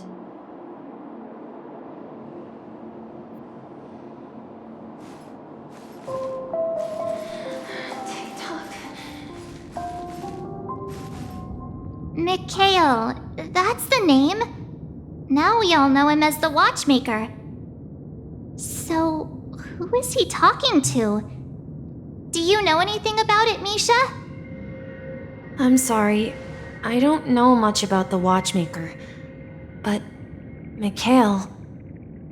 Anything special about that name? Mikhail is Grandpa's name. Grandpa? Do you mean you're the Watchmaker's grandson? But we haven't heard anything about the Watchmaker having descendants. And the name Mikhail is not rare. Perhaps it's merely a coincidence. Could you tell us more about your grandpa, Mikhail? Yeah, sure. He was a seafarer who fearlessly ventured into mysterious seas and storms. He was always on the sea and had lots of friends who accompanied him on his travels. He didn't want me to call him Grandpa because that would make him sound old. He believed he was still young. The name Mikhail was given to him by his parents, Mihaly and Elise, both renowned seafarers. Every time he came back, he'd share his logbook with me and tell me about his adventures at sea. I want to become a great adventurer, just like him. It appears that the seafarer has nothing to do with the Watchmaker. So, perhaps it's just a coincidence? So, where is your grandpa now? He went off on a new journey, and it's been quite a while since I last saw him. So, where has Clocky gone? Did he leave to protect Dreamville? Tick-tock. Tick. I heard some noises from the room. Origami Bird? That's a friend of mine. You and Origami Bird are friends? Yeah. It's a member of the Compass crew, just like Clocky and Miss Mirror. And there's more than just one Origami Bird. They are a big family with lots of brothers and sisters who look the same. They follow Miss Mirror's orders and handle all sorts of jobs on the ship. They're the best sailors. Sailors? Can Origami Birds be sailors? Could you tell us more about the Compass, Misha? The Compass is a ship bound for the New World. Clocky and his partners travel through layers of fog to the depths of the sea. Whenever there is danger, Clocky will use a compass and guide the ship in the right direction. That's a great story. But in the Penacony cartoon, Clocky and his partners have always lived in Dreamville and never ventured out, right? Huh? Oh, that does seem to be the case. Weird. I clearly remember Clocky arrived in the New World in the end. Perhaps Clocky has a hidden past.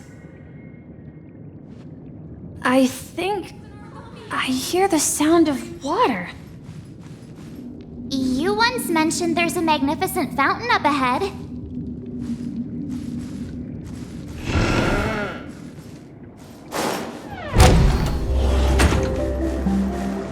Look, there it is!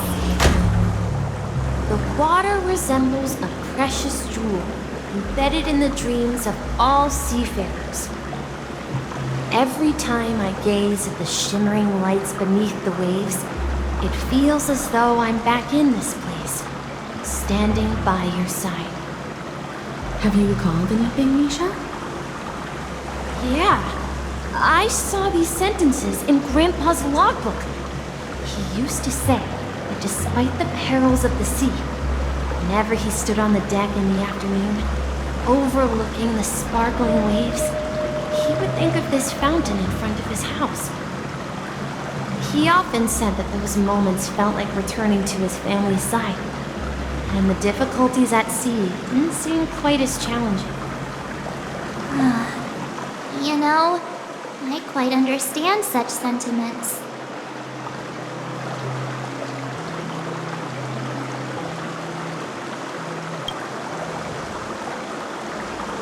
Hey, don't tease! elemental. Perhaps every adventurer far from home carries a fountain within their soul. Even though the other side of the sea remains shrouded in the unknown, the fountain in front of his house serves as a compass, leading him back to his cherished ones. Yeah. While Grandpa was at home, we would stand by the fountain and place the compass, a toy boat that I made, into the pool. Back then, I would ask him when I could go on adventures like him, and he would always laugh and say I was still too young. It seems this Mikhail is truly a seafarer and has nothing to do with the watchmaker. Yeah. Based on Misha's recollections, the scenes in the dream bubble appear to be his childhood memories. But this raises more questions. According to Misha, he was clearly born on an oceanic planet and led an ordinary life, with no connection to Penacony at all. Could this be some sort of metaphor? Perhaps the sea refers to the memory zone. I'm sorry. I don't know, but my memories keep pouring out uncontrollably, like water flowing from a fountain. Perhaps I'll remember more things if we go further.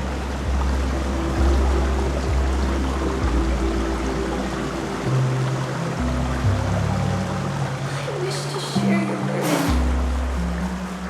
We're going to the opposite side, right? No, we should turn left here. Huh? Something feels different about this place. Up ahead is Grandpa's study. What in the air? The atmosphere in this room feels totally different. Misha! You finally come! Clocky! You're here! Huh. Yeah. This is the room where we first met each other. Are those books on the bookshelf logbooks left behind by that seafarer? Yeah. Whenever he came back, he placed a logbook on the bookshelf in his room. They contain records of his expeditions to every corner of the world. He described our world as a fountain. At some point, the sea started to gradually swallow up the land where people lived. To ensure that everyone had land to settle on, he had to continue exploring the sea and search for the source of the rising seawater. On that day, he called me to his study, telling me that he was embarking on another journey. However, I could sense the gravity in his expression. It was the same look I had seen on my father's face before his final voyage. I asked him if I could go with him, but he said that my adventure lay elsewhere and told me to stay home and patiently await a certain sound at the door. What sound?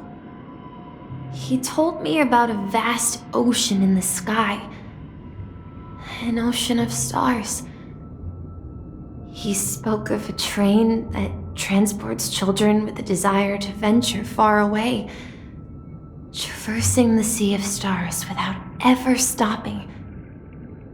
He said that he knew the crew on the train, and that he had asked them to take me along. He said the journey I had always dreamed of would start there. A train? Could it be? It's the Astral Express. I remember now. Grandpa's friends are a group of nameless who came to this world to resolve a disaster caused by a star. Then, he gave his pocket watch to me. It was his cherished treasure, appearing in every one of his adventure tales. He explained that difficult times were ahead, but assured me that the Watch would guide me. He said, as long as I kept moving forward, I'd eventually reach my desired destination. And then, it was as if I heard the distant sound of a train whistle echoing throughout the room. Exactly, Misha! And then we followed that whistle, didn't we? Yeah. I think I can still find the way we took back then.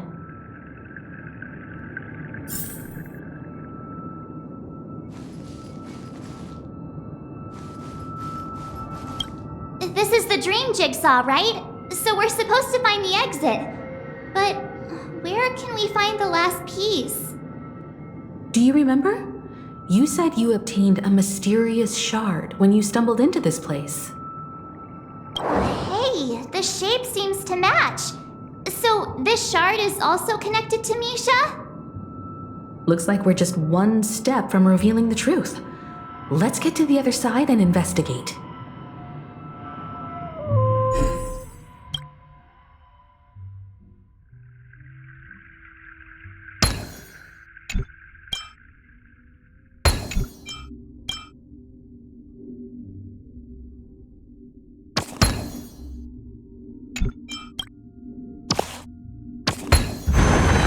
So that's how it works.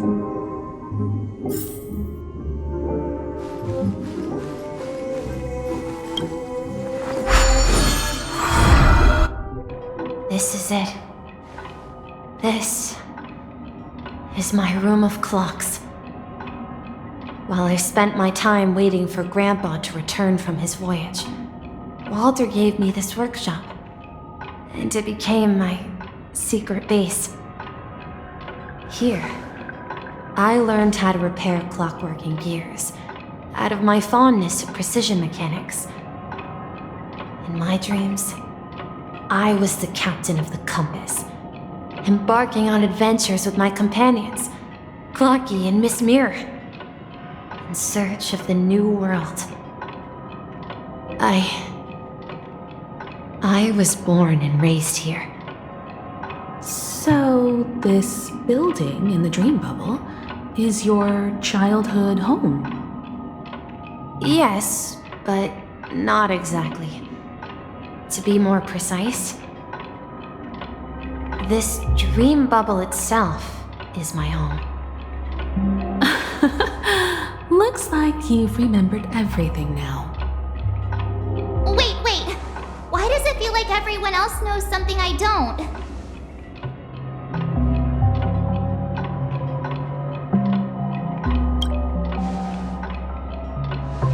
March, do you remember when she mentioned the clocky that only she could see? Yeah, the little guy here, right? But we all saw him in Dreamflux Reef, right? And Mr. Yang even greeted him. Looks like everyone on the Astral Express has a childlike spirit. The answer lies in the Astral Express. Her experience shows that neither Firefly nor Acheron can see this clocky. And when we were in Dreamflux Reef, you may have noticed that for some reason, nobody outside of the crew had ever talked with Clocky. A mimetic life that can only be seen by a select few. It's just like a hidden message left by someone for the nameless. But Misha can see Clocky too, right? They even grew up together. But Misha hasn't started the way of the Trailblaze yet. That's the key to the mystery, March. Now, take a moment to recall. Have you ever seen anyone outside of the crew interact with Misha? Wait. No way! That's the answer, March 7th. This dream bubble is the place where I was born. And I'm a dweller in this dream. Just like a memory zone meme. I should have stayed here and waited for you. But when reality and memories merged, I unconsciously pushed open that door and left the bubble with Clocky. So it's not that the Watchmaker's dream bubble is empty, but rather the stuff inside ran away? And the whistle you heard was the sound of the express arriving at Penacony? That's one way to see it, but I believe there's a longer story behind all this. It's best for Misha himself to explain all the details. How about we start with your name? Now, should we call you Misha, or...? Thank you all for helping me rediscover my true self. Now, please allow me to reintroduce myself. I was born on Lushaka, in the Presmere system, adopted by seafarers Mikhail and Char. They gave me a treasure, a name that carried their hopes. Mikhail Char Legwork, or simply Misha. If you prefer, you can call me by a more familiar name, the Watchmaker. So, you're the Watchmaker himself? Unfortunately, that legendary figure is no more. I am only a reflection of his life. As for the child who has been with you, he's the innocent protagonist of Misha's childhood dream. A friend of Clocky, a young apprentice, and a future mechanic on the Express. And this also marks the beginning of his journey, devoted to the Trailblaze. At the end of the journey, I left this little flame, which I so cherished, in my deepest dreams, hoping to pass it on to the nameless of future generations. However, he somehow left the dream bubble and forgot all about his task. I apologize for all the confusion this caused. Because he was born with a desire to trailblaze, wasn't he? I don't think Misha has forgotten his role as a guide. He remembered it, and that's why he mistakenly appeared as a hotel doorman in her dream from the very beginning. The one who brought our unconscious friend here must have been Misha. If that's the case, we encountered the Watchmaker's legacy from the beginning, didn't we? Well, I have a sarcastic friend who says I always take big detours and end up back where I started. Perhaps that's what every nameless has to go through. But in the end, you found me. I'm sure you're all wondering what my legacy is. I believe my hound has mentioned the Stellaron and my wealth. If I may apologize, the Stellaron part is real. As for my wealth, however, it's nothing more than a baseless rumor. I left my homeland as a child and embarked on the journey of Trailblaze. I traveled to various planets until finally reaching Asdana, where my friends and I built the original Penacony and fought for its future ever since. I've been moving forward all my life, doing what I could to overcome the obstacles in my path. But ultimately, my journey reached its end, and I left behind no possessions worth entrusting. So, if you ask what's left within this worn-out train engine that can be called a legacy, I suppose it's the things that are still burning in the engine's furnace. Now that you're well aware of the current situation of Penacony, I certainly hope that you'll help me get this world back on track. But I'll leave that decision to you. For the path of Trailblaze is never paved by others. All I have for you is a story and 2 gifts.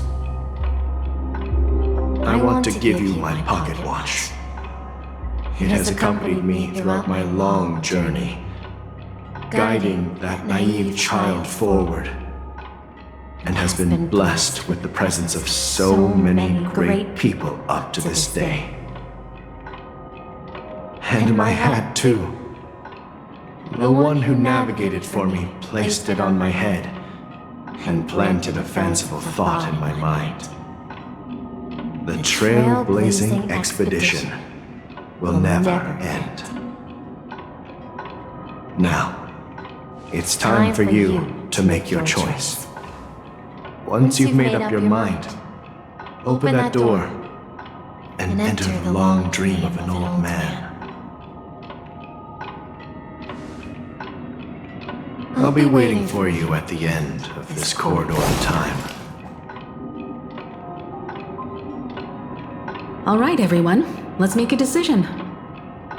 Although I don't think anyone will have any objections.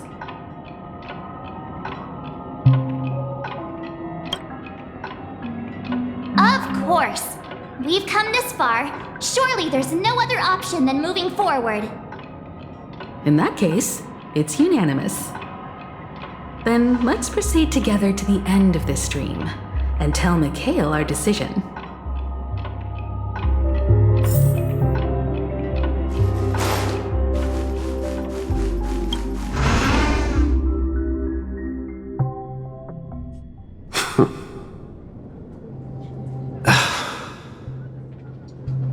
Mikhail, where are you going? Someone has to step up and save Lushaka.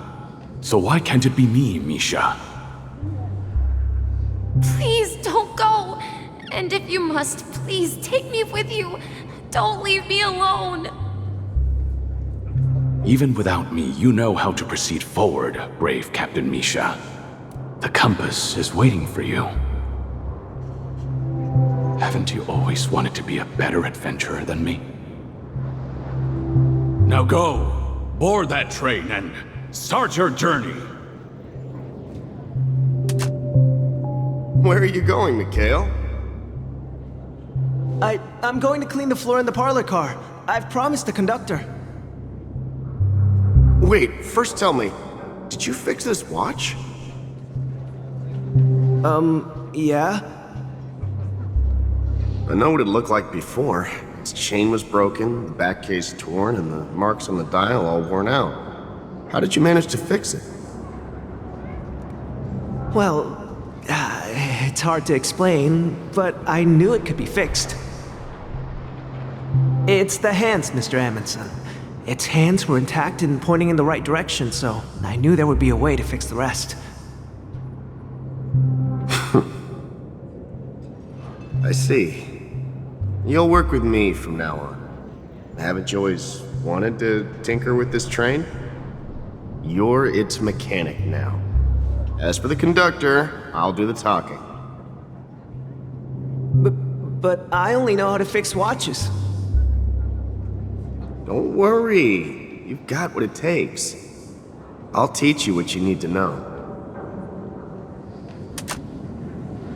Where are you going, legwork? It's time to head to our next stop.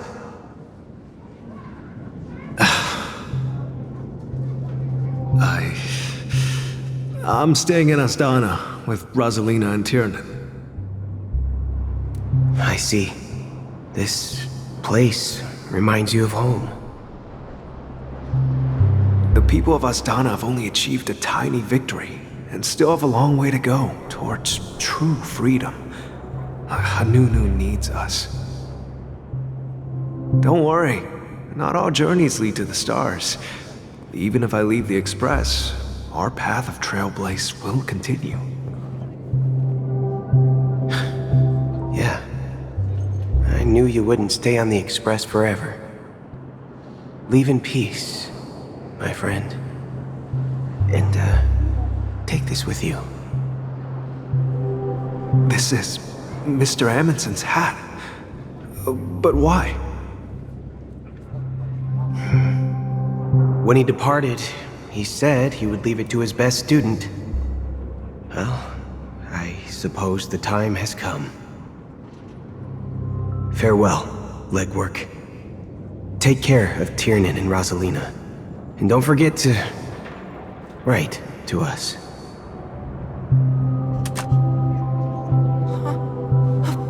Where are you going, Watchmaker? Don't worry, Micah. Just going on a little trip. Someone has to be at the forefront of the interstellar frontier, and I'm the only former Nameless in Penacony. So why can't it be me? Because you're all we have! Have you forgotten about Tiernan? The cosmos is way more dangerous now. What will happen to Penacony if we lose you too? But what will happen to Penacony if we don't find a way out? Ah, Tiernan. How could I ever forget him? I've spent countless sleepless nights asking myself why I didn't go with him back then. We Nameless won't stop. Don't worry, Micah. It's just a matter of getting back to my old profession. Just wait for me to come back. But if, and it's a big if I don't come back in one piece, then you'll become the next Watchmaker. Where are you going, old man? Oh, you're here. Answer my question. What are you up to? Relax, Gallagher. I just came up with a great idea. Wanna hear it? Oh, come on! Aren't all your ideas just ways to get yourself killed? I may be blunt here, but you're the last remaining hero in Penacony. If you die too, the secret of the Stellaron will go to the grave with you. Yes. I'm afraid there's no way out in Penacony, so I'll have to consider alternatives beyond Asdana. We'll organize a festival using the Watchmaker's legacy as a facade, and send invitations to the entire cosmos to gather people here. So, a desperate struggle against the family? Desperate? Don't we have you here, my friend? This task is challenging, but what hasn't been challenging for us along the way? Well, whatever you do, remember, make sure to send an invitation to the Astral Express. Misha! Where are you going? Oh, it's you, Clocky. Take me to Dreamflux Reef. Last night, I had a long dream about the day we met. I want to write down that dream. Write it down? Why? Oh, so I won't forget it. Do you remember how you got your name, Clocky? Of course! You told me that when you were a kid, you lived in a room full of clocks. Those wall clocks and pocket watches grew up with you and were your best friends. Yes, but what I didn't mention was there's a funny misunderstanding behind it. I was a kid, and there was always a special pocket watch in my memories. It was with my grandpa, guiding him on his sea voyages and leading the way in his every adventure story. I wanted to have a pocket watch like that too. And that's when you appeared in my dreams. Yeah. Every night, we boarded the compass and set sail together. But you know what? It wasn't until the day my grandpa gave it to me that I realized it wasn't a pocket watch at all. It was a compass. So, your name should have been Compassy. And the watchmaker is just a nameless.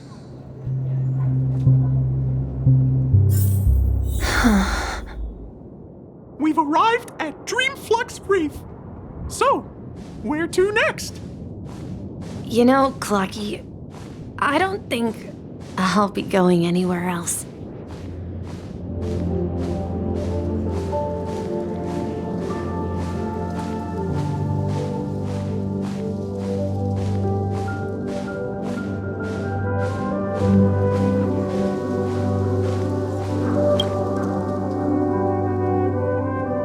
I've traveled far enough, and it's time for a little break.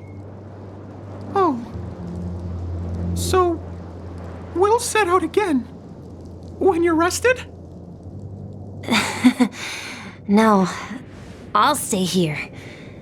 And then, this is where it ends. This is...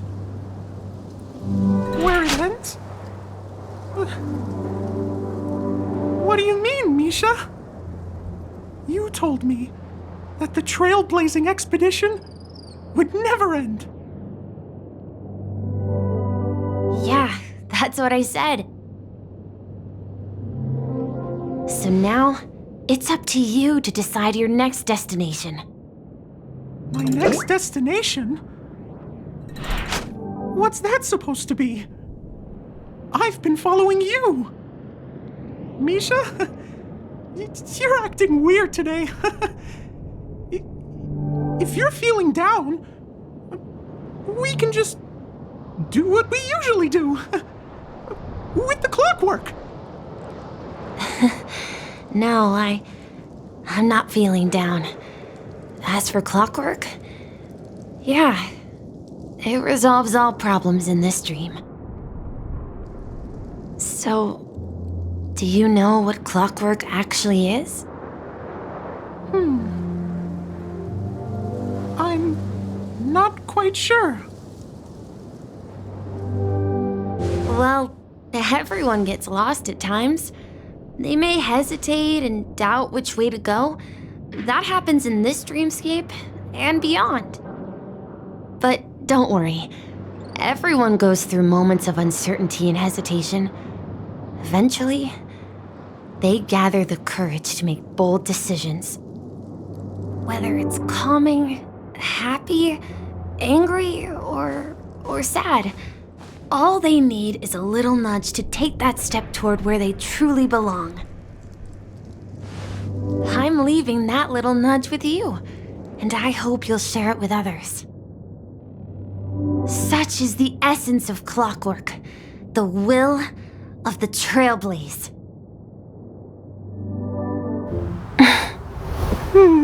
Clocky's hands spin around non-stop, indicating confusion, frustration, and weakness. But ultimately, people still need to move forward. Just like your hands, always pointing ahead. This is where my journey ends. From now on, it is your path to walk. Trailblazing means taking paths your predecessors forswore and venturing even further.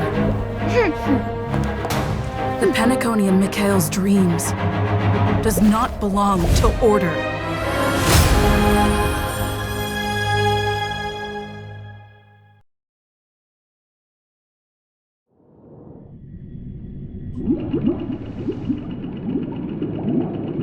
I can't believe that Eon would cast cast a glance at Penacony at a time like this?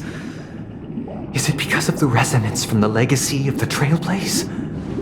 Or perhaps the bond between you is so strong that it even impresses an Eon? Well, there might be another possibility. Perhaps they want to witness, on behalf of the fallen Eons, who will hold the future of Penacony.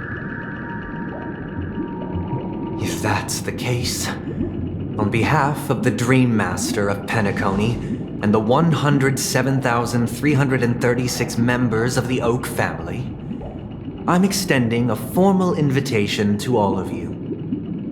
I'm cordially inviting you all to the Penacony Grand Theater to participate in the upcoming Charmony Festival. And, of course, you won't be in the audience, but on center stage. Since the future of the Stellaron, Penacony, and even the entire cosmos is at stake, let's draw a conclusion there, in all fairness.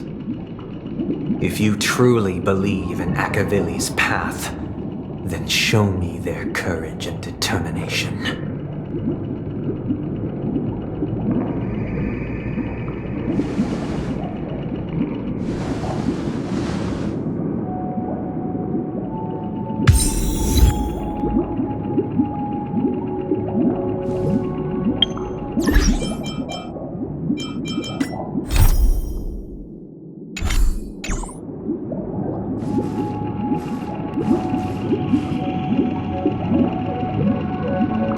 Does that mean he wants to fight us during the Charmony Festival? I'm afraid so. This is weird. Aren't Arc villains usually plotting some dirty conspiracy in the end? But he actually said something like, "In all fairness." Could it be that he's underestimating us? Well, in my opinion, Sunday is deeply committed to his own philosophy and genuinely wants to prove that the Order is right. I sensed a strong conviction and a desire for dominance in him. Maybe he won't accept the outcome unless he wins fair and square. That's why he'll give it his all in the upcoming battle. Yeah, you're right. We've even dealt with a Lord Ravager of the Destruction, so a follower of the Order won't be a big deal. Anyway, we can't leave the Stellaron unchecked. This is about trailblazing a bright future for Penacony and fulfilling Mikhail's and his predecessors' long-cherished wishes. Now that we've taken up the mantle, we can't afford to fail them. However, the same applies to the Order. Their plan didn't materialize overnight, and they have the profound collective consciousness of the planet of festivities behind them. A desire to dream, to slumber and escape reality. All those hidden emotions have given birth to the sweet dream of the Order. They've harnessed the will of an entire planet to create an Eon. This confrontation is far more complicated than a simple power struggle. To secure Penacony's future, fighting on the stage alone is not enough. What do you mean? Are you not coming with us? I believe Firefly is trying to say that she's heading off to another battle.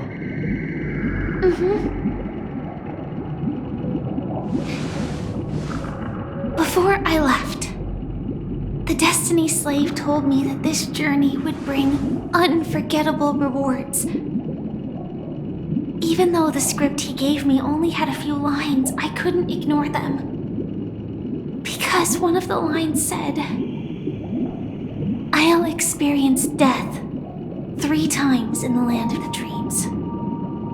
3 times? This can't be serious, right? The first time was a painful death when I was stabbed by the Blade of Dormancy, which led to all subsequent events. The script will always come true. But in in a way that will only be revealed when that page is turned. So now I've understood the meaning of my second death. And I am prepared to face it. If all goes well, my efforts will provide crucial support for you. Only by achieving victory in this battle can we secure a future for Penacony. And only then, my third and final death won't come true in the most terrible form. The most terrible form? Does that mean... The true death, where everyone in Penacony loses themselves completely in the eternal sweet dream of the Order. We must do everything we can to prevent that. Have you made up your mind, Firefly? Yes. Otherwise, I wouldn't be here. Thank you again for your assistance for the Astral Express. May we meet again, in reality. Yeah. Farewell, everyone. May your trailblazing expedition never end.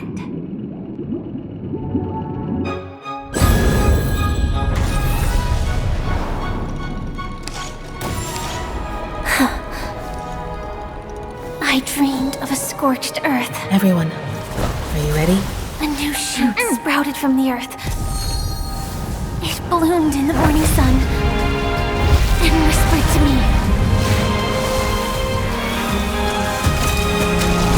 Like fireflies to a flame, life begets death.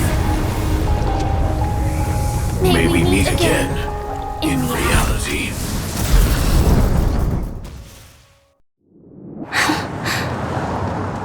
After today, Japella's name will disappear from cosmic history, and the Everflame Mansion will take its place.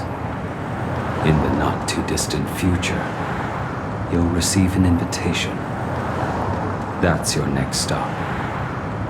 Land of the Dreams. Penacony. I hope you find whatever you seek there. Be it answers or salvation. You mean my 3 deaths? Silverwolf told me about it. It's such a shame that it's not part of my script. Well, I want to live. I'm never afraid of death. The opposite of death is eternal life, and that's something I'll never desire. People die, and I am no exception. Death is like a script, a fate that cannot be defied. But that's exactly why we have to choose where we want to rest forever.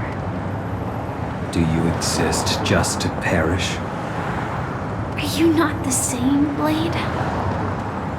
The end you desire is not one dictated by others. If I were to die now, I would only be a weapon. I believe I should die as a human. Though its definition escapes me, isn't this the answer that ordinary people look for their whole lives? A name that can be carved onto their tombstone. The tombstone that belongs to me once bore the inscription, Glamoth's Iron Cavalry. Then it changed to Stellaron Hunter. But one day, it will bear the name Firefly. And all the brilliance she showed at the end of her life.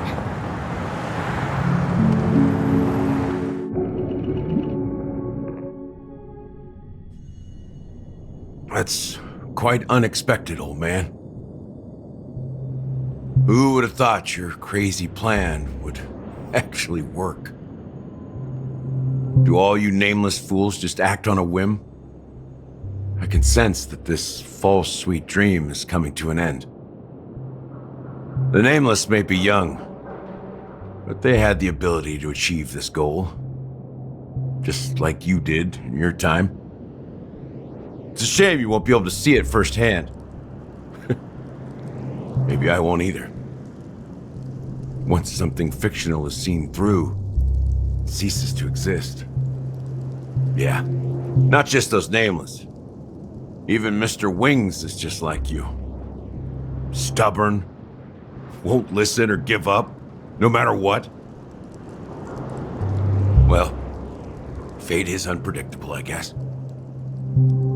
If we weren't bound by those cursed paths, maybe we could have had some good talks. But in the end, we managed to do it. Now we can find solace. Remember how those idiots cursed us? They said, "Go to hell, you worthless traitors." Well, I don't know if they really meant it, but if longing for freedom means going to hell, then I'll be joining you soon, you old fool. Let's get together and have supper again in hell. Oh, I almost forgot. There's one more thing. Here's to you. A glass of hello and goodbye, Trailblazer. To the imperfect tomorrow.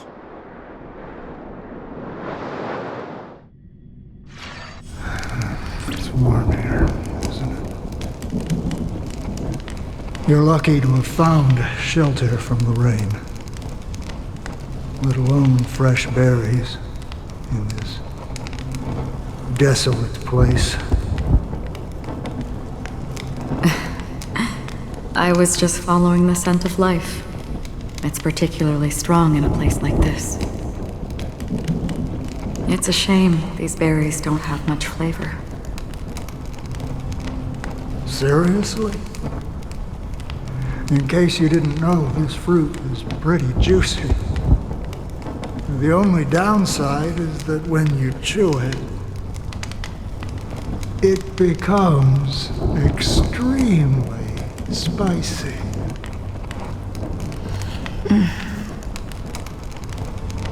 Have you lost your sense of taste? I can still taste certain things, like a faint sweetness. Before coming here, I stopped by a place called Orkron. It had barren cliffs and nights lit by bonfires. Burgundy snow would fall from the sky, and when it landed on my tongue, it tasted like raspberries. The flavor wasn't exactly sweet, but it left a lasting impression. When I think back on my past, I realize that what's tying everything together isn't the big events, but rather these small yet unforgettable moments. Don't worry about it. Losing oneself is a reality that every self-annihilator must face. At least I haven't completely lost my senses and memories yet. Well, congratulations on adding another footnote to your journey. By the way, are you always alone? No, I had a companion in Orkron. She's a short, nameless girl who aspired to explore IX. She always said she'd walk a path deeper and farther than Akavilis. Quite an ambition for such a small girl. So, what happened? She became stagnant water. Well, my condolences. Condolences. I don't need them. The girl left with a smile. She never regretted her choice and most definitely wanted me to say goodbye with a smile. So, that's what I did. That's proof that you're grieving for her. Or perhaps I'm just afraid.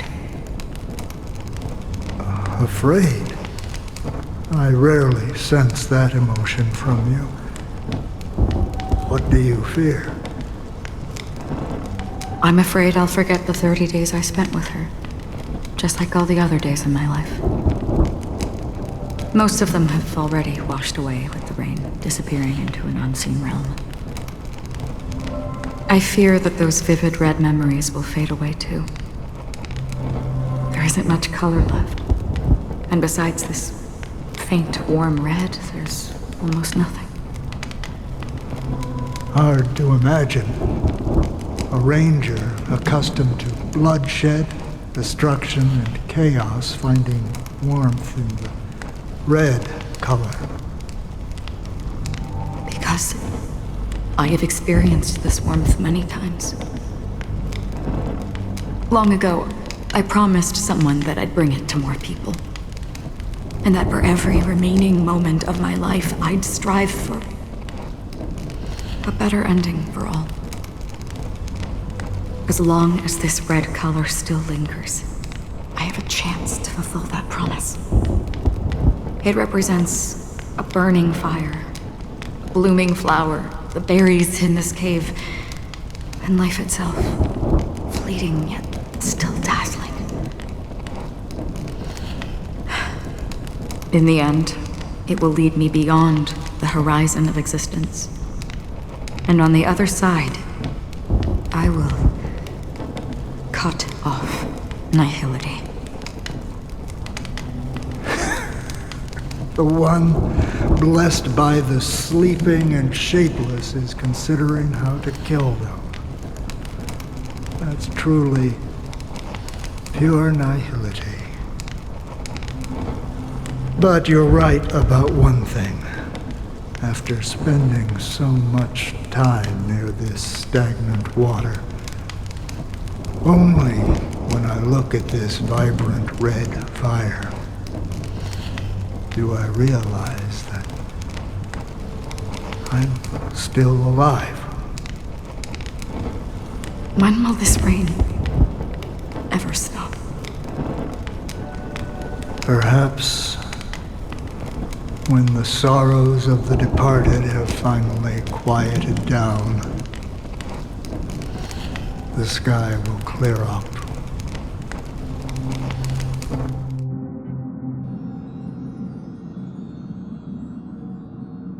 Have you heard of a planet named Biari Scamandros, Don Hung?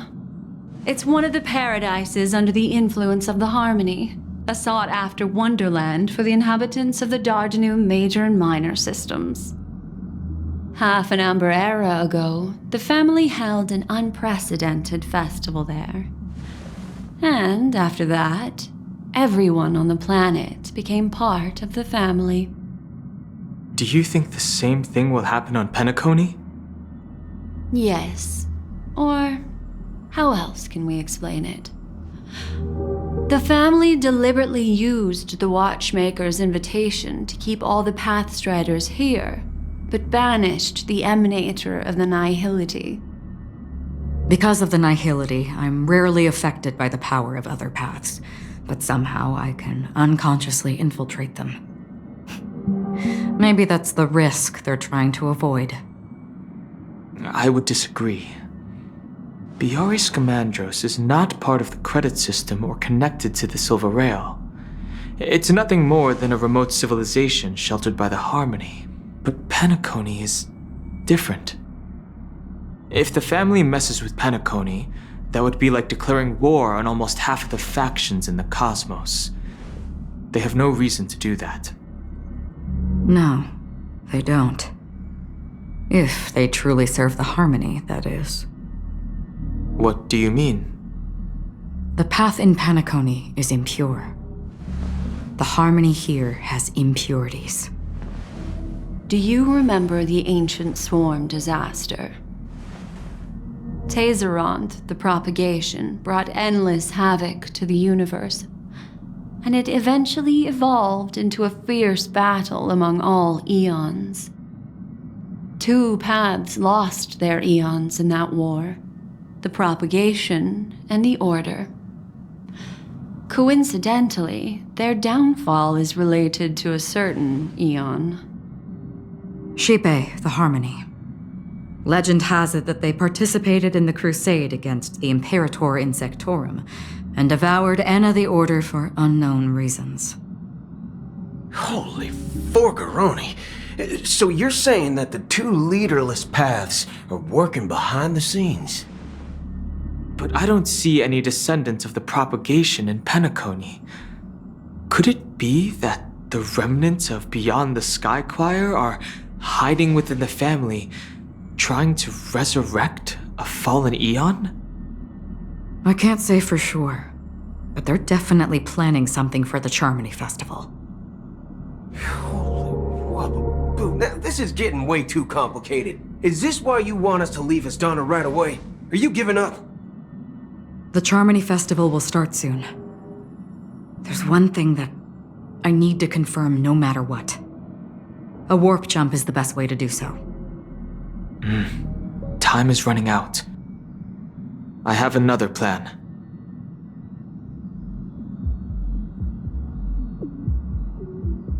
Hold on. Are you thinking of using the Jade Abacus of Allying Oath?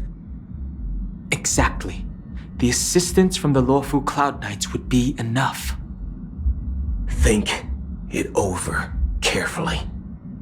You can only use that once in your lifetime. I have considered it thoroughly. My companions are... They're also once-in-a-lifetime treasures.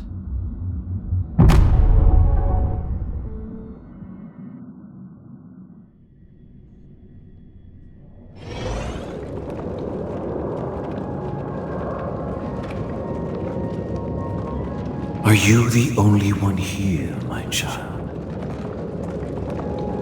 The Nameless is quite the diplomat. Our secrets have spread like wildfire within the family. And IPC starships are gathering towards Astana. This is a crucial moment for us. So, where is the Chosen One who harmonizes the varied sounds?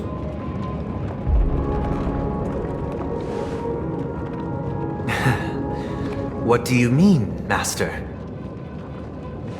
I'm right here in front of you, aren't I? You know, she was supposed to be the star of the Charmony Festival in our plan. But the plan has changed. As her brother, I know she doesn't want to sing for the Order. So I'll take her place. You've always been wise beyond your years. I'm sure you understand the consequences of your choice. If you consider this a betrayal, well, there can't be two suns in the sky. I'll step up and take down the other sun if necessary. Do you believe in karma? If karma exists, then everyone has their own karma. You have yours, and I have mine. And my karma has nothing to do with you, Mr. Gopherwood.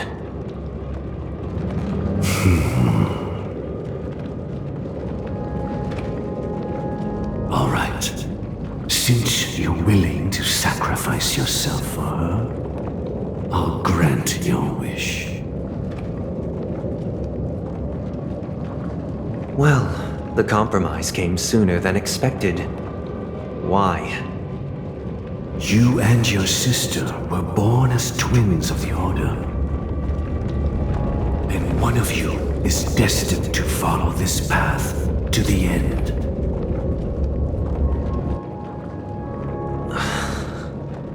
Is this part of your plan? Of course. You're still as clever as you were when you were a child. The opening is near. Go, my child. Seize the power of the harmony and reveal your karma. I have one final question, Master. Why did you choose to bring the Order to Penacony? Wouldn't it have been better to choose a desperate world instead of a city filled with hope and dreams? Why? It's for justice, my child.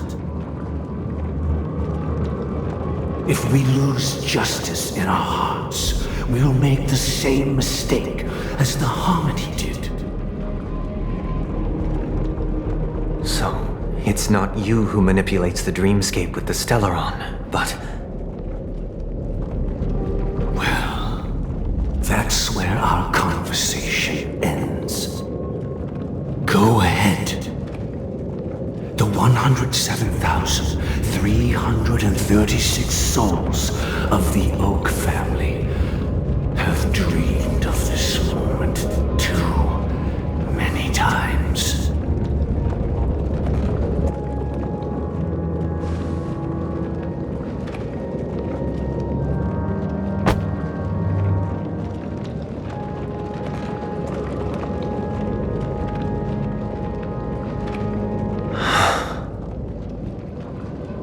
I shall ascend to the heavens, becoming the scorching sun.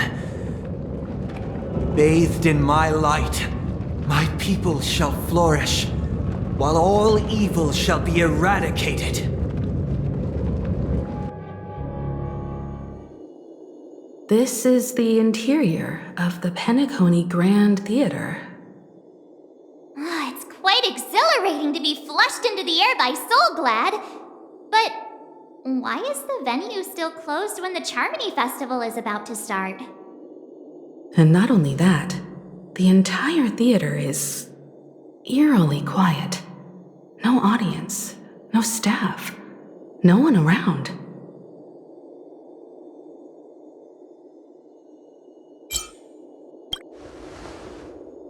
Yeah, I wonder how many tickets... Hey, that's not what we should be concerned about! Let's explore around. Be careful, everyone.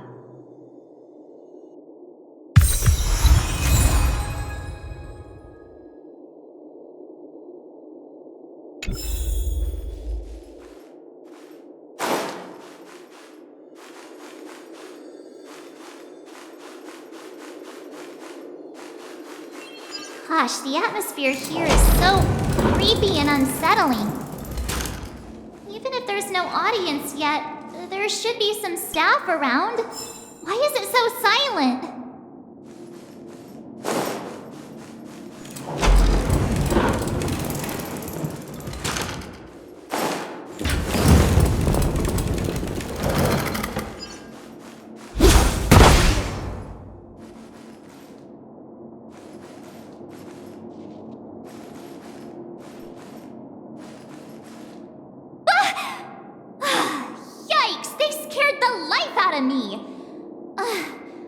Why are there so many puppets at the ticket office?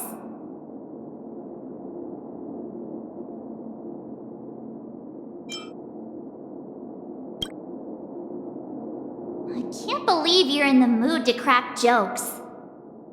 Are these puppets part of the stage setup? Even so, it's so eerie that the entire front hall is empty.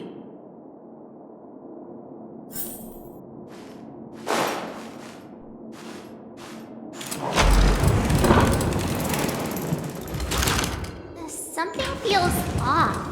We're in the right place, right? There's no other grand theater in the dreamscape.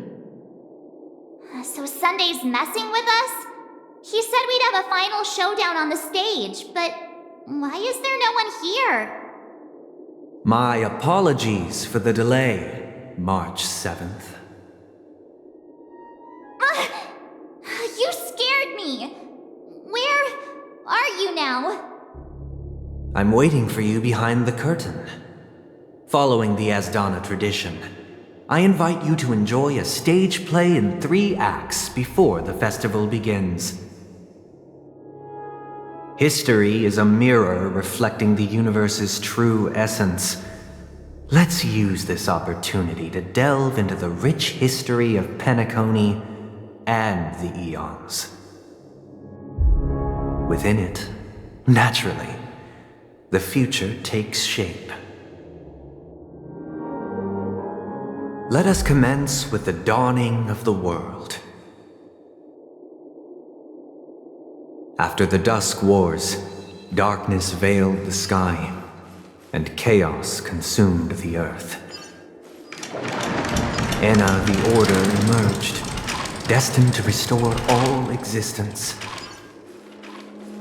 That marked the first day.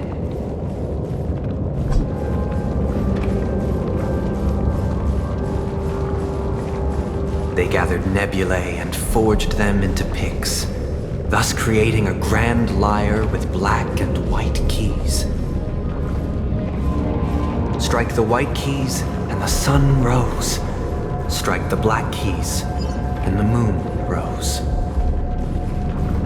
And so, the cycle of... The puppets are gathering around the frame.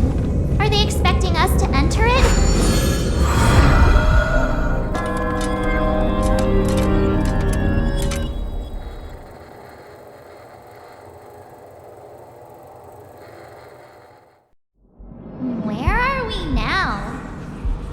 The atmosphere here looks similar to Sunday's inner world.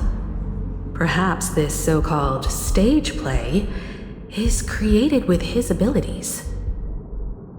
This act is named Ode to Prisoner. Given the atmosphere here, I believe it's about Penacony's past. I thought things were finally looking up as I managed to dodge prison during my recent trailblazing expeditions. But now it looks like I'll be back behind bars again. I genuinely wish to avoid a violent clash with my esteemed guests from afar. Therefore, I've arranged 3 acts before the situation becomes irreparable. Where shall we start our narrative? Well, let's start with the time when Penacony was still a frontier prison.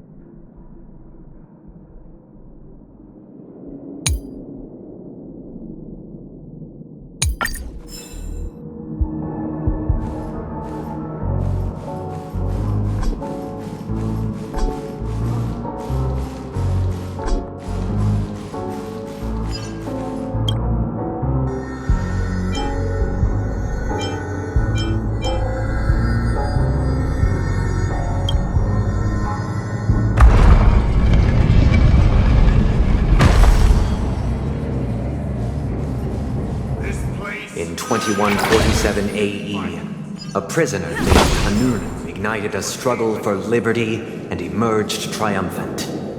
IPC referred to it as the War of the Frontier, while the Asdanians dubbed it the War of Independence.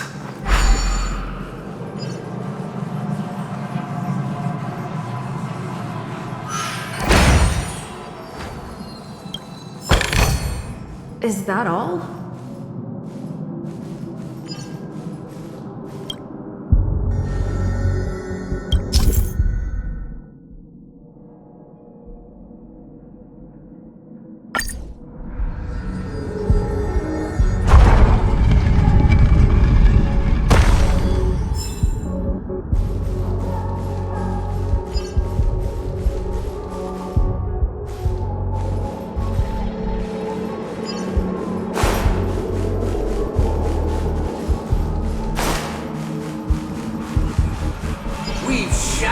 cages and It's true that Hanunu was a legendary hero, but it must be acknowledged that while he bestowed freedom upon the prisoners, he didn't grant them true liberation. staying here, honorable travelers.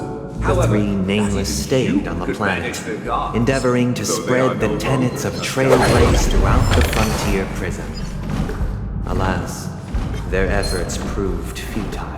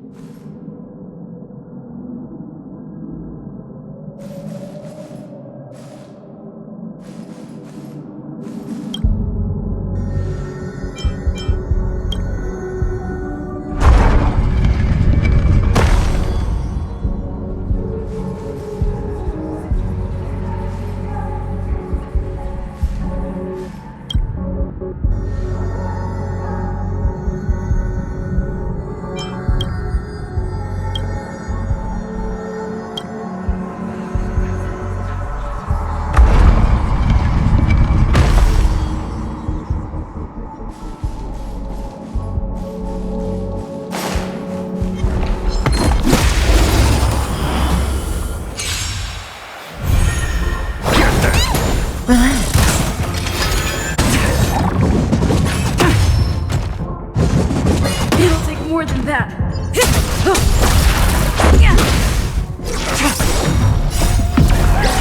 In lunar flame. Blade of moonlight.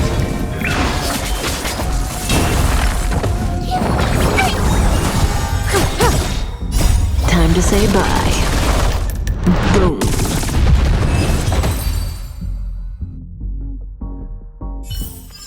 Reach the end of the story in your own way.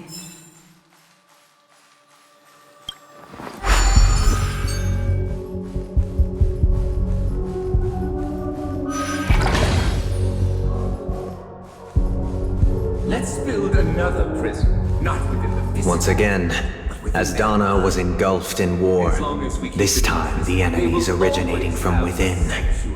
The prisoners remained prisoners for the rest of their lives, fighting for freedom rather than living for it.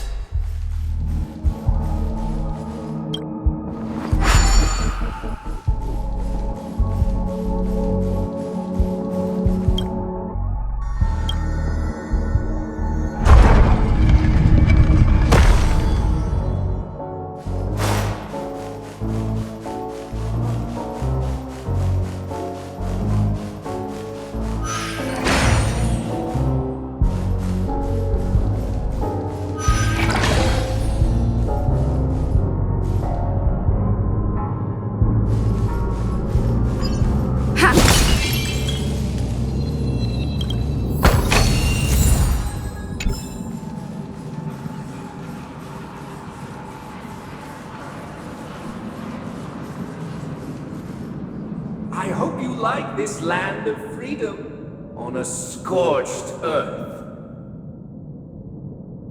As you can see, their sentences have long ended, and the IPC guards have long been expelled.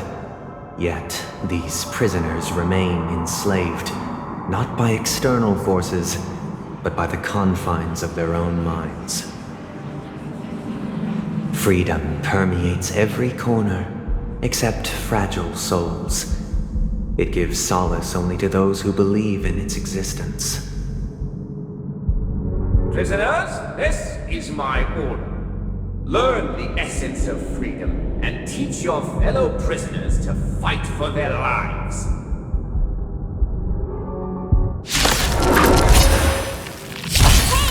Why don't we have to fight while enjoying the show? For I desire not only your enjoyment, but also your...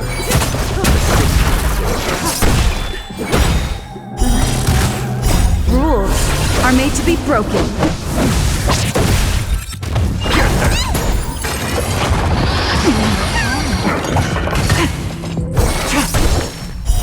Blade of me.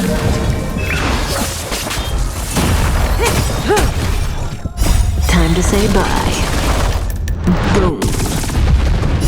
Fiend or devil, I'll crush them all! In lunar flame. Stand still.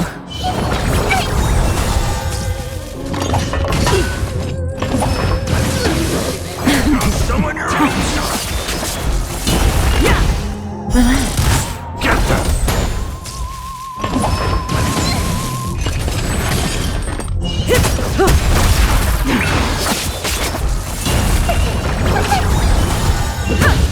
Stand still.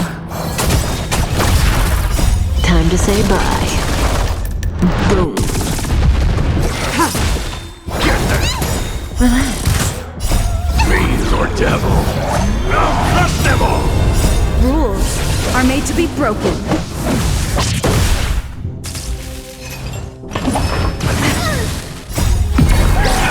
In lunar flame. Blade of me.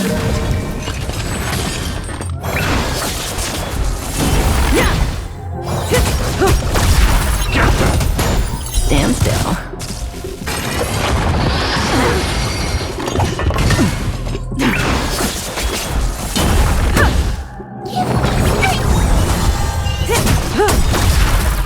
Time to say bye. Boom.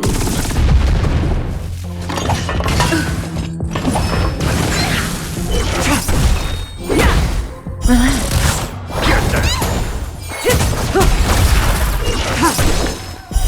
Blade of me. In lunar flame.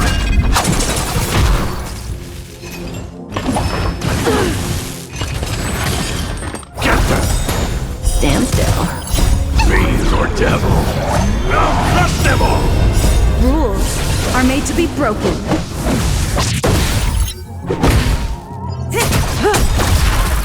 Time to say bye.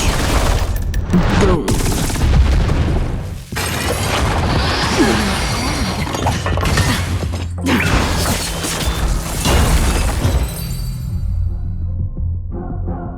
No one can restrain you anymore. You are free. Thus concludes the first act. Amidst a raging war, the frontier prison headed toward becoming Land of the Exiles. This must be how Penacony was constructed. With the aid of outsiders, the prisoners were finally liberated and established the Land of the Exiles. However, it appears that Sunday aims to convey the spiritual plight of the prisoners more than the physical aspects of imprisonment. This show is a bit too literary for my taste. But the battle part is quite easy to understand. Anyway, we've arrived at the exit. Let's go!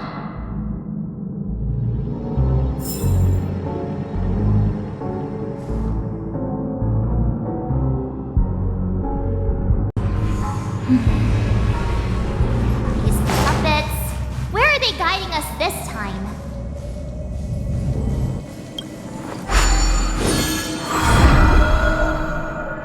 They transmuted streams of stars into inked nibs, creating symbols to be pronounced and counted.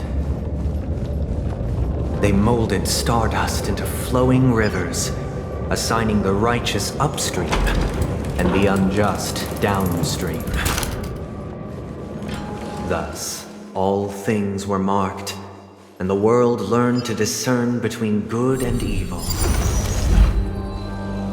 That marked the third and fourth days.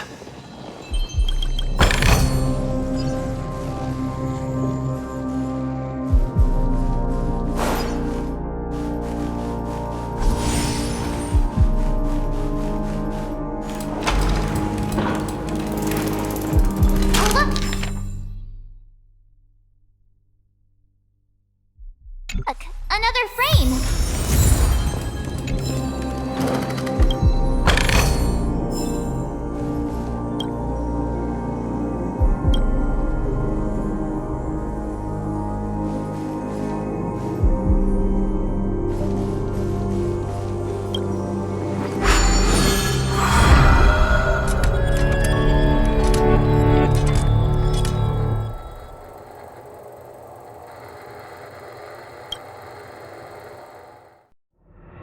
to fool. This must be the second act. The surroundings are different from before. The stage decorations look a bit tidier now. Behold the ensuing tale, a struggle for power. Penacony witnessed the ascent of the 7 major lineages: tree, grass, flower, bird, beast, fruit, and insect. Peace never truly graced Land of the Exiles. The history in this era is rich and intricate, so please allow me to present it in allegorical form.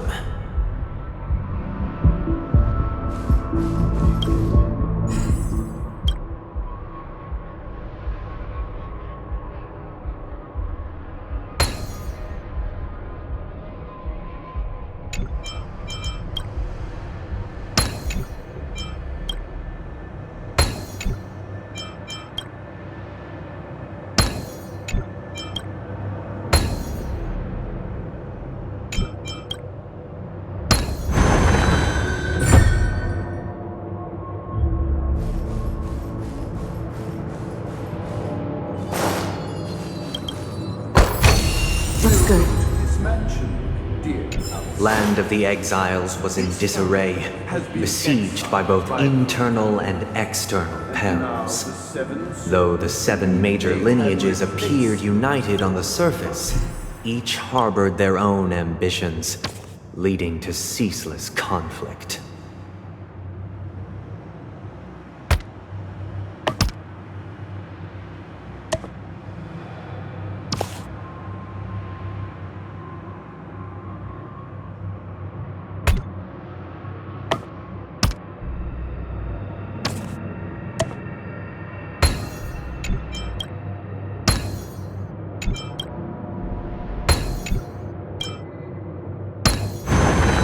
So that's how it works.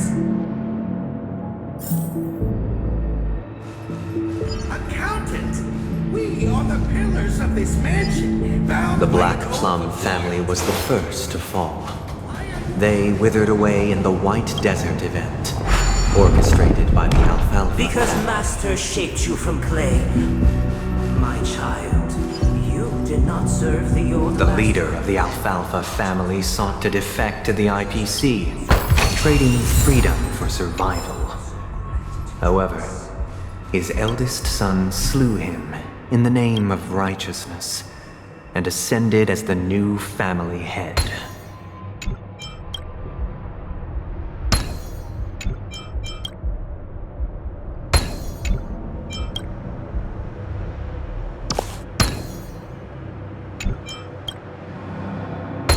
No match for me.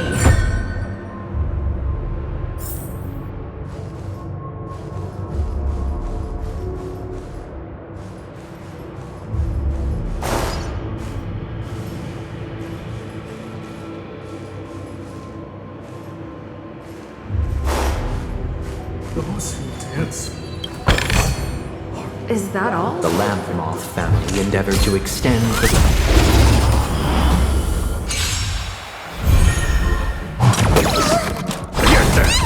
Relax.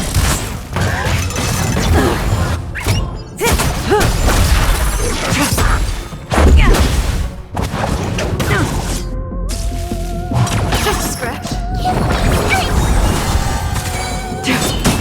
Stand still. Relax.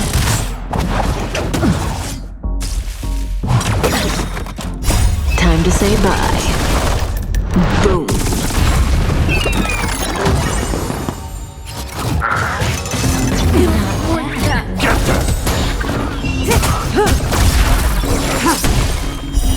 Later.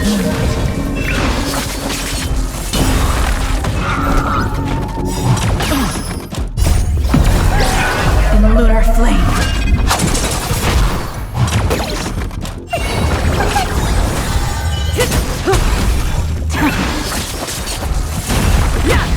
Stand still. Time to say bye. Boom.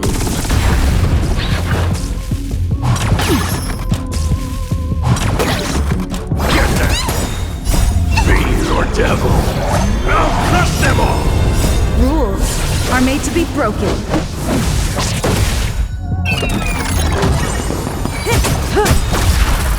Time to say bye. Boom.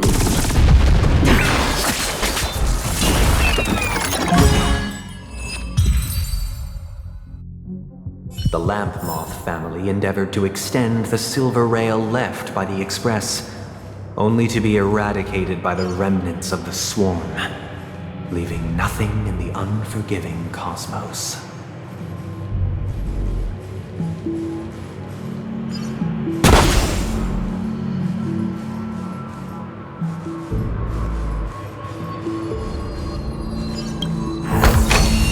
Looks good.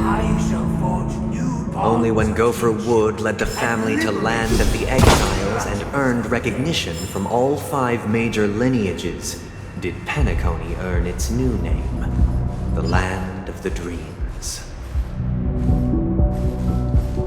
Dear outsider, I beseech your aid in purging this mansion of the poison spread by the lurking instigators. You want us to help you? What do you need? I wish they could regain their reason and cast away the shackles of hypocrisy. This is the second act. Looks like it's about Penacony's journey to becoming the Land of the Dreams, during which the family plays a crucial role. But this new master seems like a bad guy to me, don't you think? Perhaps this is the truth Sunday is trying to express, if you read between the lines. The Harmony changed Penacony just as the guards once did. Looks like we've gotta help those guys kneeling down over there calm down a bit, right?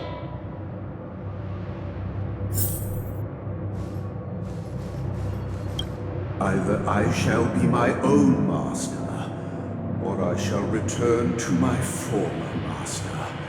I shall not submit to a new master under any circumstances.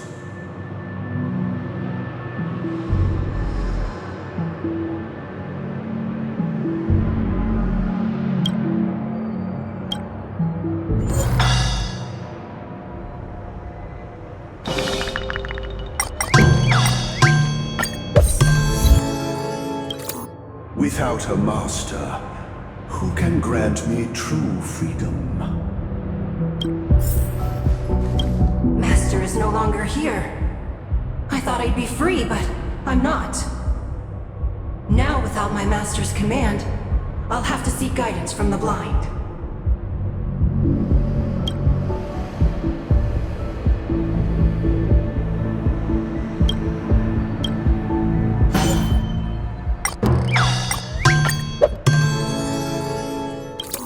Master is no longer here. I must seek a new master and serve them faithfully. Once, I stood as the most loyal guard among all the servants. Now, with my master banished, it's my right to assume control of his dominion.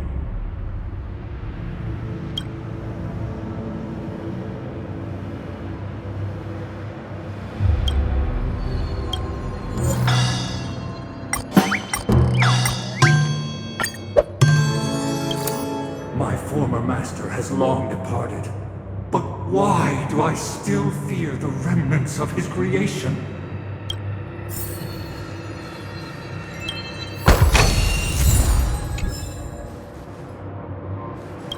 Master! Oh, you will return in due course, and I shall stand vigilant, awaiting the reward for my loyalty.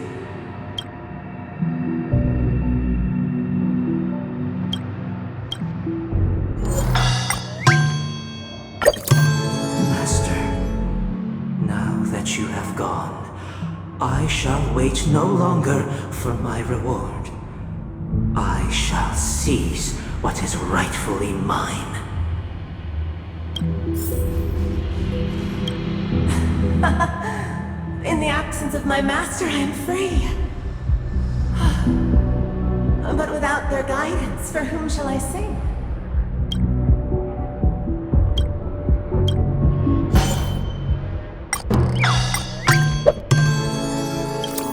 I shall sing for my new master, just as their noble voice once resonated throughout the cosmos. Thank you, dear outsiders. My servants have regained their sanity. Heed me, one and all. Your former master shall not return. It is through righteousness and unwavering support for one another that we shall attain true perfection. Cast aside the veils of hypocrisy and embrace one another. Get ready. Looks like another fight is about to begin.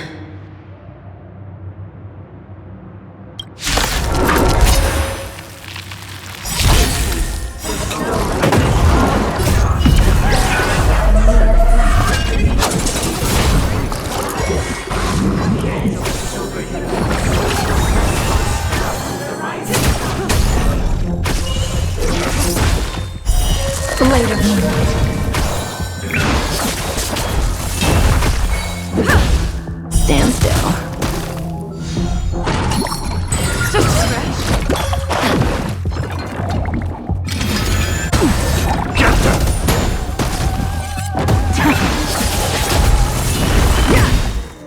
Rules are made to be broken.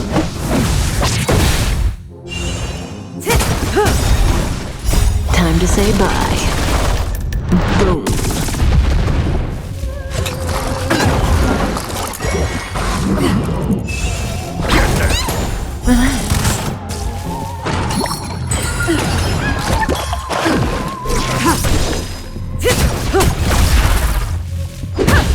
Stand still. Fiend or devil, I'll crush them all! Trailer. Later. In the lunar flame.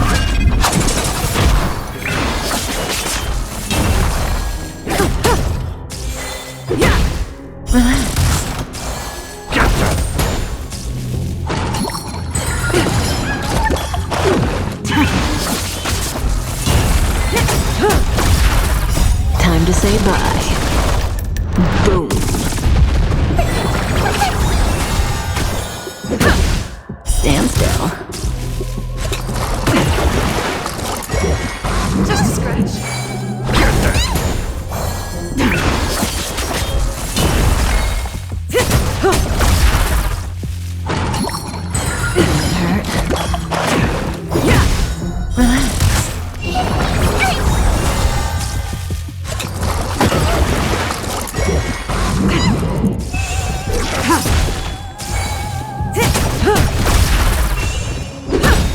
Stand still.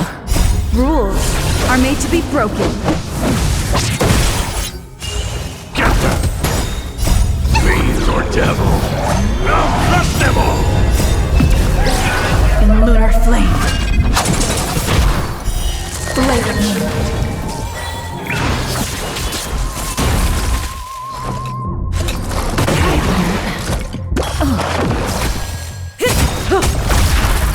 Time to say bye. Boom.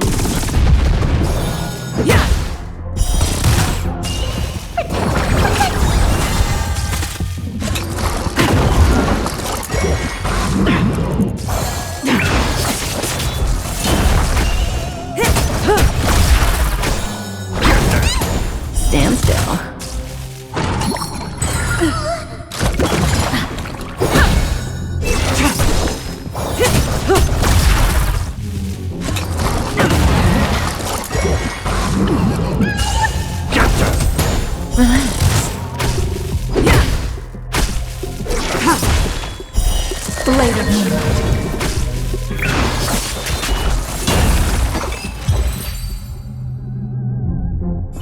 Alas, they remain but slaves till the very end, with the illusion of freedom.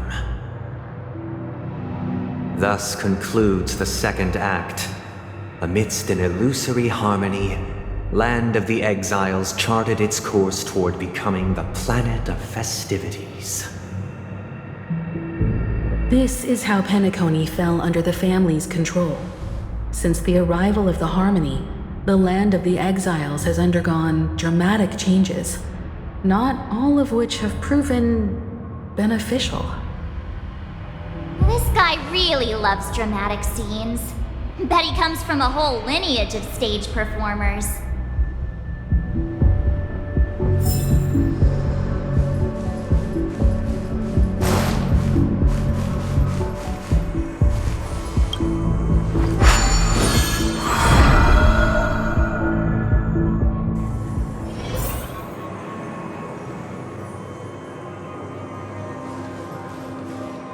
They used the planetary rings to establish the law, forging a code of conduct among the masses. A grand lyre with black and white. Thus, all mortals found their unique place within this symphony. That marked the 5th and 6th days.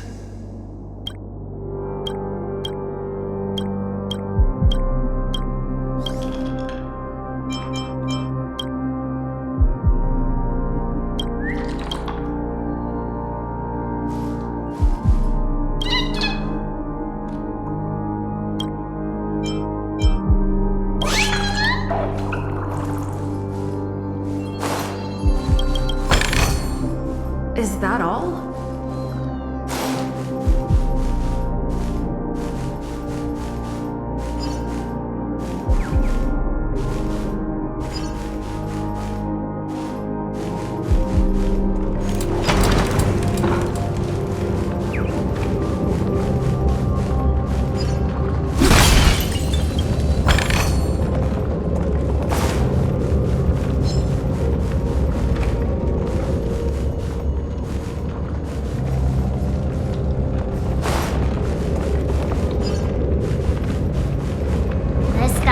Really into these puppets.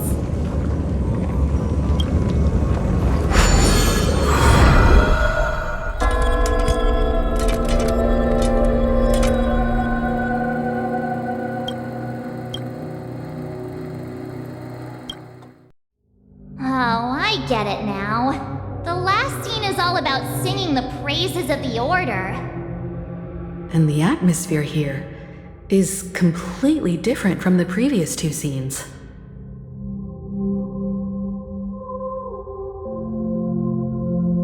This is the concluding act of this play. I have showcased the past and present of Penacony, hoping that my desire for change resonates within you. And now, I shall reveal its future to you.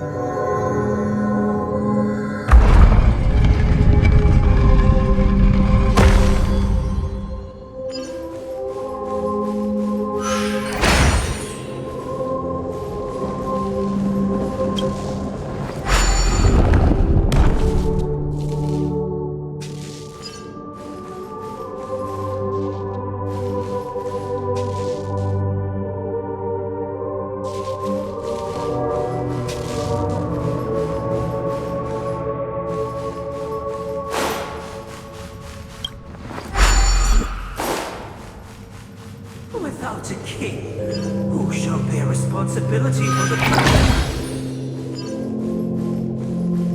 If the people are concerned, we will make choices on their behalf and bear the responsibility. Without a king, who shall protect the weak and stand against the We mighty? shall support one another, protecting the weak and standing against the mighty. Looks good.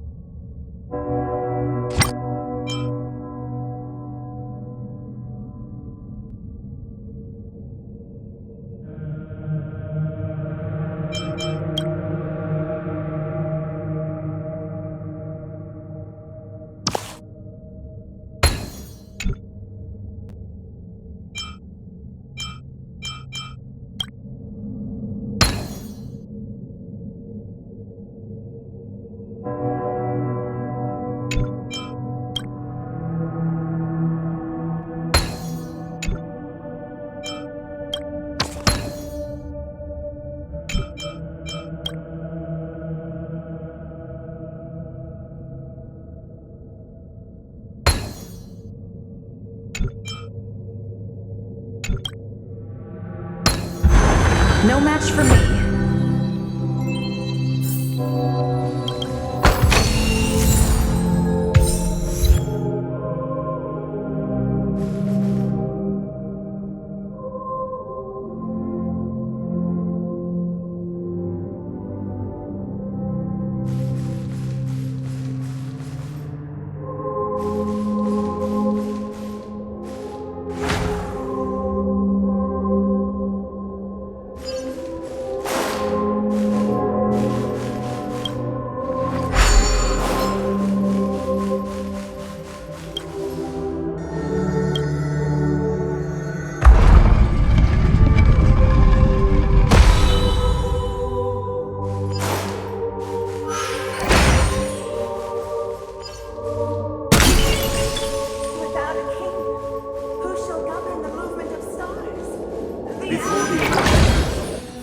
Everything followed its natural course, and so it shall continue even after the king's departure.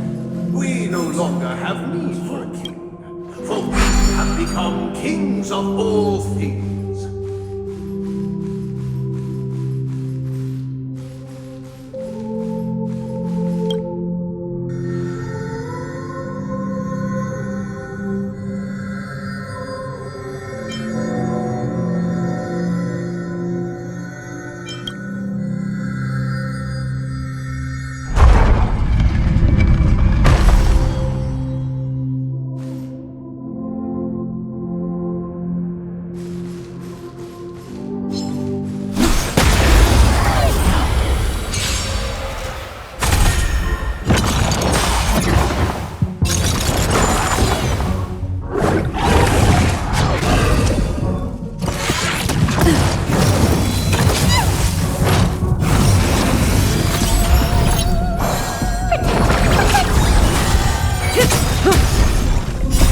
To say bye.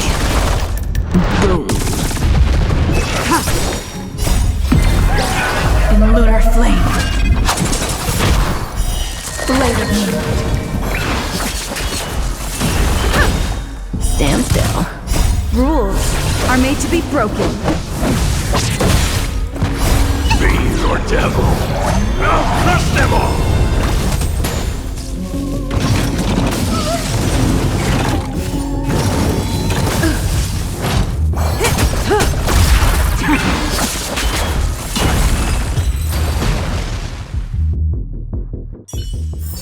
Reach the end of the story in your own way.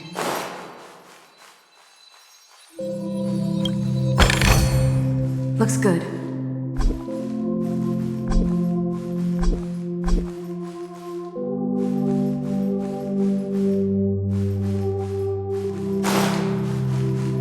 But after the king's departure, who shall become the new king?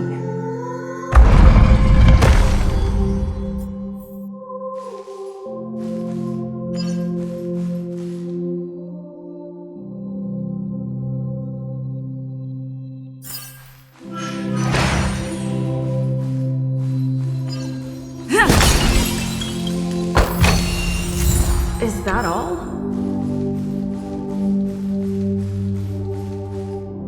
Hey, aren't we supposed to kick off a short story and have a fight here just like we did in the previous acts?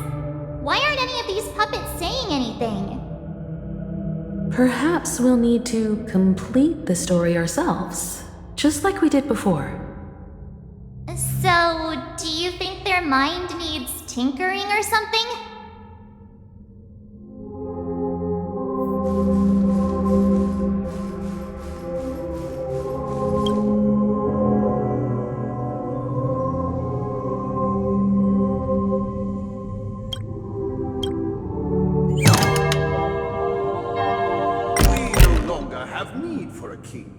For we have become kings of all things. Farewell, former king. We no longer have need for a king, for we have become kings of all things. Farewell, former king. How did it go? You can't change them? What does that that mean? My apologies for my negligence. I forgot to inform you that the final part was scripted long ago. Let our previous king recount it to you. Now it is time for the final rite. Prepare for battle. Looks like we'll have to fight again.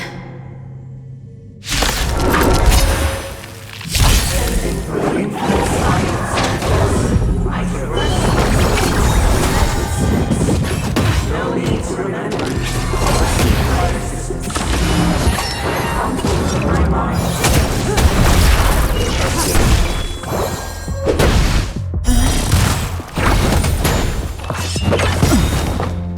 Time to say bye. Boom. Blade of Moonlight. In lunar flame.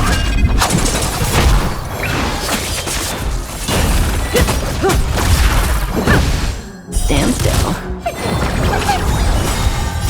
Fiend or devil, I'll crush them all! Rules are made to be broken.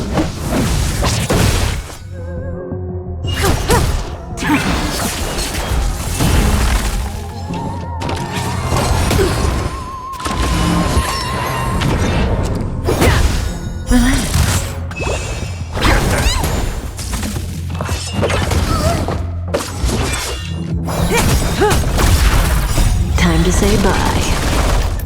Boom.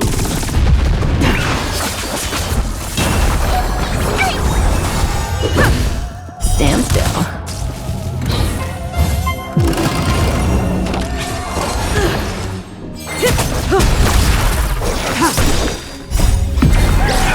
In lunar flame. Blade of Moonlight. Relax.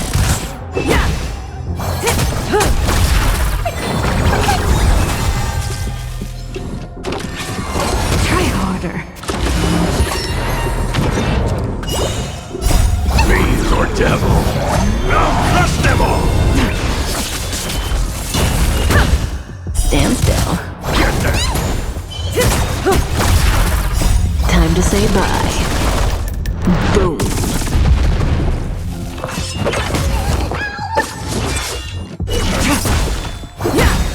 Relax.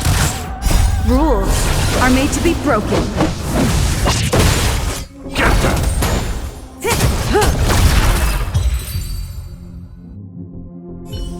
In the hushed expanse of a nocturnal reverie, I leave faint traces behind.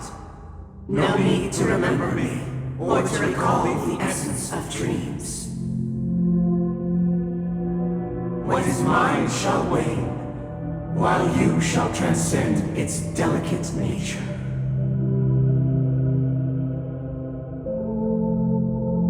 This is the final scene.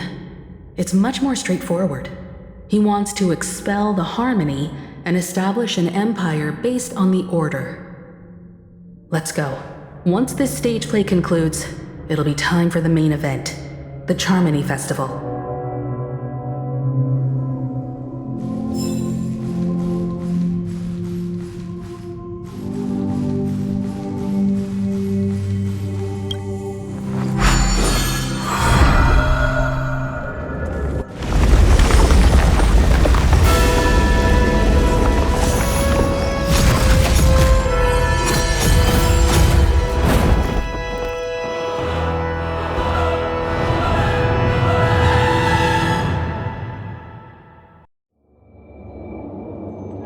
They imbued the world with meaning, perfecting all things in the heavens and on earth. Then, they rested from the labors of creation. Yet, all beings cried out to Enna. Under the banner of the Order, you have defined all things in the cosmos. But this made us realize that we are but puppets in your hands. Thus, on that day, all beings united and cast the Eon into the abyss of oblivion. This grand theater looks totally different. Is this the power of the Order? Everyone, get ready. This could be a tough battle.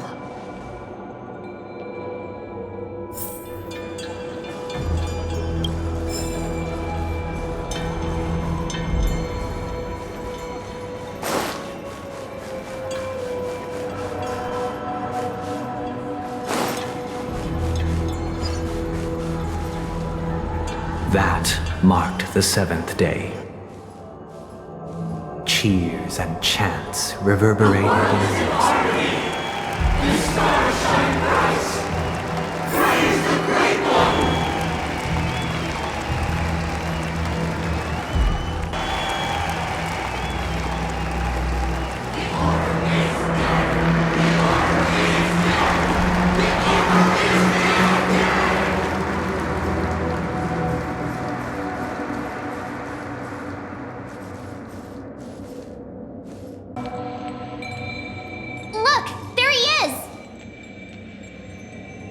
That concludes everything related to the Order.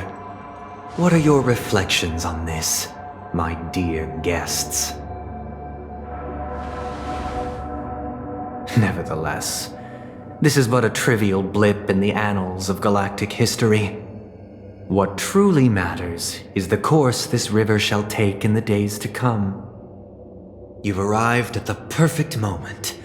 The Charmony Festival is about to commence, and it would be a shame if you were absent for the Harmony's prologue.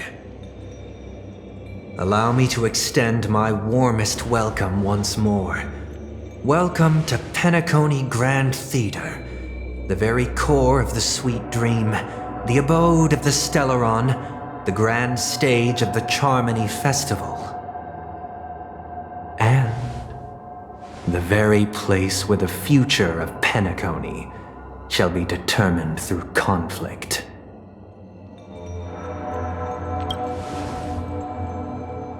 Your unwavering faith in the Trailblaze is truly impressive.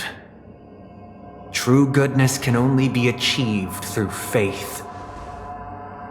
Allow me to point out that falling into a permanent slumber is not happiness, especially when those people are driven by someone else's will in their sleep.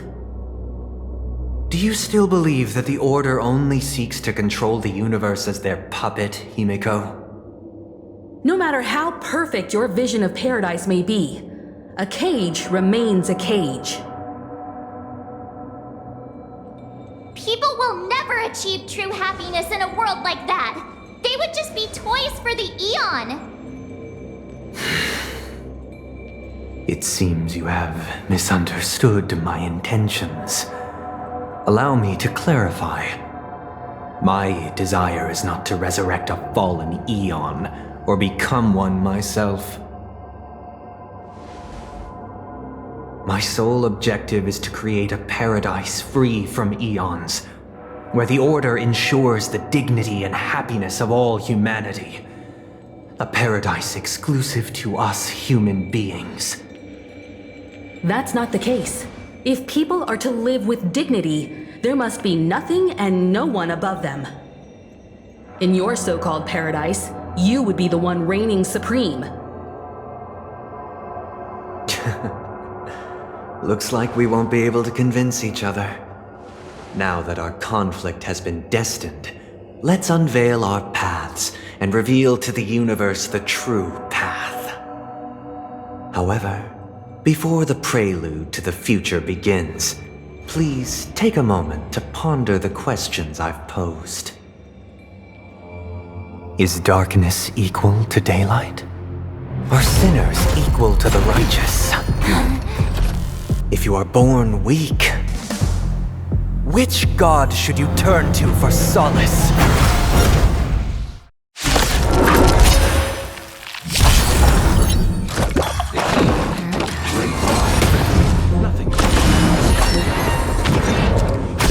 Just in time.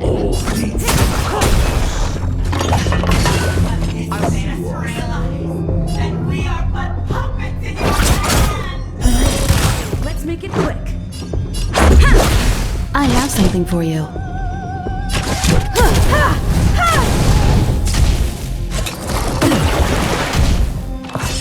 Just a scratch.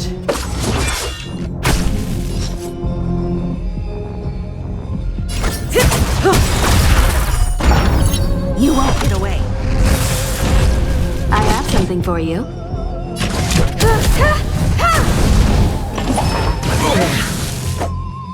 Good times, never time to say bye. Boom. You won't get away.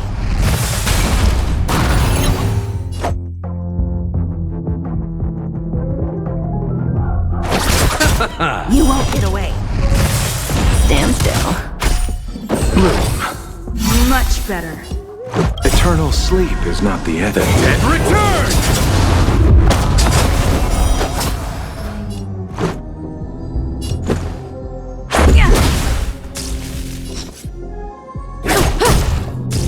Time for an overhaul. Perhaps you still don't. Humanity never conceals its desire to control the heavens, and I'm no exception. Relax.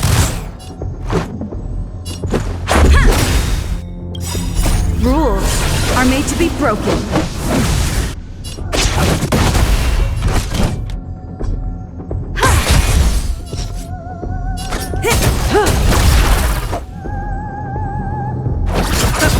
Stand still. Let's go.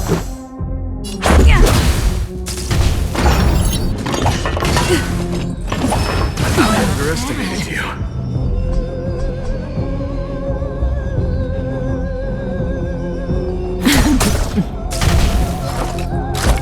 Barely felt it. I'll see you off. Relax. We've got a lot of Good nerve. times, never last. Time to say bye. Boom. Let's make it quick.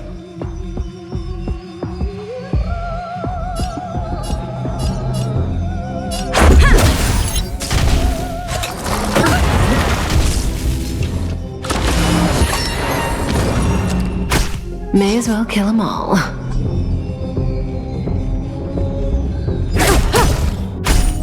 Receive divinity. Much obliged. Eternal sleep. The dead return!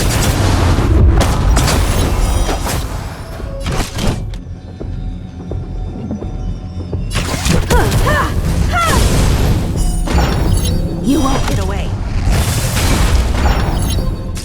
Let's settle this.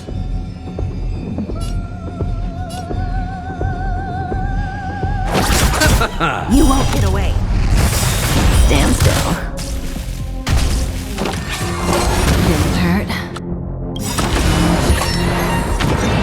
Perhaps you still don't understand. Humanity never conceals its desire to control the heavens, and I'm no exception.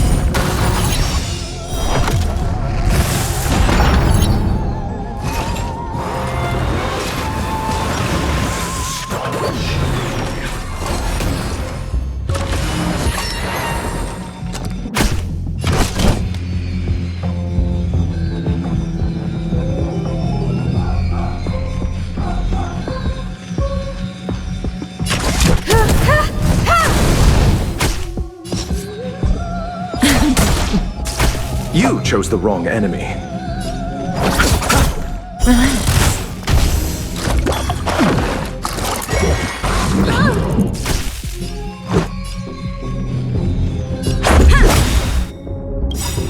Rules are made to be broken. Didn't hurt.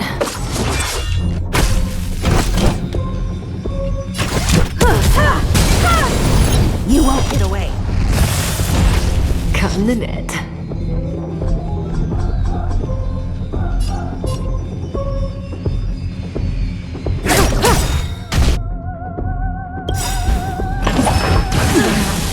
Receive divinity. Thanks. Your good times never last. Time to say bye. Boom. I'll see you off.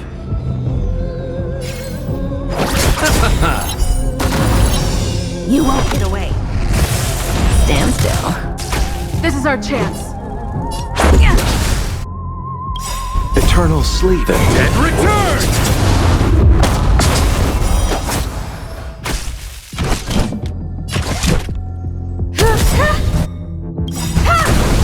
Perhaps you still still don't Humanity never conceals its desire to control the heavens, and I'm no exception. Say bye to breathing.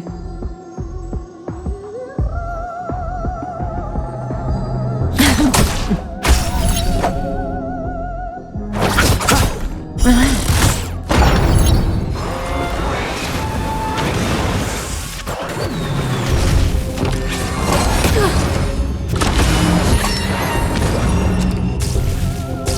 Time for an overhaul. May as well kill them all.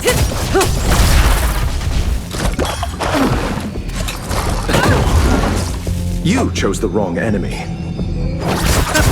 Stand still.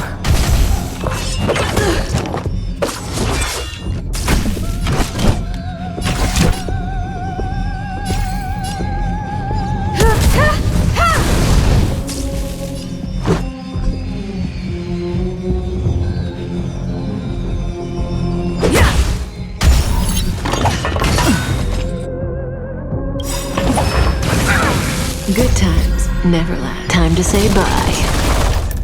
Boom. You won't get away.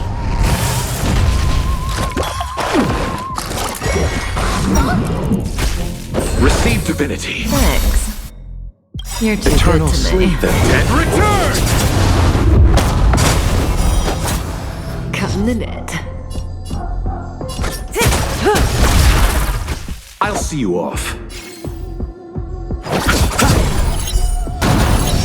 You won't get away.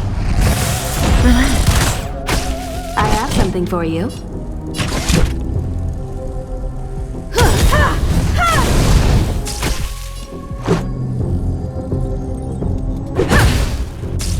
Say bye to breathing.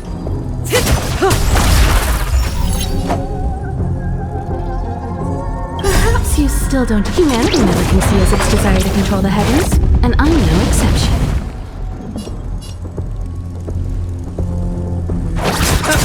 Stand still.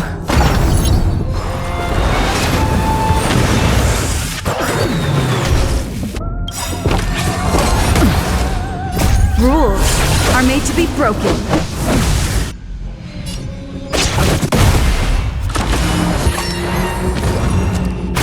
Time for an overhaul.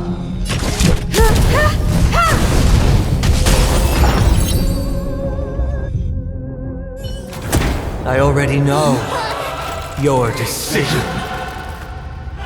I now permit you to gaze into the sun. On these 107,336 stones, the almighty and powerful strings of harmony are at my disposal. The supreme tuner, harmonious choir, Dominicus!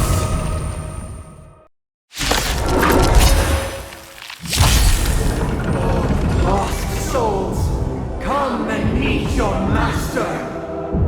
The embodiment of the harmony? So the true purpose of the Charmony Festival is to usurp it?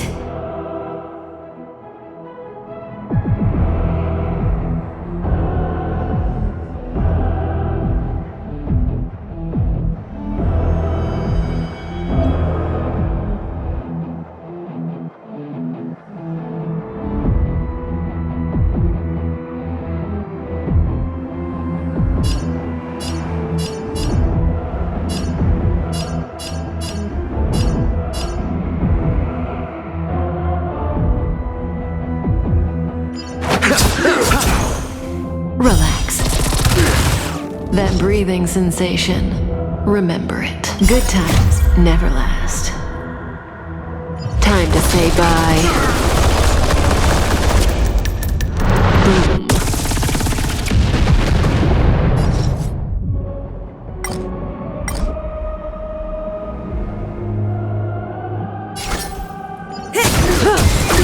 You won't get away. Let's go.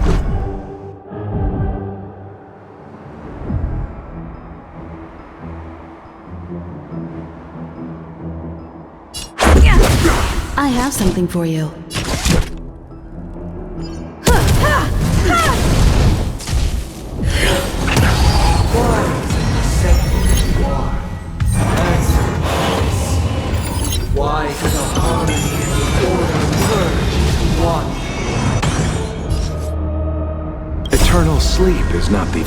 return! Disorderly noise!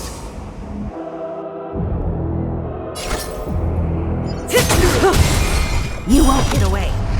Disorderly noise!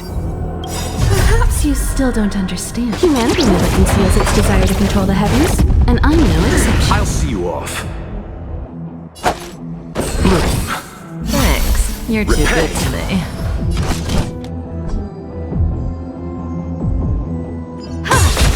Noisy! You won't get away. Disorderly noise! This is our chance.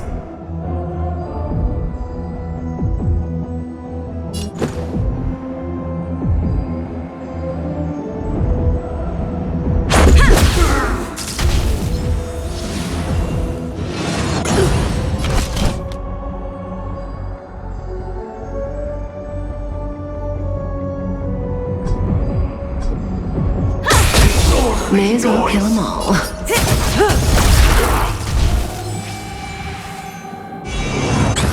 You chose the wrong enemy.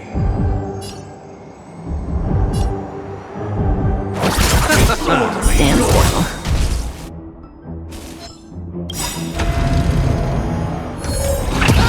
Good times never last. Time to say bye. Boom. Your eternal peace.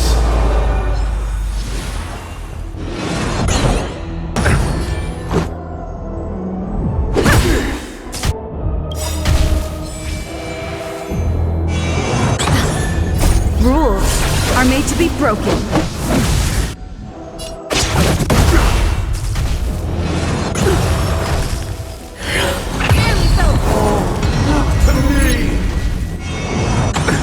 Nothing major.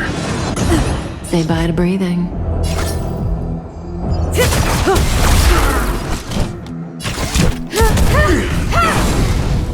Feeling like there's another world in front of my eyes.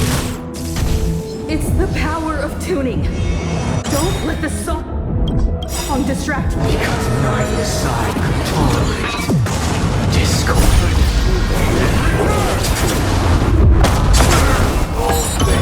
Part of the I underestimated you. Receive divinity. Repay.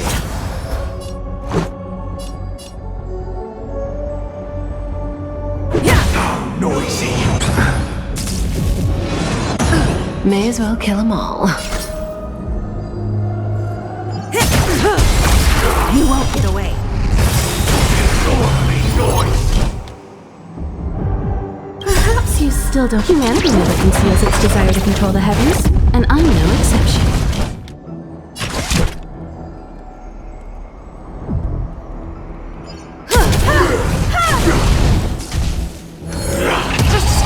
Sink into a dream.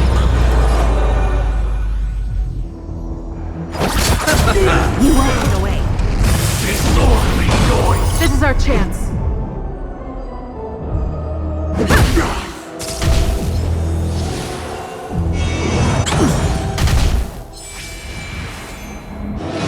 Barely felt it.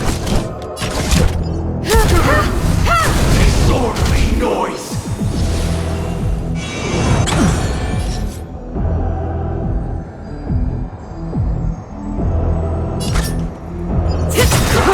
Disorderly noise. Good times never last. Time to say bye. Boom.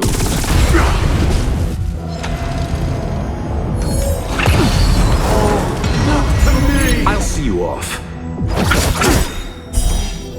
And still. Eternal sleep is the dead Return! You won't get away. Disorderly noise. I have something for you.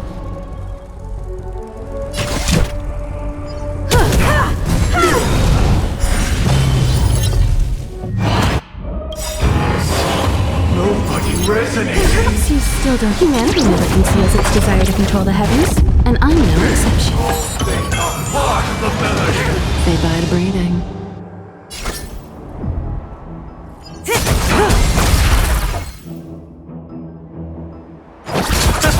Relax.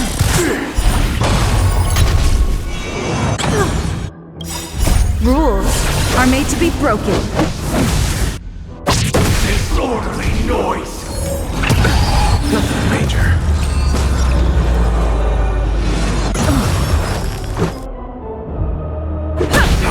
Time for an overhaul.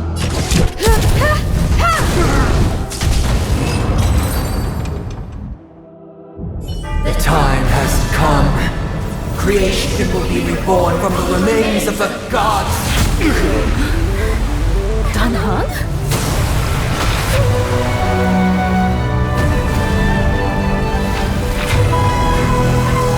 Radiant spirits, heed my word. Show no mercy!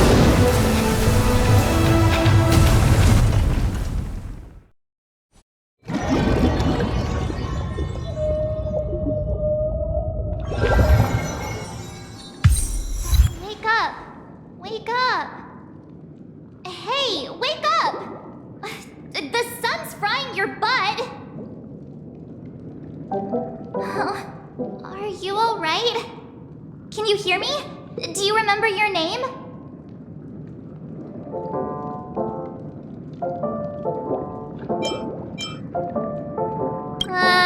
Kind of. It was General Jing Yuan who helped us shoot it down. In any case, since you remember what happened just now, well, that's put my mind at ease.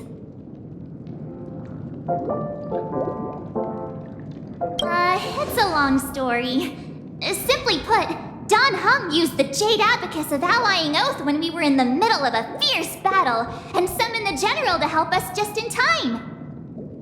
And then we returned to reality. Look, this is your room. Everyone else has also returned from the dreamscape. Himeko and the rest are at the lobby discussing matters with the General. And now that you're awake, we should tell the crew that you're all right. Come with me. Not going to come chat with me, sleepyhead. That voice. Is that Black Swan?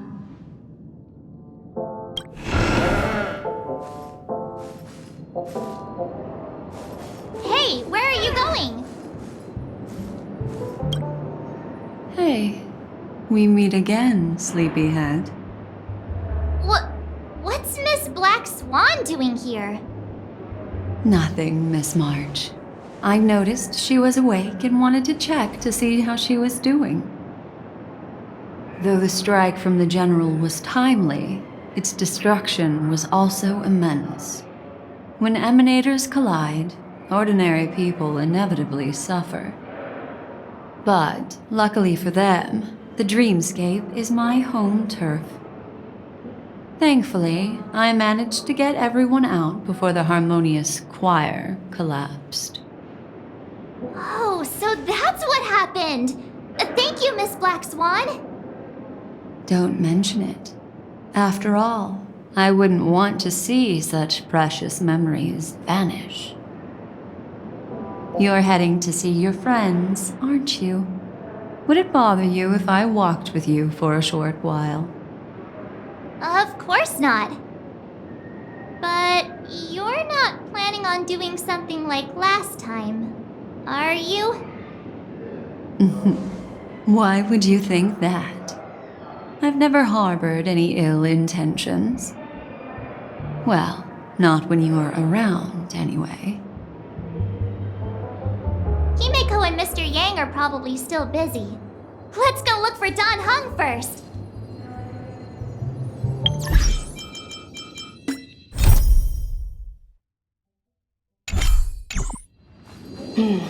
Seems the older I get, the harder it is to... Looks good.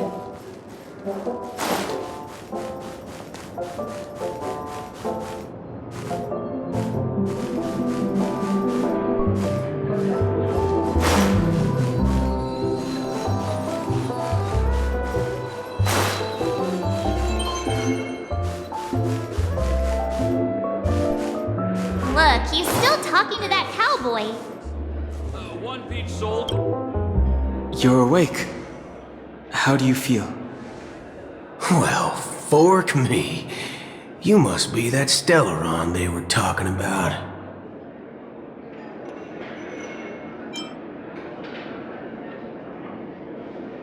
I didn't mention anything to him. Partner, you got it all wrong. I heard it straight from the memo keeper. Allow me to introduce him to you. This is Boot Hill, a Galaxy Ranger.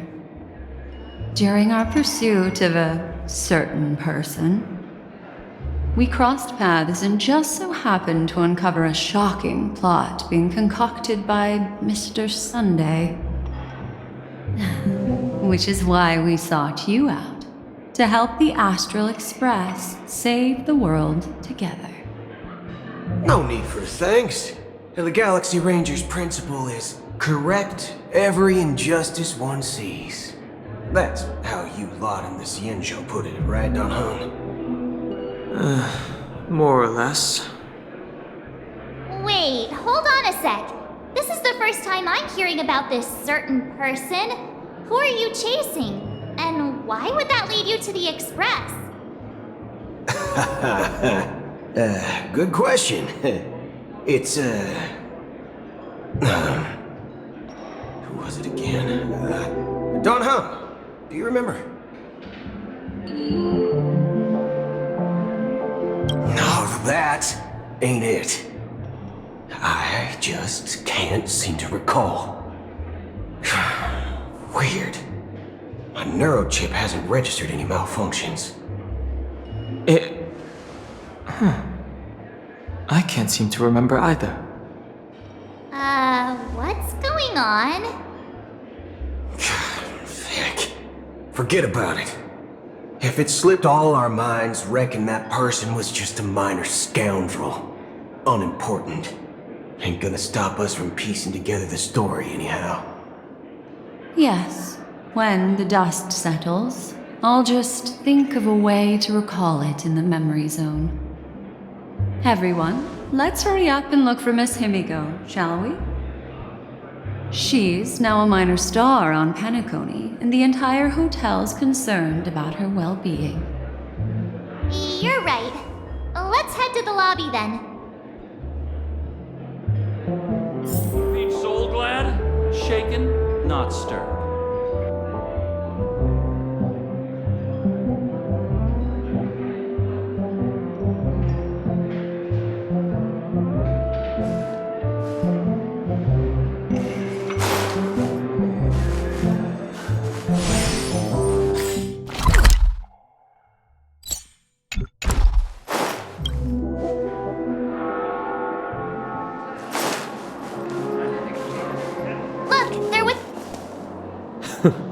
That's all right. In these times of conflict for the sake of utmost safety, it is only right that the Alliance steps forward to mediate on behalf of the Astral Express. We must not allow you to take unnecessary risks. Furthermore, despite the IPC's eagerness for success, it prioritizes peace above all. And the family, trapped though it may be, professes a desire for harmony. The Alliance has always won people over with reason. I firmly believe both parties can indeed put aside their differences and come to a peaceful agreement. The General possesses a deep understanding of the greater good. With the Cienjo Alliance mediating, peace for Penacony is within reach. You flatter me. But ultimately, it's been all down to the Express. Without your efforts, this sweet dream paradise would have been claimed by the last remnants of order before there was even a shot at peace. Well, would you look at that? Here comes the big hero.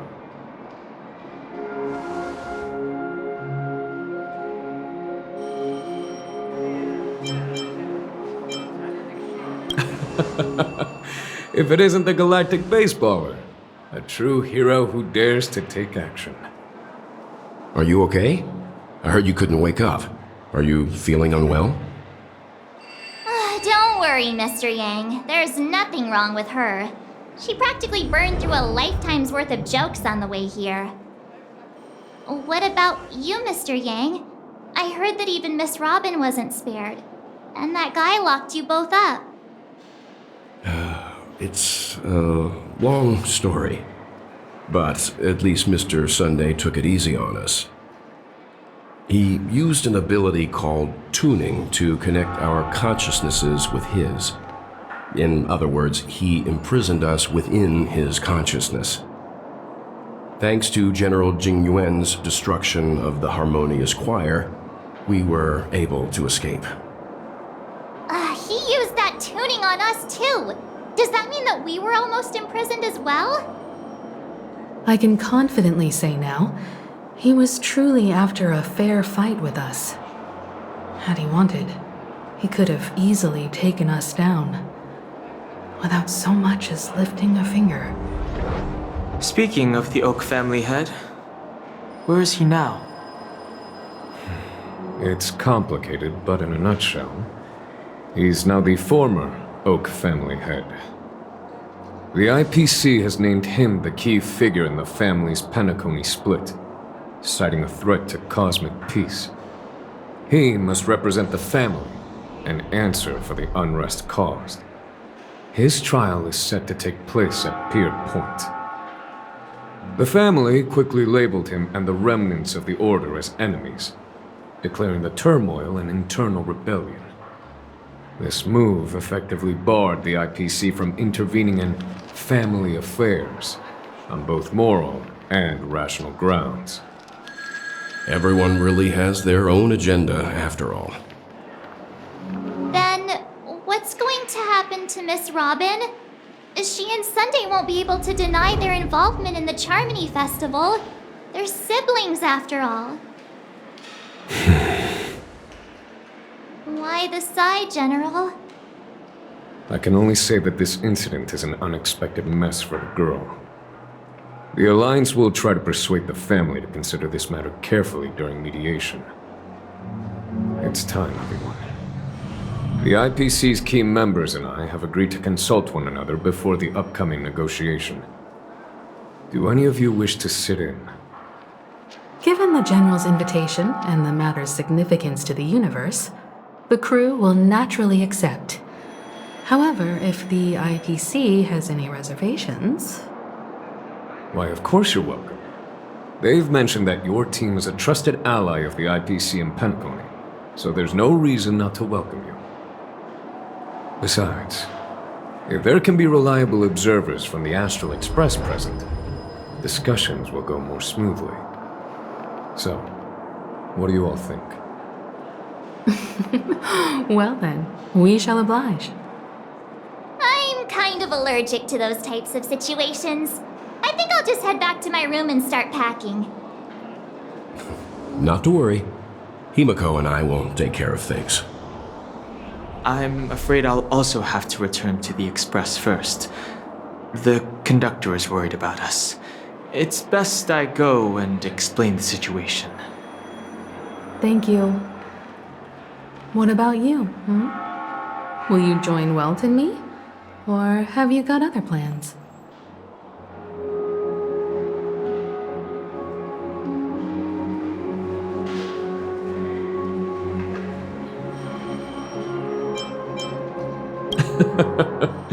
Good guess.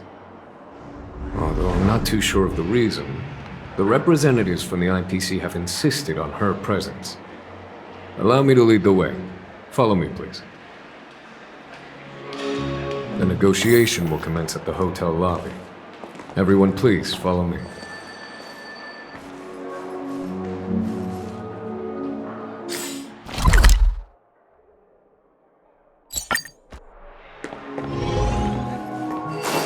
Mr. Aventury and Miss Topaz are here too.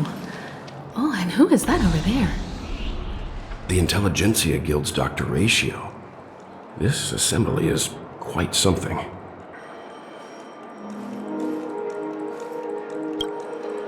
It's been a while, my Astral Express friends. I would also extend my sincere thanks to you, General of the Luofu. The presence of everyone here assures that the talks will likely reach a conclusion that satisfies all sides. Oh. Looks like everyone has come with expectations. Care to share? Of course. Topaz, if you please. Sure, leave it to me. In summary, it's good news. After much deliberation from the Strategic Investment Department's Council, the absolute majority of members have agreed to the following resolutions. In light of long-term considerations for interastral peace, and by authority of Pierpoint HQ, the Strategic Investment Department, on behalf of the Interastral Peace Corporation, will permanently relinquish its claim on Penacony sovereignty and offer unconditional support of the family's rebuilding efforts on Penacony. Now that's something.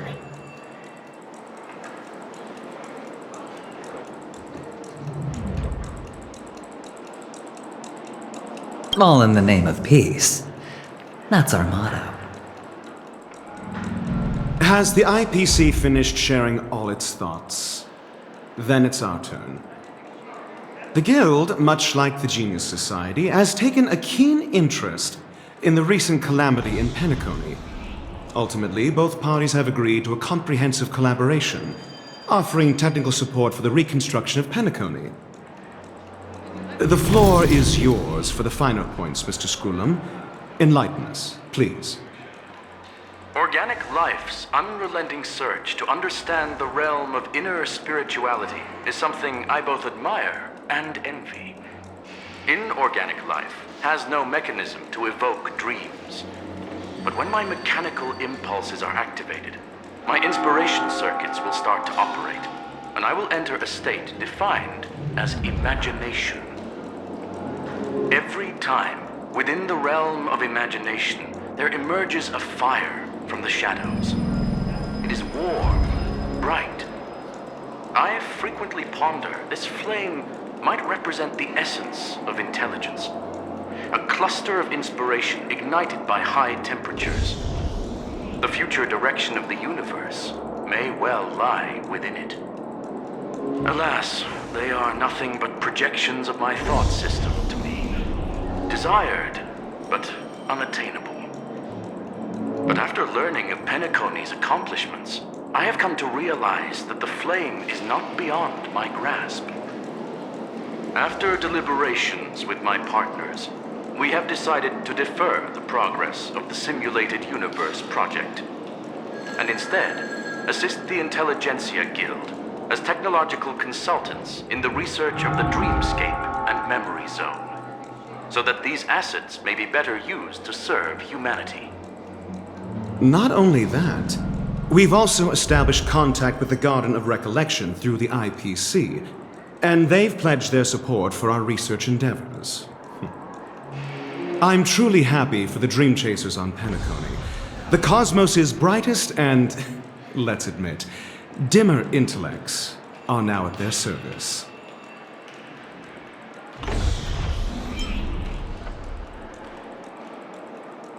Agreed. It's hard to imagine members of the Genius Society taking an interest in such mundane research. Never mind. At the end of the day, this is a positive outcome. No wonder everyone insisted that she be there. It heartens me to learn that everyone is willing to put aside their differences for Penacony's plight. I trust that everyone will surely reach consensus in the upcoming negotiations. Looks like Penacony's future is decided. I'm wondering, is there anything else the crew is concerned about?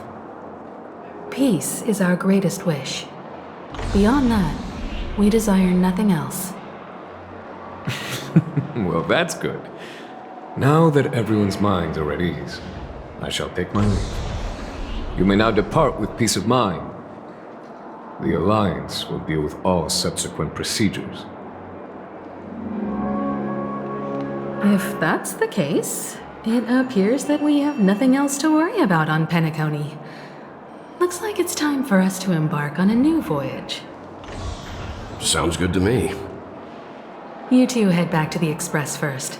I'll pick up March and deal with the checkout procedure. Oh, also, Miss Black Swan, you have a matter to discuss with me, yes?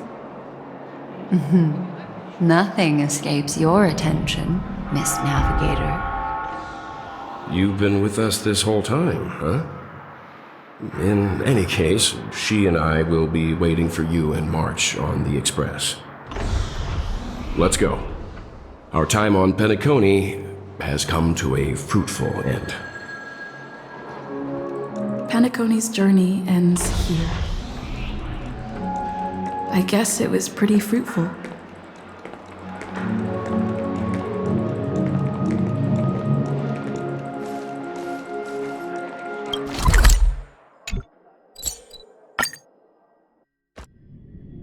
The navigation meeting is about to start. We're all waiting for you. When did... Ahem. Looks like everyone's present.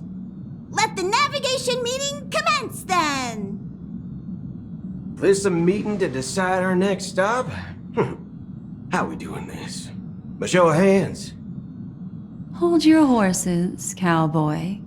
It's for those to decide.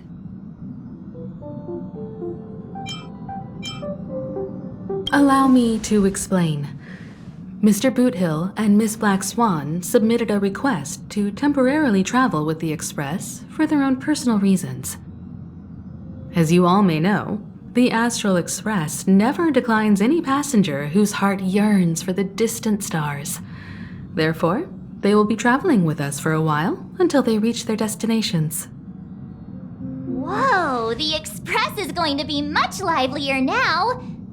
But, Miss Black Swan, you better not use your memo keeper abilities to pull any pranks.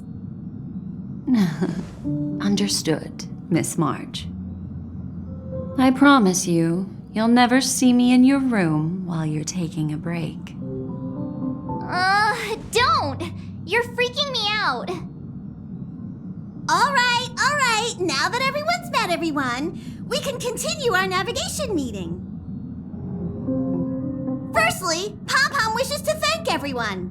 If it weren't for you all unearthing the truth about Penacony, Pom-Pom would have never known where Mikhail and the rest had gone. What they had to go through was regrettable, but I reckon they all fulfilled their wishes. And it was thanks to all of you. Thank you, everyone.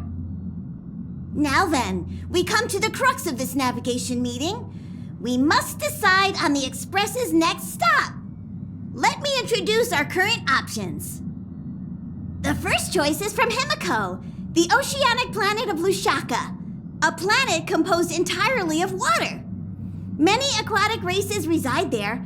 Of course, it's also the home planet of the venerable, nameless Mikhail. The second choice is the agate world Melustanen, suggested by Welt.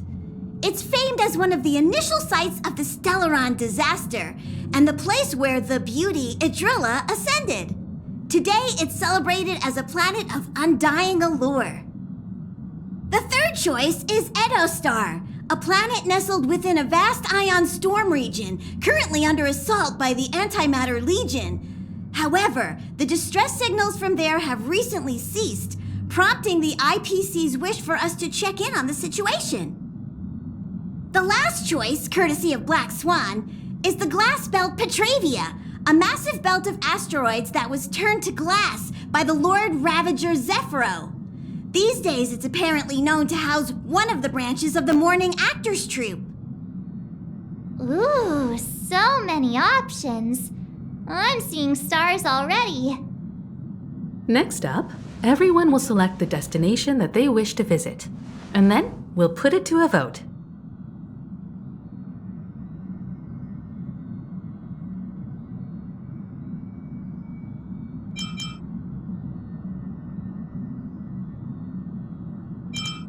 Little Misha and old Mikhail's homeland.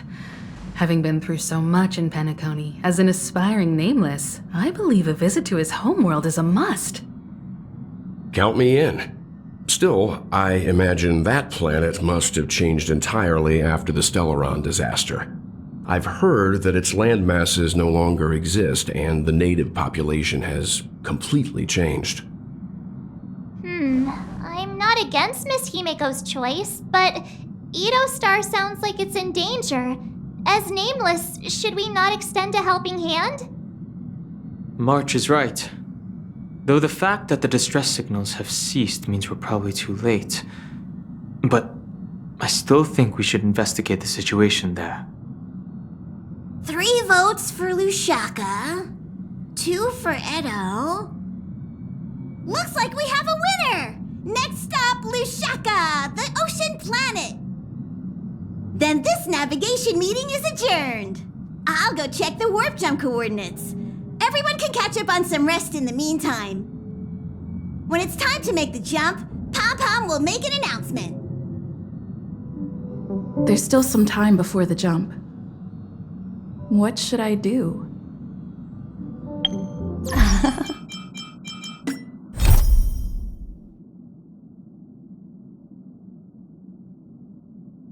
How about a chat? Over here. Please let this trip be uneventful. Please let this trip be uneventful. Please let this trip be uneventful. Mumbling? I'm praying. The last couple of trailblazing expeditions have been downright terrifying. It's about time we had some fun, cozy, and cute adventures for a change. Come on, start praying with me.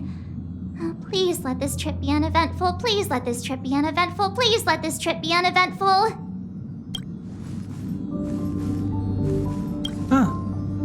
For some reason, I'm suddenly stricken by the feeling that we haven't crossed paths in quite some time. I should have known better than to expect anything serious from you.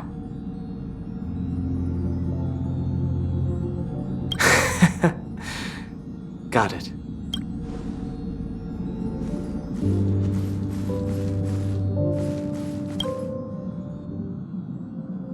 Oh, you're here.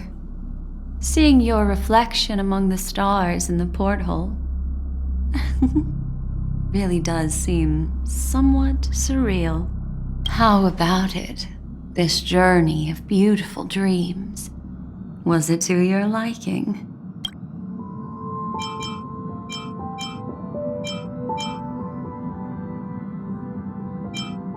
Tinge of regret I sense. These are the kinds of lasting memories I cherish. So, how about you hand that small parting gift back to me? I'm quite eager to have it back.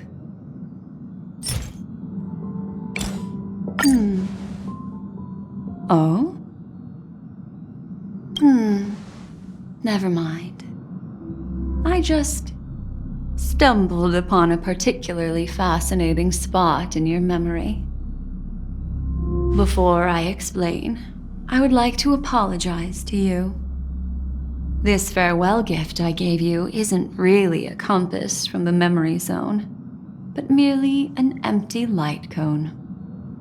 Remember when we entered the hotel in the dreamscape for the first time, and I procured a few trinkets from your companions?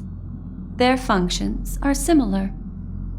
This way, I can always be attuned to your location, ready to assist immediately if you encounter any threats. But this is not its most intrinsic function. Light cones are slices of light used to encapsulate solidified phenomena. This empty light cone is the same. It can etch your memories in their most vivid form, and then allow me to admire and manipulate them, turning them into unique mementos. All the world is born from the power of mind and soul, and that power is memory. To prevent ourselves from being forgotten by the world, we must make the world remember us, or use our memories to recreate it. Life, seemingly vast, offers but a scant collection of impactful memories. Some joyful, some sorrowful, some light, some heavy.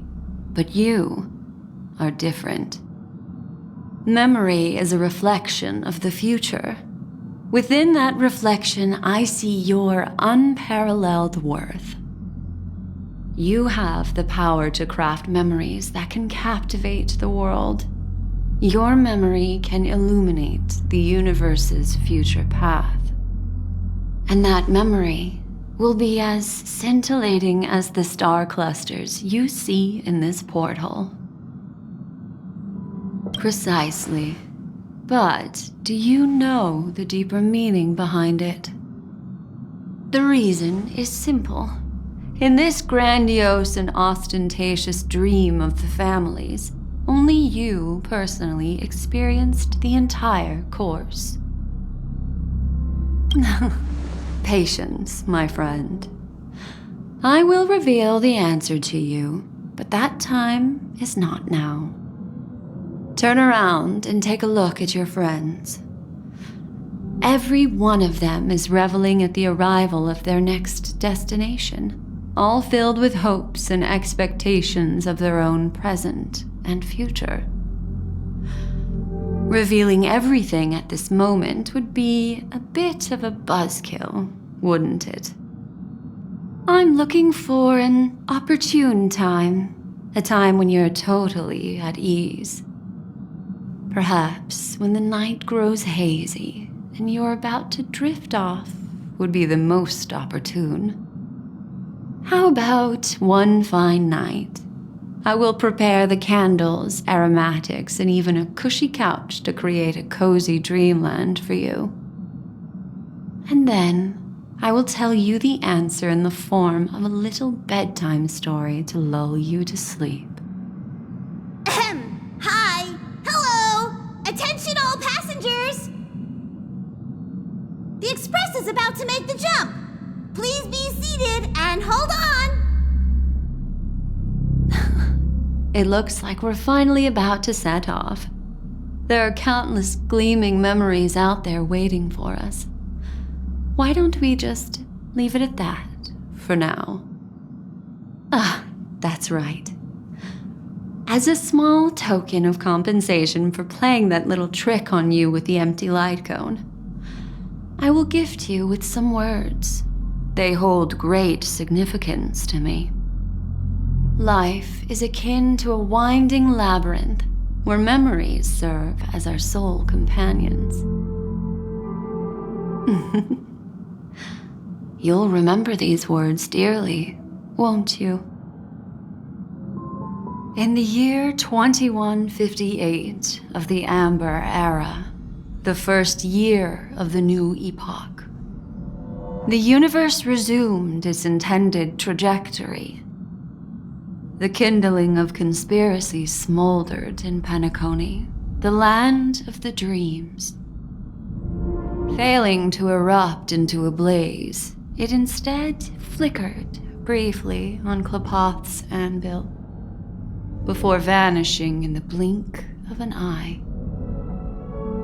The dead and those fated to die remain in their eternal slumber, while the living find solace in deep sleep.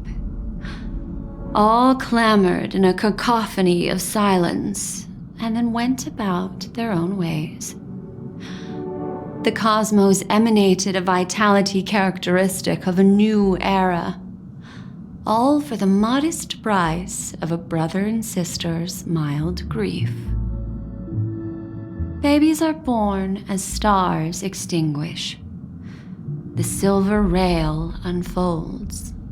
The story of the Astral Express comes to a close, yet it also embarks anew. Time marches forward, heralding the arrival of a new chapter in the history of trailblazing expeditions.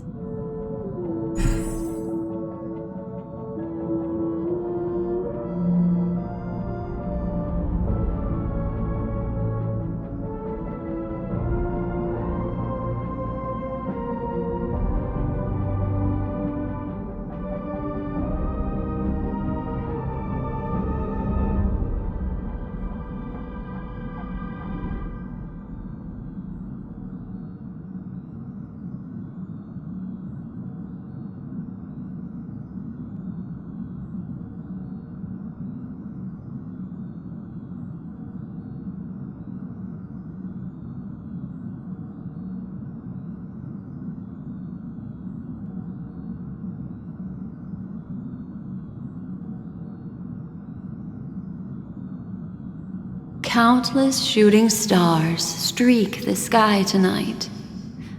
If you can pick the right one, it will carry your wish to thousands of distant worlds. You're feeling very relaxed now, aren't you? So, then, it's time to tell you a little bedtime story. Well, let's start with a conclusion. The crew was defeated in the battle against Sunday. Everyone in Penacony failed, and no one survived. But don't panic. The truth, as horrifying as it may be, is not yet irreversible. There's still a glimmer of hope, and that's why I'm here. Next, I'll use this empty light cone that carries all your memories to relive everything that happened before. And when this story reaches its end, I'm sure someone as clever as you will notice that. There's a major flaw in the story you have experienced, yet within that flaw lies a glimmer of hope. Are you ready for it? Do you remember everything? When the clock turned back, the Express started a warp jump, sending you to a strange dream. You were bewildered back then, and then a Galaxy Ranger named Acheron showed you a way out. When you arrived at the Reverie Hotel, you met the doorman Misha and had a confrontation with Aventurine, an IPC representative. Thankfully, Acheron appeared again and helped you. After that, you saved Firefly and explored Penacony together. During the tour, you ran into Sparkle disguised as Sampo and accidentally entered a child's dream. There, I rescued both of you from death, but Firefly didn't return to reality. She realized the truth and tried to involve you in her plan, but that resulted in an accidental death. Even more unsettling, you soon encountered another murder. The 2 cases of death prompted you to investigate the truth behind the sweet dream. Despite your efforts to gather information about the 2 victims, you didn't make much progress. But you did learn about the watchmaker from Gallagher. Meanwhile, Aventurine was secretly carrying out his scheme, in which you were one of the pawns. In the midst of a fierce battle, Acheron revealed her true identity as an emanator of the Nihility and unsheathed her sword. That strike foiled Aventurine's plan and opened a passage between the sweet dream and the original memory zone. Upon your arrival at Dreamflux Reef, you learned the truth that death was actually dormancy, as well as the truth about the dreamscape, the Stellaron, and the bellboy, Misha. You split up with Sunday and Robin, looking for a way to seal the Stellaron. However, it turned out that Sunday and the Dream Master had their own hidden agenda. And you had to engage in an ultimate duel on the stage of the Charmony Festival. Finally, the story reached its conclusion. You emerged victorious, with the Trailblaze triumphing over the Order, and Penacony embracing a bright and peaceful future. This marks the end of the thrilling journey in Penacony. I'm sure you've already noticed something unusual, haven't you? The major flaw, which contradicts all the known information, hides in this story.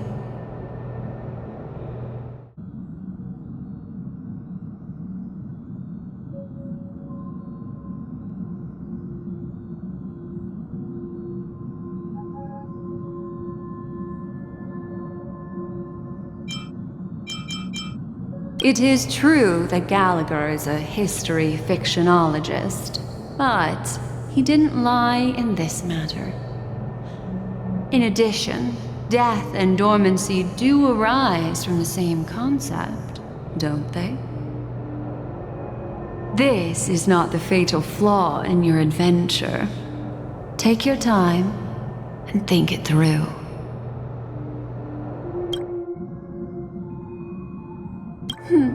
Little Misha. Or should I call him the Watchmaker? He's only a segment of memory in a dream bubble, but his ambition for the Trailblaze led him to leave the bubble and embark on a grand adventure in Penacony. While Misha is a rather special Memory Zone meme, and he was granted power by the Trailblaze, there's still one thing that he shouldn't be able to do. A life born in the Memory Zone could never manifest in reality. So, why did he appear in the Reverie Hotel in reality?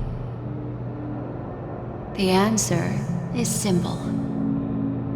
He is the one fatal flaw that contradicts all our known information.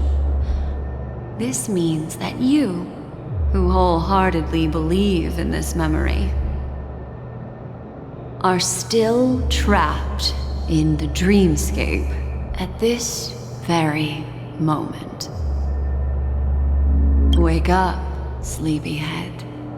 Break free from this eternal dream and return to the real world. We'll find our answers there.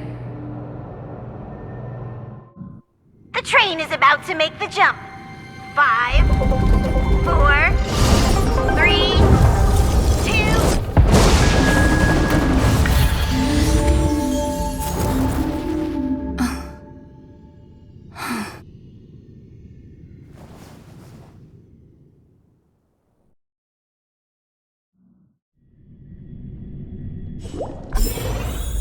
This way, darling.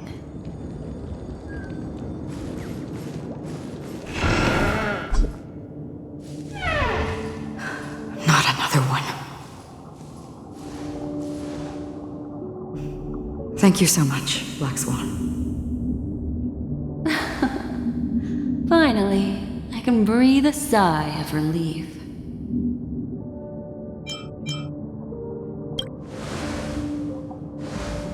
I understand you must be confused, and will do our best to shed light on the situation. However, before that, it's essential to know that this place is the rift between dream and reality. A place reserved only for those who have awakened from Enna's dream. Do you remember Sunday's ambitious plan? He intended to harness the power of the Stellaron, the collective will of over 100,000 Oak family members, and the desires of everyone in Penacony to usurp the harmony and restore the order. Unfortunately, it didn't stop there. From the early days of our journey into Asdana, we were already affected by the Stellaron. That strange dreamscape where we met. Maybe it was a sign that your thoughts were beginning to drift away.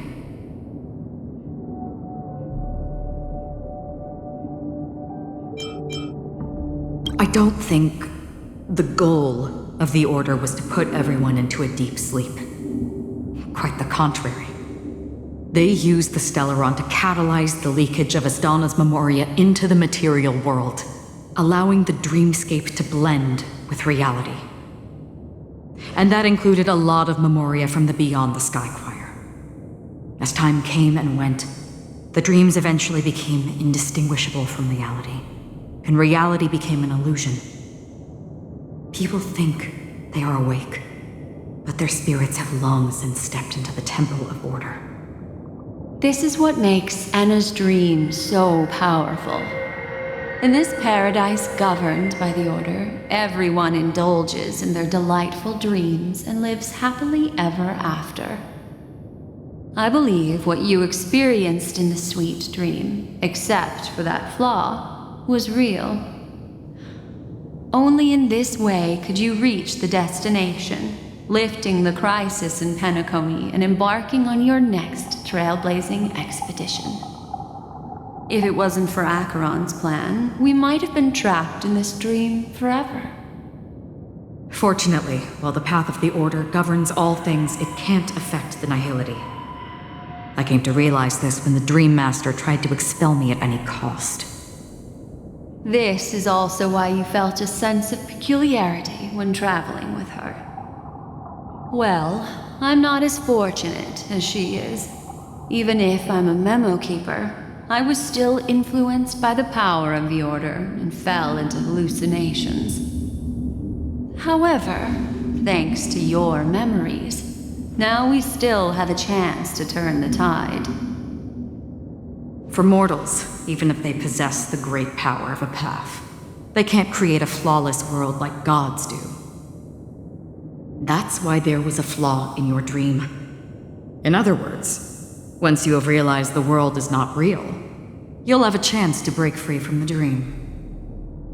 The flaw in your dream lies within Misha, who could have never appeared in reality. When I turned the pages of your memories, I realized that I was in an illusion too.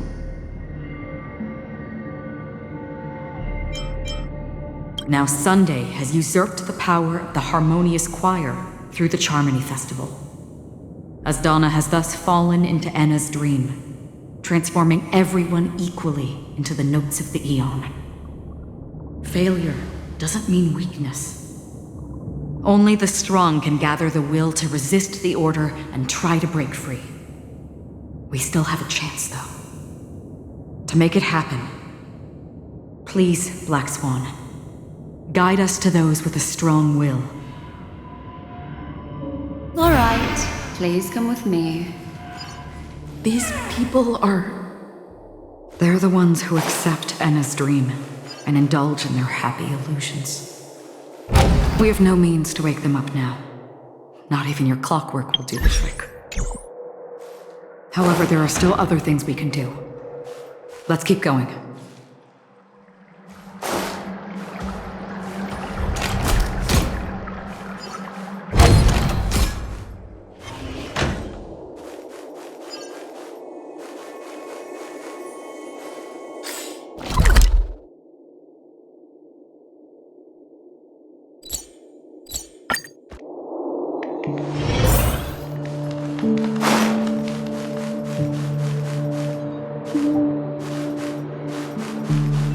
Here we are. It's... Robin?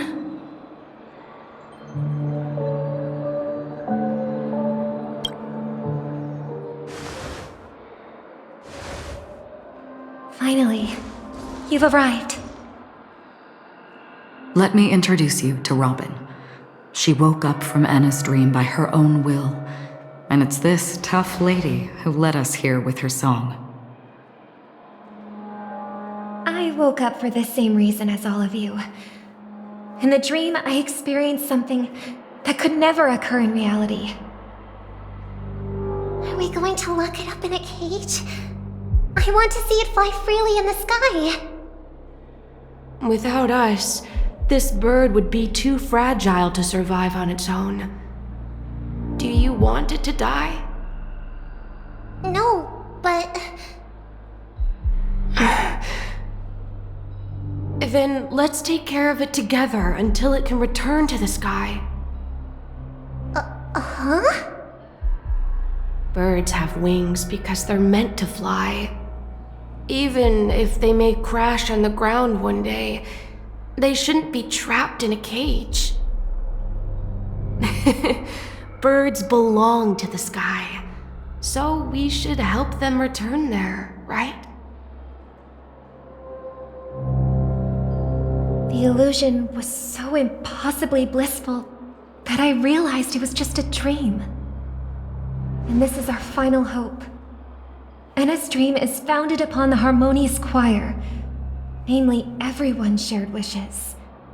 It will only materialize once the aspirations of all beings in Penacony merge as one. At present, It has become impervious due to people's desire to remain slumbering within the dream. And in order to destroy it, we must make everyone in Penacony want to wake up. Now comes the tricky part. How do we do it?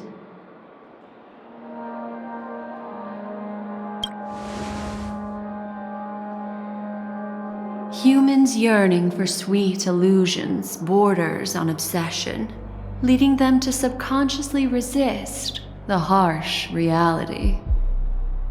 Therefore, I carefully selected a moment where she was completely unguarded, guiding her to uncover the truth herself to make her regain her consciousness. However, to wake up everyone in Penacony and get them to share the same determination, that would be nearly impossible. Indeed. I'm afraid it's almost as difficult as resurrecting an Eon. But we can't just stay here and do nothing.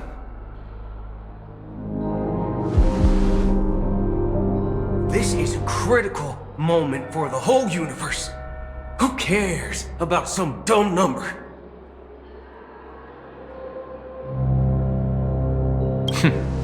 Thanks to Black Swan. You're welcome. And thanks to the memo keepers in Penacony, too. I believe your partners have also awakened from their dreams. This is the first step of our plan. With the assistance from the Garden of Recollection, those who possess a strong will, like you, will gradually awaken from the dream. These free wills are the discord that will sway Anna's dream. However, awakening a mere handful of individuals is insignificant compared to the vast number of people immersed in the dream. We must find other ways to awaken the free will of millions of people within a short period of time. If breaking through from the inside proves challenging, we can seek assistance from the outside. We've long been aware of a potential solution.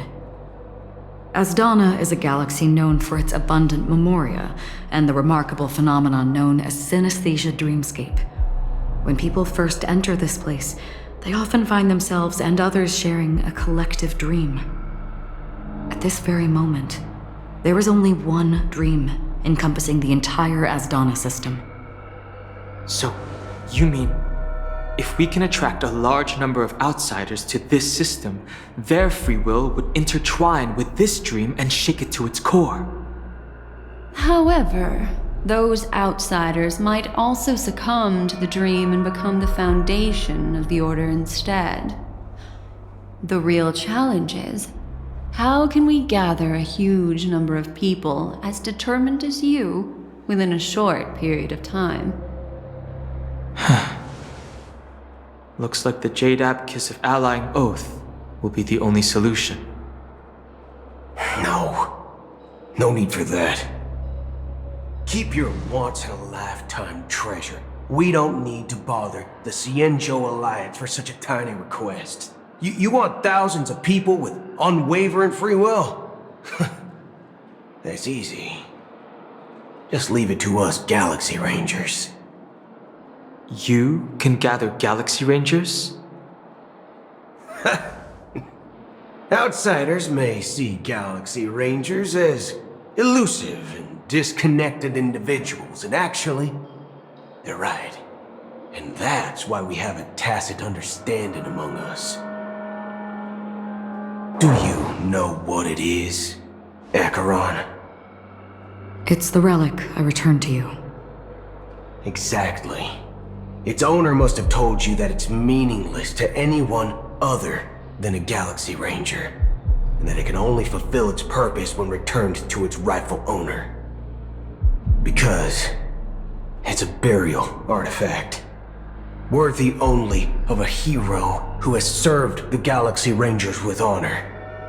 When its light illuminates the universe, it means the fall of a hero, and in the direction it falls, countless meteors will streak across the sky.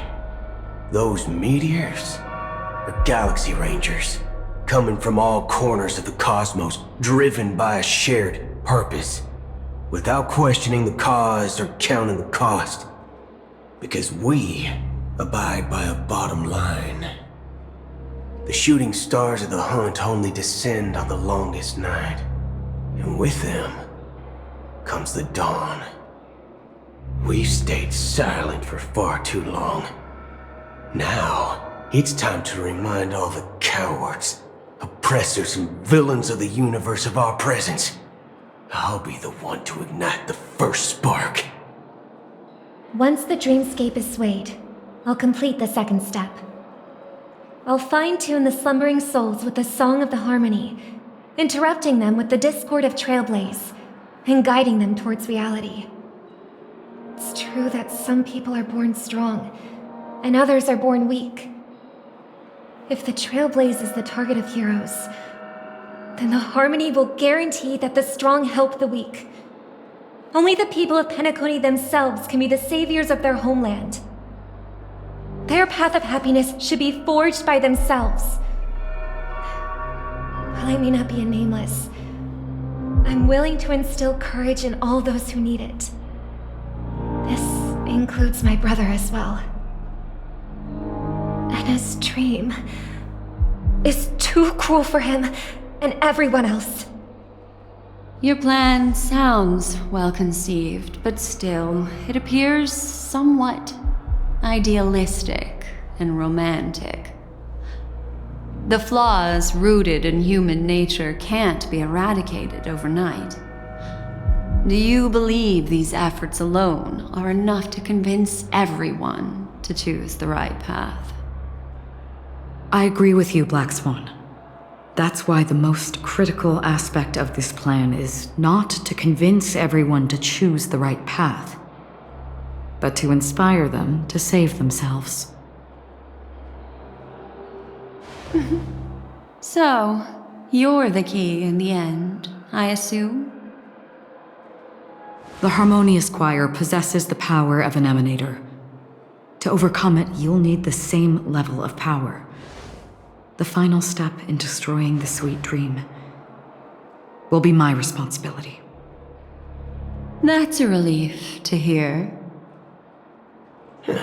Now that our roles are assigned, let's get to our battlefields and pose a grand finale.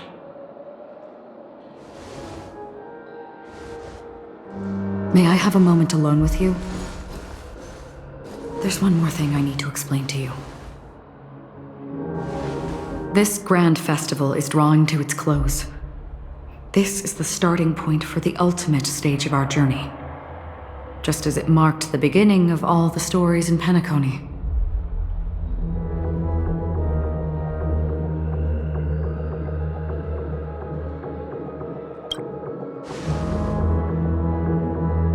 I have faith in you. However, before we depart, there is one more thing I must tell you. There's something you should know. We were able to locate you within this boundless dream and find the key to breaking free from the dream. All because of one person's unwavering dedication. Firefly. She awakened from the dream ahead of others, discovered the Express amidst the stars, and brought us valuable information about the remnants of the Order. She may have been aided by the script, and it came at a cost. As you know, Firefly is a stowaway who entered the dreamscape in a different way from ours. Without the dream pool in the hotel or assistance from the family, she can only awaken from this dream in one way. A real death. We mustn't fail her determination. I'm not implying that we must win this fight no matter what, but our resolve should match that of that courageous lady. Are you ready?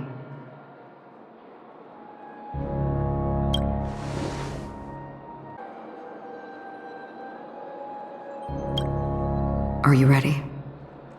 Very well. Now please, close your eyes.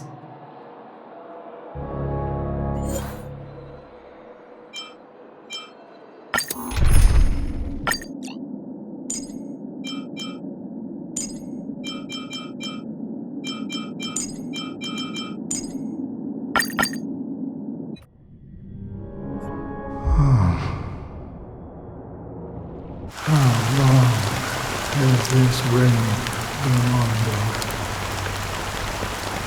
If I remember correctly, it has lasted for decades, or even centuries. The unwavering determination of the Hunt followers persists even in death. But thankfully, we've guided those lost souls to their lives beyond. They were heroes in their time.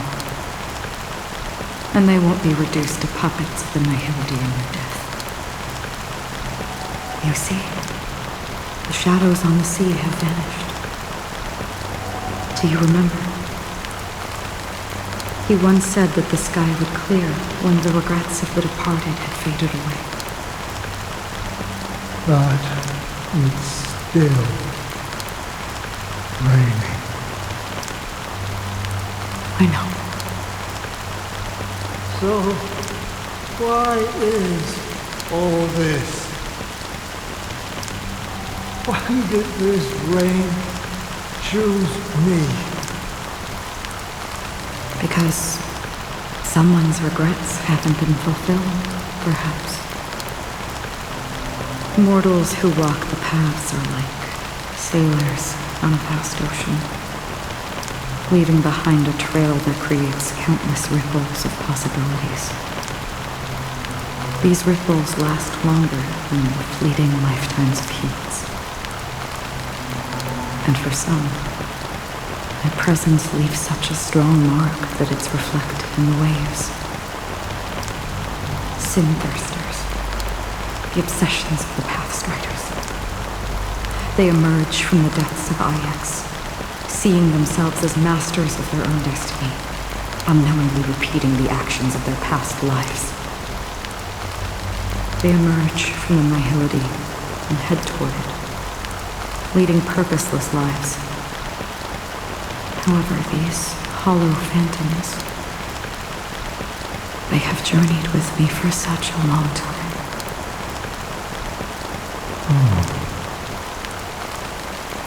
So this is how it is.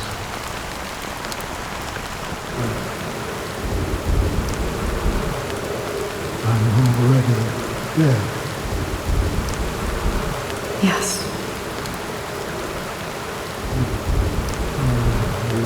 Watching over me. This is my duty as the Watcher of the Akala. I'm guarding the path to the abyss of the Nihility, guiding every soul reluctant to become one with it. Back to this side. But if this is what the departed ones expected, should you try to change it? I don't know. But someone once told me that when the inevitable moment came, he hoped that someone would stand at his grave and place a bouquet of flowers. Even if it doesn't make sense at all. Some tasks have to be done, even if they are pointless. I have experienced that much already. Please extend your hand and then close your eyes. I'll carry your wish with me and fulfill it. Only then will I be able to put an end to the final regret by the Dead Sea. Will I ever see them again? Yes, that is certain. Because it was you who told me about the Express, your two former companions. The expedition cut short by the storm, your narrow escape from death, and your encounter with the Galaxy Rangers. And Pentagon, the hometown to which you could never return. Yeah. For countless times, I felt rejected by the family and had to pass it by. But I knew that my companion, you still there?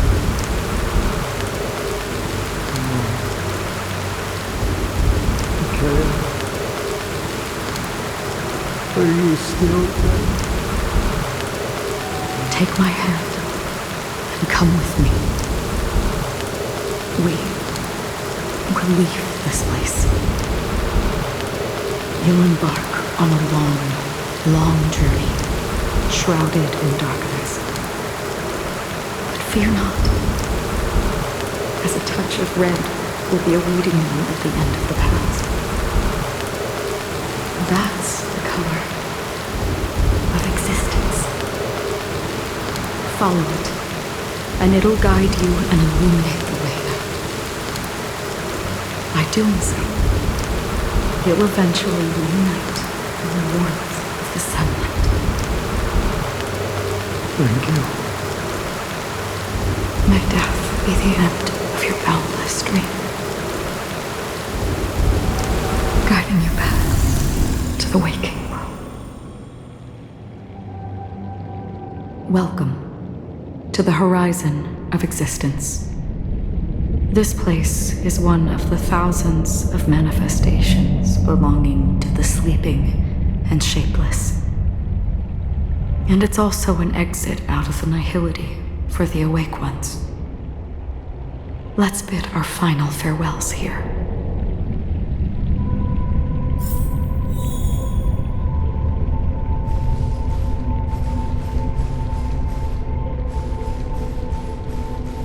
Always distinguish between reality and Life is akin to a winding labyrinth. May your schemes be forever. Anna's dream is too To the imperfect tomorrow. I still remember the question on the invitation letter.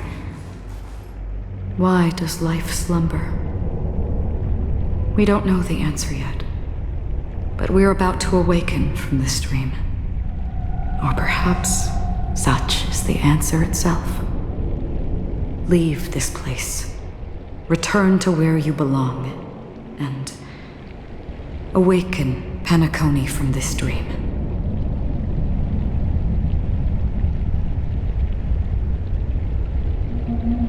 As I said, our plan is not about convincing everyone to choose the right path, but about inspiring them to save themselves. So, when will people actively save themselves? The answer is when they are in desperate situations. Like a drowning individual in the deep sea. When one's body and mind bear immense pressure, agony, confusion, and despair will follow. I firmly believe that. The fragility of humankind often freezes them in their tracks. But in truly desperate situations, they will strive to save themselves. And now, Penacony has enough heroes to lead them forward. It's through this inherent, self-centered instinct that people exert their utmost effort, even when they know their struggle is fruitless. As absurd as it may seem, it's their resistance. As for now, it is time to guide them, not as a savior, but as a nameless among those mortals. In this way, you will reunite in the warmth of the sunlight. The rain is intensifying. Before we part ways, please allow me to ask a few final questions. So far, you have forged unbreakable bonds with numerous individuals and entities in the sweet dream. Might I ask if you fear severing these bonds with your own hands?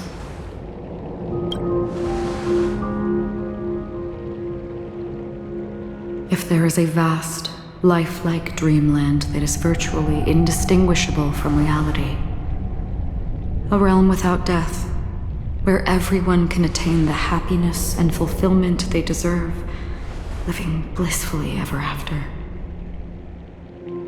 I would ask, would you wish to stay?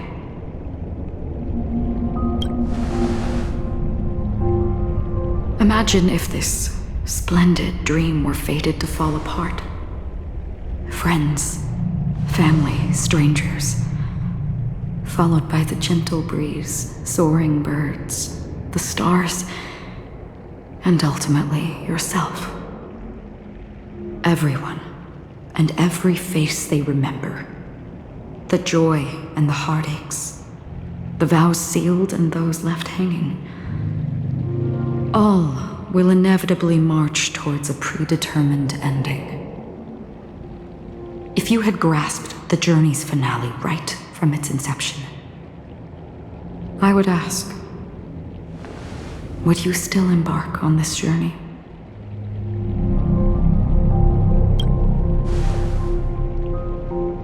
I'm glad. The answer itself doesn't matter. What matters is that you've made a decision. Listen, touch, and ponder. And therein lies the sensation. Cherish it, because that's what makes us exist. Such is the only answer humans can offer when facing the nihility. If the nihility represents the primal fear of life, rendering any lofty convictions insignificant under their imposing shadow, then behind this shadow, there must exist the most fervent source of light in the world.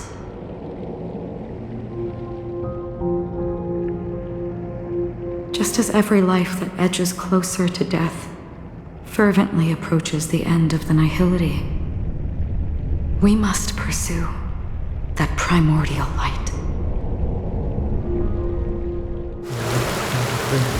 Since the nihility,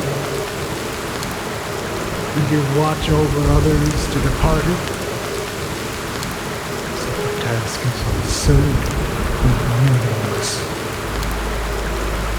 Nevertheless, someone had to do it. As for the meaning you mentioned, even if it's a meaningless task, I've come this far, haven't I?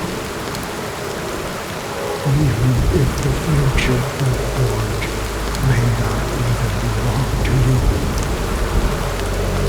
It may not belong to me, but it definitely belongs to someone.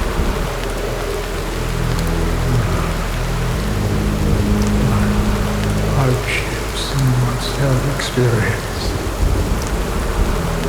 In that case, allow me to do something you must do.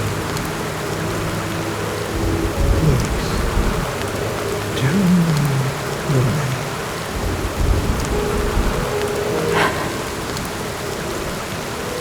Perhaps my existence will vanish in the next moment. Nobody will remember this conversation or your answer. But I believe that your name should be remembered. This universe will remember it as well.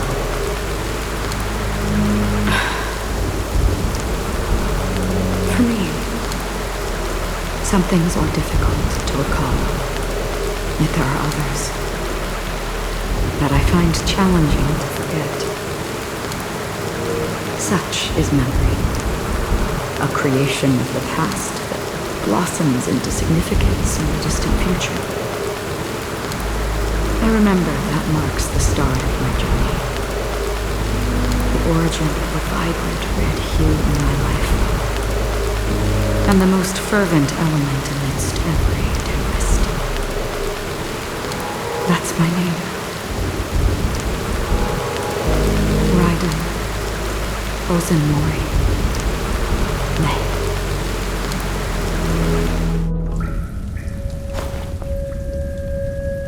The Golden Dream is getting restless.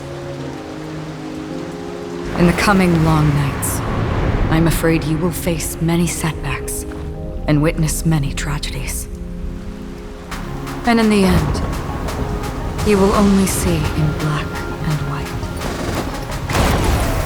But please believe me, that in that monochrome world, there will be a glimpse of fleeting red. And when you make a choice, it will appear once more.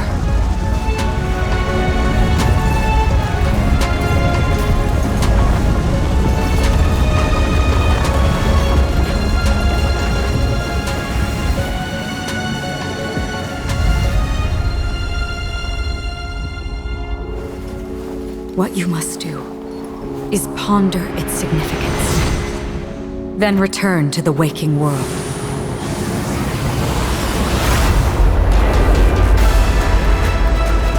That's where we all find our answers.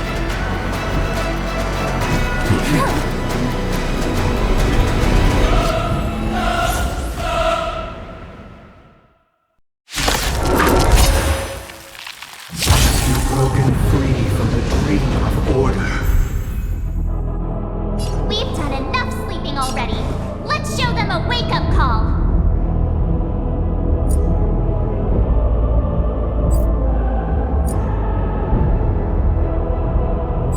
Awaken from your dream. Say bye to breathing.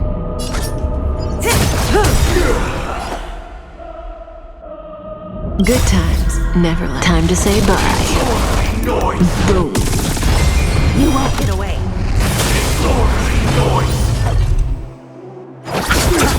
Relax.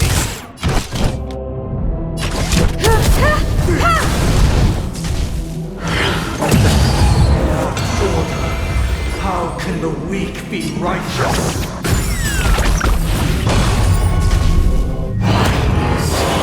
Nobody resonant. All things are part of the melody. Nothing major.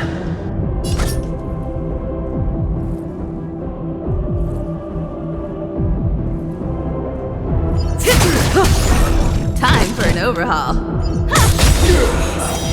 Stand still. Perhaps you still do. Humanity never conceals its desire to control the heavens, and I'm no exception. Let's settle this. I'll take the lead. I have something for you. Let's play our own melody. Let's begin. Eternal sleep is not the end. The dead return!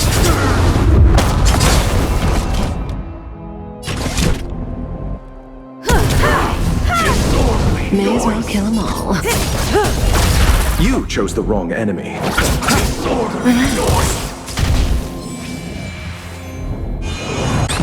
Keep up with me. Barely felt it. Your eternal peace.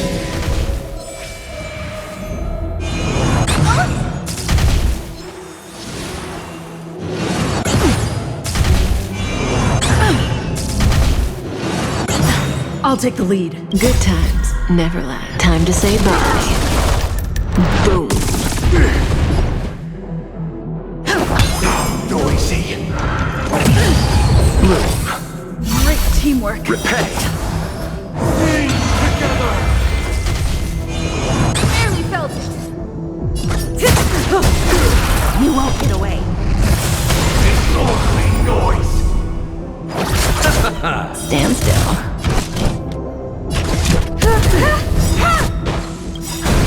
Perhaps you still. Humanity never conceals its desire to control the heavens, and I'm no exception. Why is everybody silent? The noise is fading. Listen up. Time for an overhaul. Let's play our own. Let the show begin.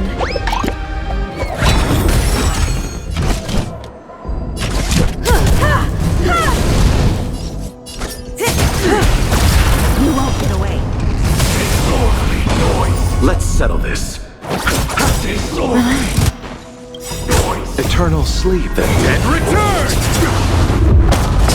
You won't get away. Wake up.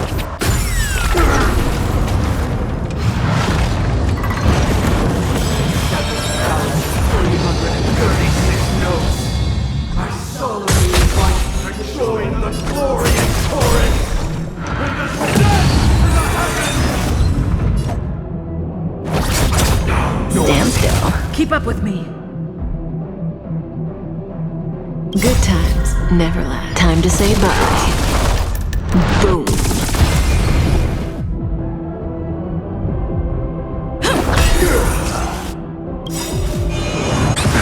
Let's play our own melody. Let the show begin.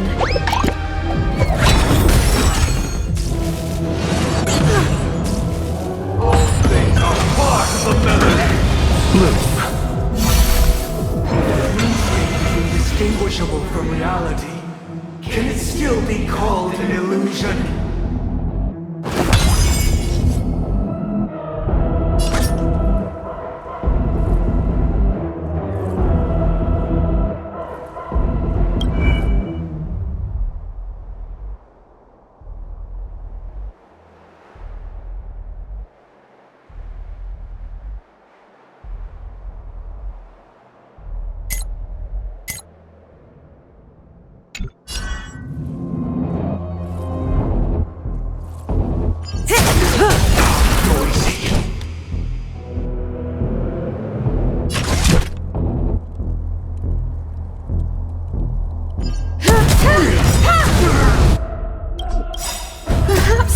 Humanity never conceals its desire to control the heavens, and I'm no exception.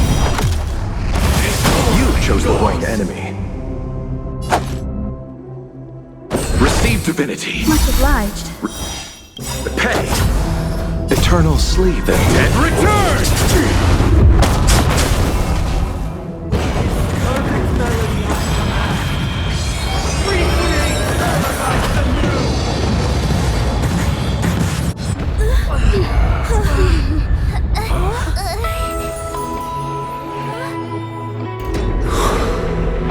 Music.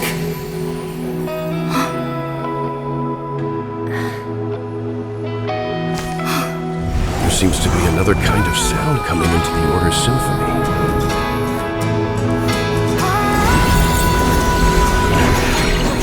Penacony's first and last disharmony.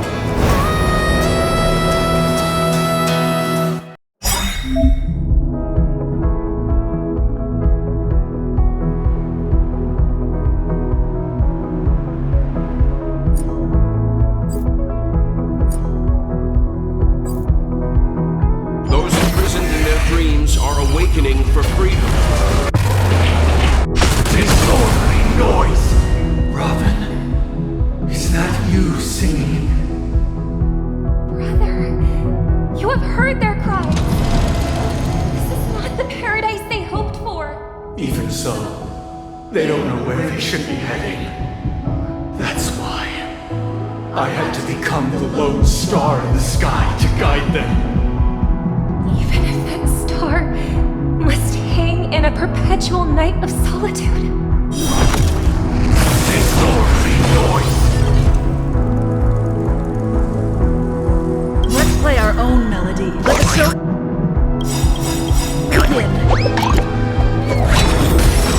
Perhaps you still don't understand. Humanity never conceals its desire to control the heavens, and I'm no exception. Good times never last. Time to say bye. Boom. Eternal sleep is the dead return! You won't get away. Disorderly noise! Disorderly noise! Disorderly noise! Stand still. Keep up with me. I'll see you off. Disorderly noise!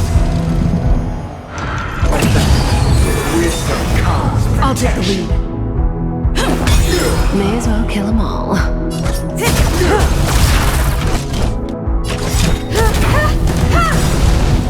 a noble soul! Don't be shackled by the past!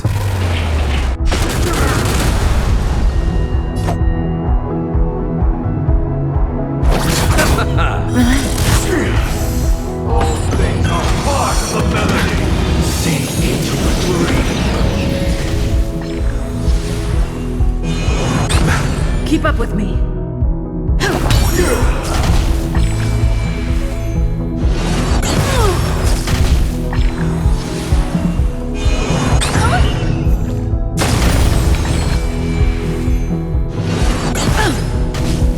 The divinity. Much obliged. Let's play our own melody. Let the show begin.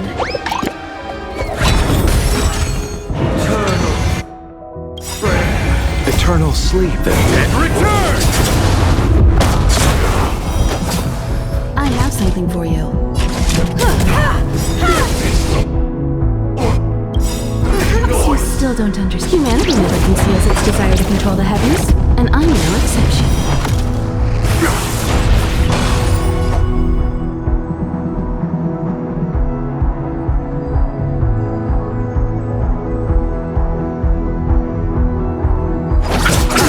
Stand still. Good times never last. Time to say bye. Boom.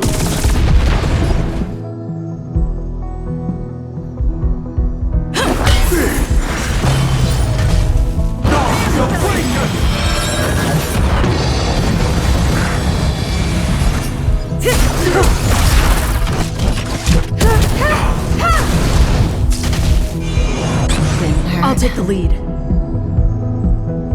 Wake up! You won't get away.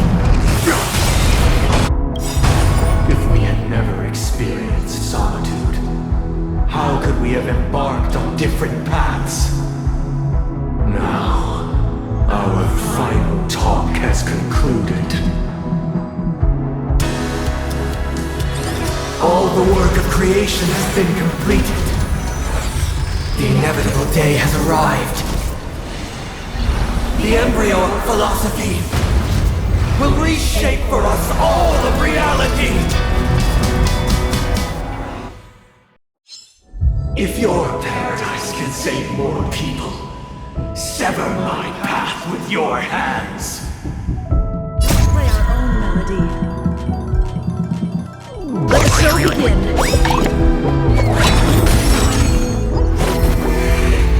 The weakness of humanity cannot be redeemed by others. I swear on truth. You chose the wrong enemy.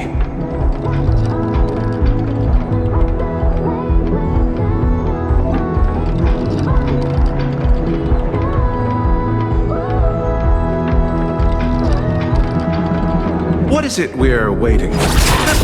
Stand still.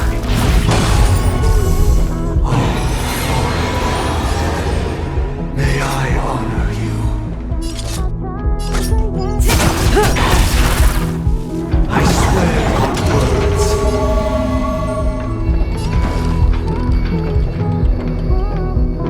Listen up!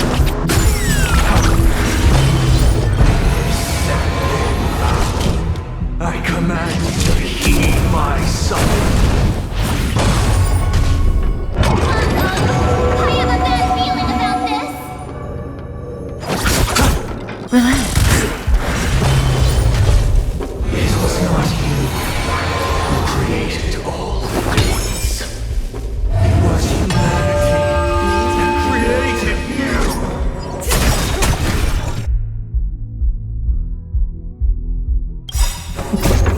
Time to say bye.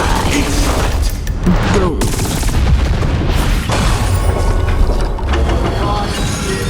The foundation of our paradigm.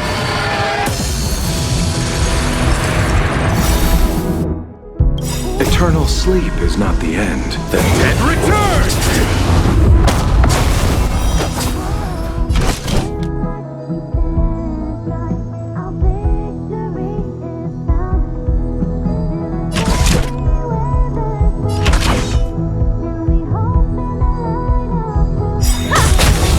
Stand still.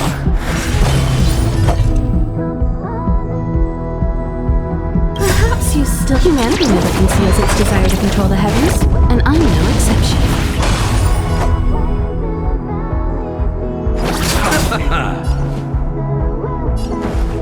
Wake up! You won't get away. Cut in the net. Witness the will of the weak! Blasphemous!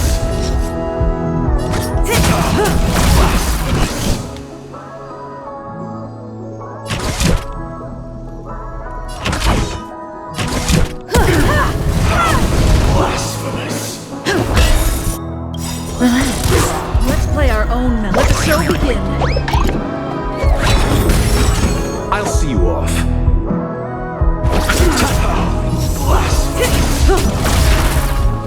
Listen up. Blasphemous. By the solemn desire for order. You want to achieve that? The order is not the only choice. True happiness and the meaning of life lie in defying the night.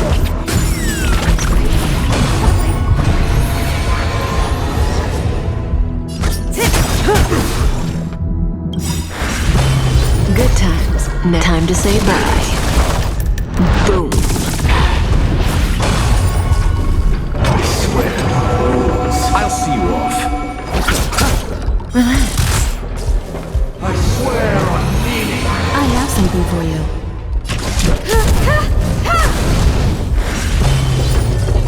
I swear on human dignity. I'll take the lead. Judge of the world! Receive divinity. May as well kill them all. Eternal sleep. The dead return!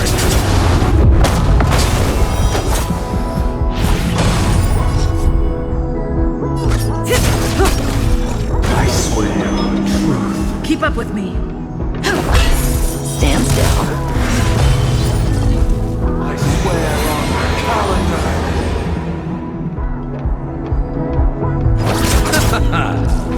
I swear on words.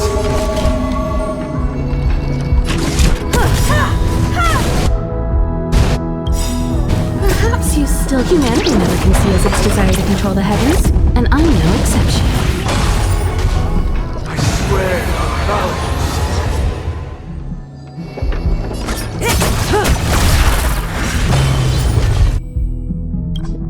I swear on rules.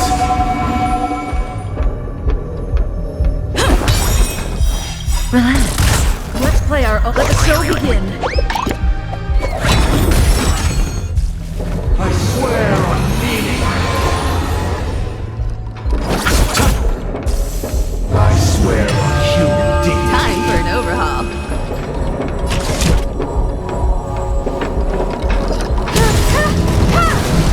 You won't get away. Blasphemous. Even if the future is full of pain, we won't escape from it. Cut in the net. Good times. Time to say bye. Boom. Your dream cut short.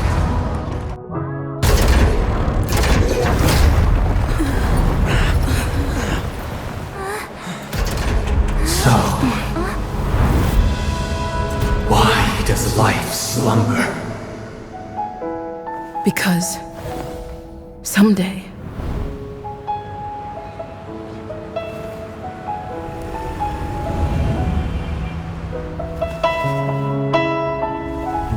we will wake up from our dreams.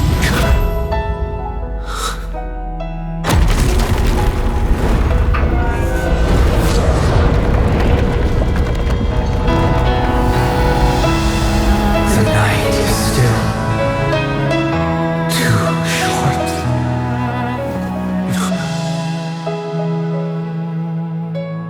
Brother, the dream is over.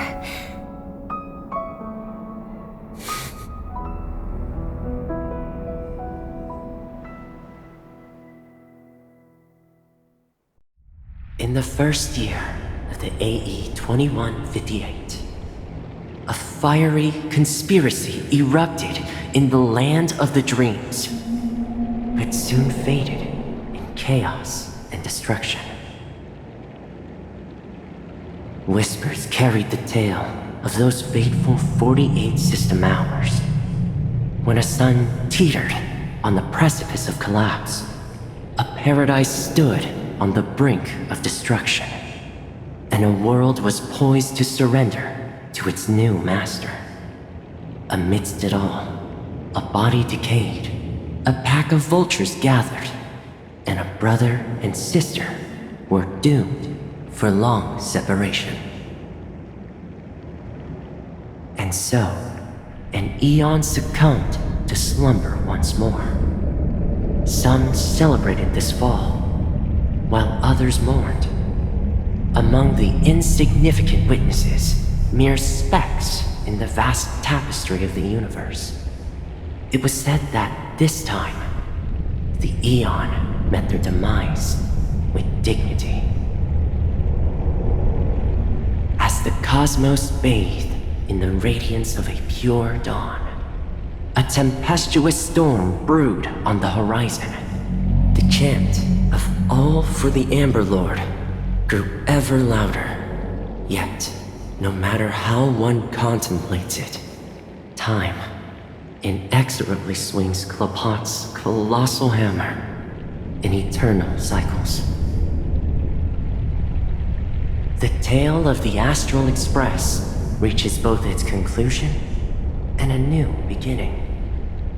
Time marches forward, heralding the arrival of a new chapter in the history of trailblazing expeditions.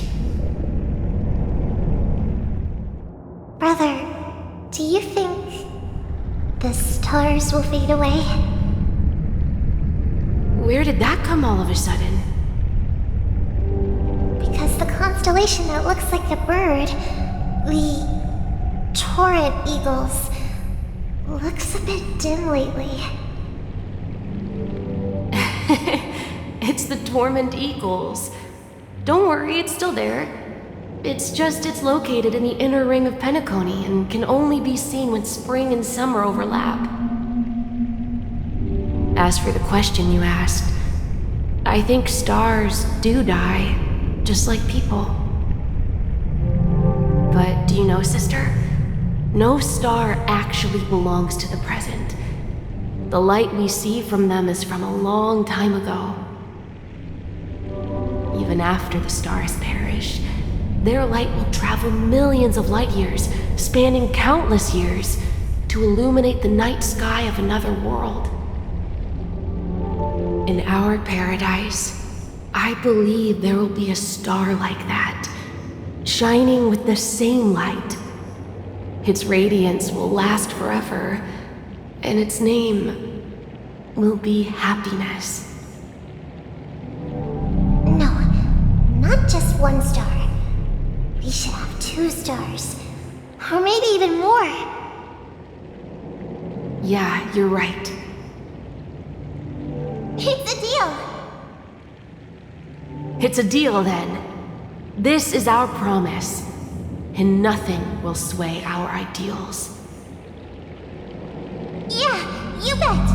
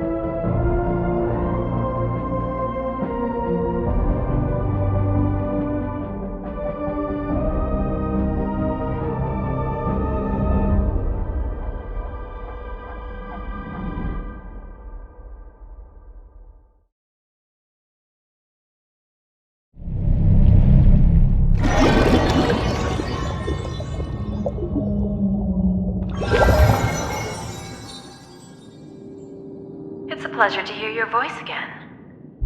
Congratulations. You've become the biggest winner of this festival. Are you calling just to poke fun at me? No. I'm just impressed. Not only did you venture alone into Penacony and discover the truth of Dreamflux Reef, but you also managed to escape with the help of that Knight of Beauty. Remember the recording you received from your Trailblaze friend? It's now the most valuable chip in this game. However, this came at a high cost. Losing a cornerstone is a hefty price to pay. Diamond just called a meeting to discuss what to do with you. Just as I expected.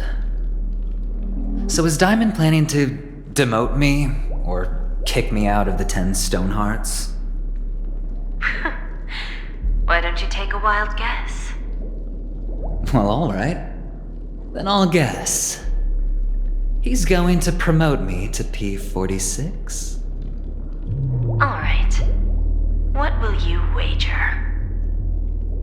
Are we talking about an actual bet here? I don't want to wager anything just so that you can swindle it all in the end. But if it's just a friendly bet, I'll put on the line what I did when we first met. I'll bet my life, ma'am. Interesting.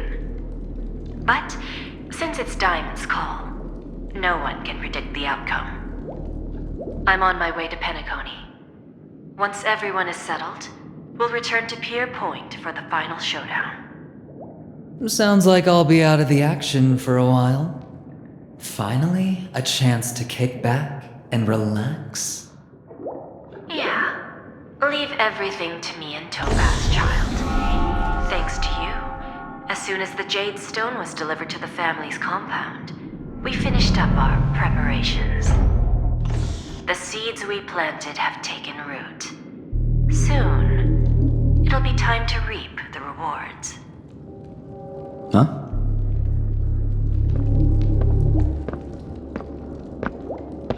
Let's wrap it up for now. Looks like I've got a visitor here.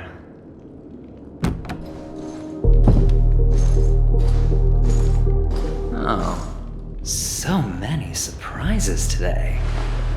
Didn't expect a Galaxy Ranger and wanted criminal to show up here. One who managed to take out 2 IPC members under the noses of our fleet. Do you understand what that means? Screw wubba boo, I just put him to sleep. Don't try to intimidate me with that nonsense. Besides, I've taken down more IPC lackeys than the residual value you squeezed. And I don't mind adding a few more zeros to my wanted poster. I have a question for you. Be honest now, or I won't think twice about putting a bullet in your fudging head. Tell me, where is Oswaldo Snyder? Wake up! Wake up! Hey, wake up! The sun's frying your butt.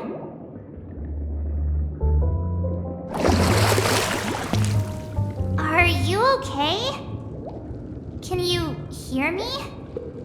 I didn't hear a peep from your room, and it really freaked me out.